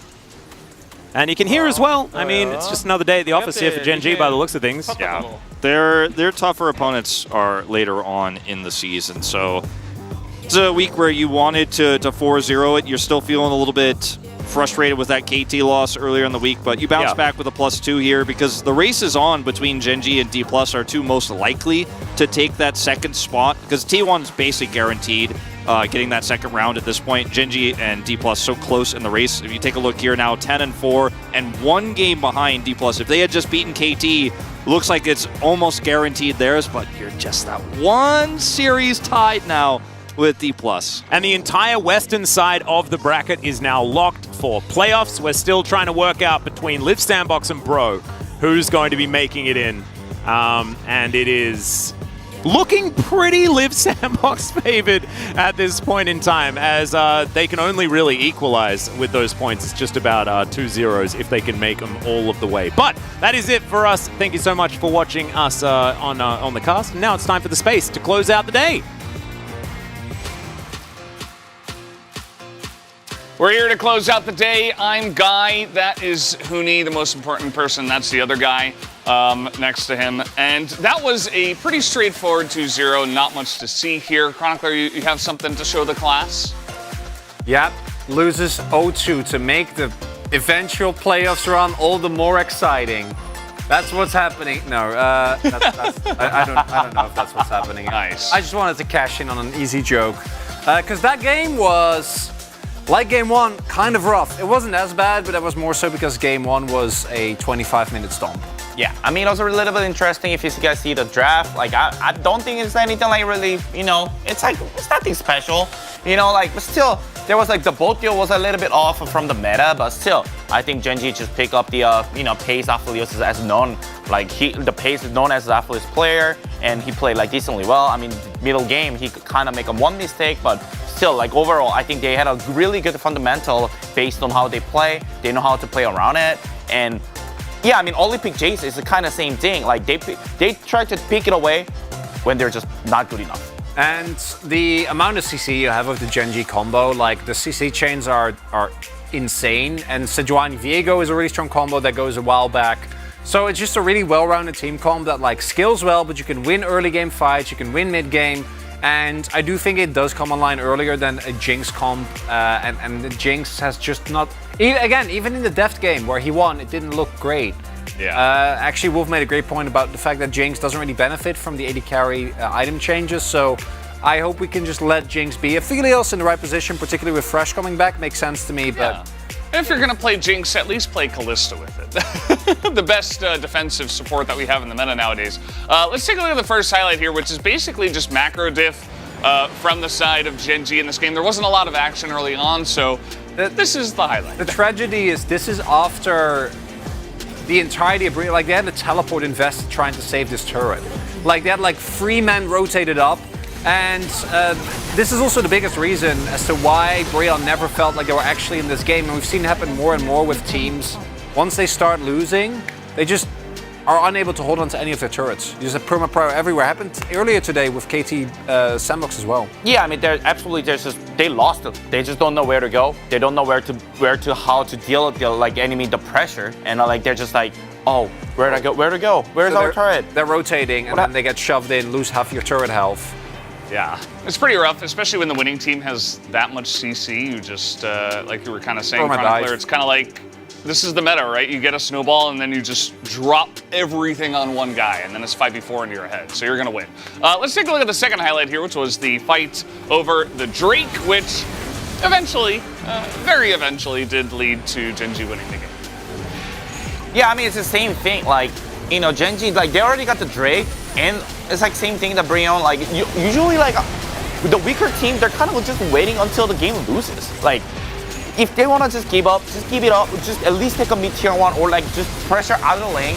Those kind of things that increase the percentage of that they can make a creative play that the enemy team would not expect it. And we actually did see that, even though it wasn't enough earlier today. Wheeler going on multiple flanks, trying to find an angle to maybe salvage the game. We've seen D+ do it as well, with like Canyon or Showmaker going in for really wacky plays. And yeah, it might not work, but this is something that Brion in particular have really struggled with. Yeah, absolutely. Well, guys, let's take a look at the POG here for game number 2. Gen.G's second win. It will be Tibbers. Congratulations. Obviously, Chovy. Yeah, I mean, Chovy made a great play. I mean, I don't think there's not many, I think anyone saw what happened to this game, and Chovy just consistently play really, really well, has no death, and holding lane prio as much as he can, and then bringing the map pressure from him. It's amazing. And I also think Annie, as we see more of it, I don't know, it's still like at an 80% win rate. The champion is, this is after nerfs. Like, she was nerfed pretty substantially. And we haven't seen her support since, I'm pretty sure. But in mid lane, she still seems to be unmatched, barring some of the, answers that we have seen attempted. Haven't really worked out. OP champ. OP champ. Here, Mahoney says it best. Yeah. OP. Just ban it. Mahoney. Just ban Annie. Does mean we're probably going to get a lot of, Gragas versus Cassante, I guess, which is now the way it goes. You do see a couple of votes, one for the jungle from Wolf and one for the support here from the Korean cast. So, but yeah, Tibbers ending up getting the win in the end was pretty nice to see. So, yeah, pretty clean day this time around. Not much to see here. You feel like the meta's a little bit in trouble right now, guys? Yeah, well, it was for different reasons. It does feel like we're reverting back to what was like the 2021 meta, where it literally was, if you go back to MSI and Worlds then as well, it's like, you pick the one guy, and that's the game. That's why we had the durability update, which has been slowly whittled down by many subsequent changes. Yeah, I mean, I totally agree. I mean, that's why I think, especially after this beta patch, especially, like, there's a strong team just winning, like, even harder. Yeah, they're hard team. Like, usually, I mean, there's a kind of meme that, like, the strong teams are doing time attack these days, which is, especially HLE after the game, like, everyone's trying to finish pre-20 minute. Yeah, pretty much, and Yeah, with the amount of snowballing in the game as well, it's like you can get yourself into a lead if you get one of the early picks as well, and then you get the extra pick later on, and it's like kind of rough. But either way, guys, we do have the interview ready. Let's hand it over to Deer for the translation. Thank you very much. This is Deer for the POG interview translation, joined by Peanut and Chovy of Gen.G. Now, you guys had a clean 2-0 victory and secured a spot in the playoffs. So how do you feel? It's nice that we secured a spot in the playoffs. And since we lost our last match, I'm just glad that it didn't end up being a 2 consecutive loss. It's great that we have been confirmed to be a part of the playoffs, and I'm really glad that we can actually start a good momentum from now on. So now, Peanut. 네, 이번 시즌 그렇게 많이 사용하진 않았는데 밴이 So, 많이 됐긴 how did you react to Elise being open during drafts? 많이 기용은 안 했었는데 이번 연습 때는 엄청 많이 I know that even 준비해가지고 if 오늘은 잘할 수 있겠다 싶어서 Elise was open in the past, we didn't really pick her. But due to all the practice that I put in playing Elise, I think it all worked out pretty well. 아니, 어쨌든 저희가 밴픽적으로 요즘 앨리스가 좀 사는 So, 판도 간혹 나오다 보니까 그래서 whenever there's a draft where Elise gives you an advantage, I think we would just go ahead and try to utilize her. And now this was the first game, the first time mid Cassante was played. And you guys showcased a great synergy with Elise and Cassante. So what was the process like practicing this comp? 드는데 그 앨리스도 이제 잘 맞는 챔피언 중 하나라고 I think 생각했고 there were a lot of options that you can play Cassante with, and we noticed that Elise would be a great and compatible pick to play with Cassante, so we went with Elise. 네, 솔랭할 때 크산테 숙련도가 많이 필요하다고 생각해서 쓰려면은 그래서 I feel like you have to have a lot of mastery with Cassante, so I made sure to put in a lot of practice time with him. And now there was a moment where there was an unbelievable Cassante play. Let's look at the highlight. And I think we almost heard I'm kidnapping you. So how did you find this kill angle? 나오는 거 보고 좀 영감을 받았고요. I saw a YouTube video. I got inspiration from this one YouTube video where Cassante was kidnapping a champion away. 각이니까 좀 쉽게 킬을 딸 수 있었던 것 같아요. I think we were just really well aware of how this picture can be drawn, so I think we did a good job pulling that off. 혹시 또 다른 비밀 병기가 있을까요? 저는 그냥 지금 창고입니다. Chovy, do you have any other secret weapon? 각만 되면은 다 뽑을 수 있어서 I feel like, you know, I have a lot of cards up my sleeve, so if there's an angle, I'm always ready to pull that. 마지막 픽으로 탑 세주아니를 선택하셨는데 제이스 상대로 So 굉장히 for 좋은 game 픽으로 알고 2, 있어요. your last pick was top Sejuani, which looked very good against Jace. And just wondering, was it planned or was it a last minute swap? 세주안이를 예전에도 많이 사용했었고 비록 Doran 최근에 막 used 엄청 to 많이 play a lot of 연습은 안 한 건 top 사실인데 Sejuani. 언제나 기용할 수 있는 Not 픽이어서 that he 오늘은 각이 이뻐 practiced 보여서 Sejuani a lot, 픽하게 됐습니다. but I feel like it just kind of ended up being a good pick because it just kind of 보통 첫 아이템으로 크라켄으로 가는 선수들이 많은데 오늘은 치르게 양날 도끼를 먼저 뽑더라고요. and so Viego usually goes with 대회 Kraken, 보니까 아무래도 좀 더 but 체력 we noticed that you went 필요하고 with Black Cleaver. So was there a 오너 선수가 reason? 이 아이템 기용을 하길래 I think we needed 따라했습니다. 네. Health items, and I noticed that owner was going with this item pick as well, so I tried it out. 꺼내셨는데 그 덕분에 애니가 8연승 중입니다. 와, 진짜 And with 대단한데 Chovy 오늘 playing mid 그라가스를 Annie, 상대했는데 Annie 애니는 now 그라가스 has a 상대로 8 winning streak. 애니랑 그라가스는 Is she a good counter to Gragas? 솔직히 연습 과정에서 안 해봐서 오늘 설치를 처음 한 건데 I 그냥 뭐 never 보는 것도 있고 practiced 직접 Annie 해본 against 걸로 Gragas, 느낀 걸 말해보자면 그냥 서로 할 거 but 하는 느낌인 from 것 my 같아요. own 그냥 experience, 누가 I think 뭐 it's just 더 mostly a 좋다 skills 이런 게좀 matchup. 애매한 느낌? 근데 애니가 더 좋은 것 같습니다. Can't really say that she is definitely better than 담겨 있는 것 Gragas, but she's 같습니다. good. 이렇게 오늘 경기를 승리를 하게 되면서 플레이오프 진출을 확정 지으셨고 Now that you 이제부터 guys 순위 secured your 경쟁이 완전히 victory, 치열하게 you have 펼쳐질 것 a place 같은데요. in the 앞으로 playoffs. 남은 대진 And 각오 한 now 말씀씩 해주세요. the only thing that's left is 네, 이제 a 남은 race 대진이 to a 확실히 higher 쉽지 rank. So 않은데 어쨌든 what will you do 1라운드에 in 이겨봤던 preparation for that? 팀들이 남아 있어서 그래도 자신감 있게 할 수 있을 것 같고 There are a lot of 남은 teams that we 경기 won 대진들, in 네, round 잘 against in 이겨서 round one. So I 이등을 think we can 확정짓도록 노력하겠습니다. remain confident. 감사합니다. 네, 초비 We'll make 선수도 한 sure 말씀 to 해주세요. continue with 플레이오프 giving up 진출했는데 great results. 진출했다고 끝난 것도 아니고 저희 경기력 잘 Now that we 준비해서 좋은 secured 모습 playoffs, 보여서 it doesn't 플레이오프에 mean 대한 that 준비를 that's 많이 over. 해야 되기 때문에 But 좋은 경기력 볼 수 있도록 잘 we have a lot of 준비하겠습니다. preparation 네, work to 오늘 do, 말씀 감사합니다. 다시 and 한번 we'll 승리 be sure 축하드립니다. to be ready for playoffs. Thank you so much. And this will be the end of the interview with Peanut and Chovy from Gen.G. Back to the space. Thank you, dear, as always, today for that awesome translation. Let's take a look at the standings now, because we did have, of course, Gen.G getting into playoffs. And, bro, they've still got a chance, but it's not looking too good, guys. Yeah, I mean, Brion still have a chance because LSB lost. I mean, that's it, but I think it's pretty much almost guaranteed, as I said it. Like, Leap Sandbox is staying at the 6th. Like, really high likely, but because they're based on their performance. Next week, we have Sandbox against Gen.G. That's going to be tough, but with how much rougher Sandbox have looked, like even that Saturday showdown against DRX, you might be a little worried. DRX have been looking better. But then you look at the matches that Brion is playing, and you're like, oh, okay. Well, they need to win those. So good luck to Brion, as challengers, of course, going to still happen.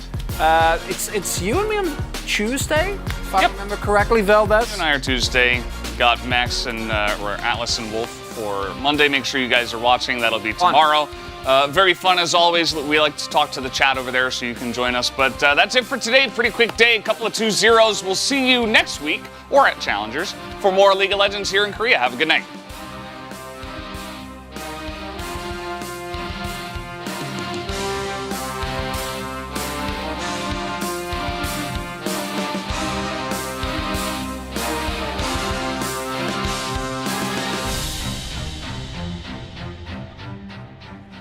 Standing on the edge of this big love,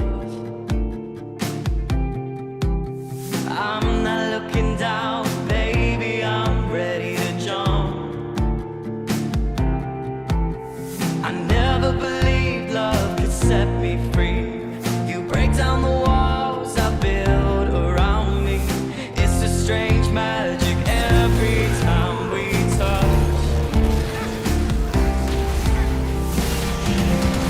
Yeah, I'm falling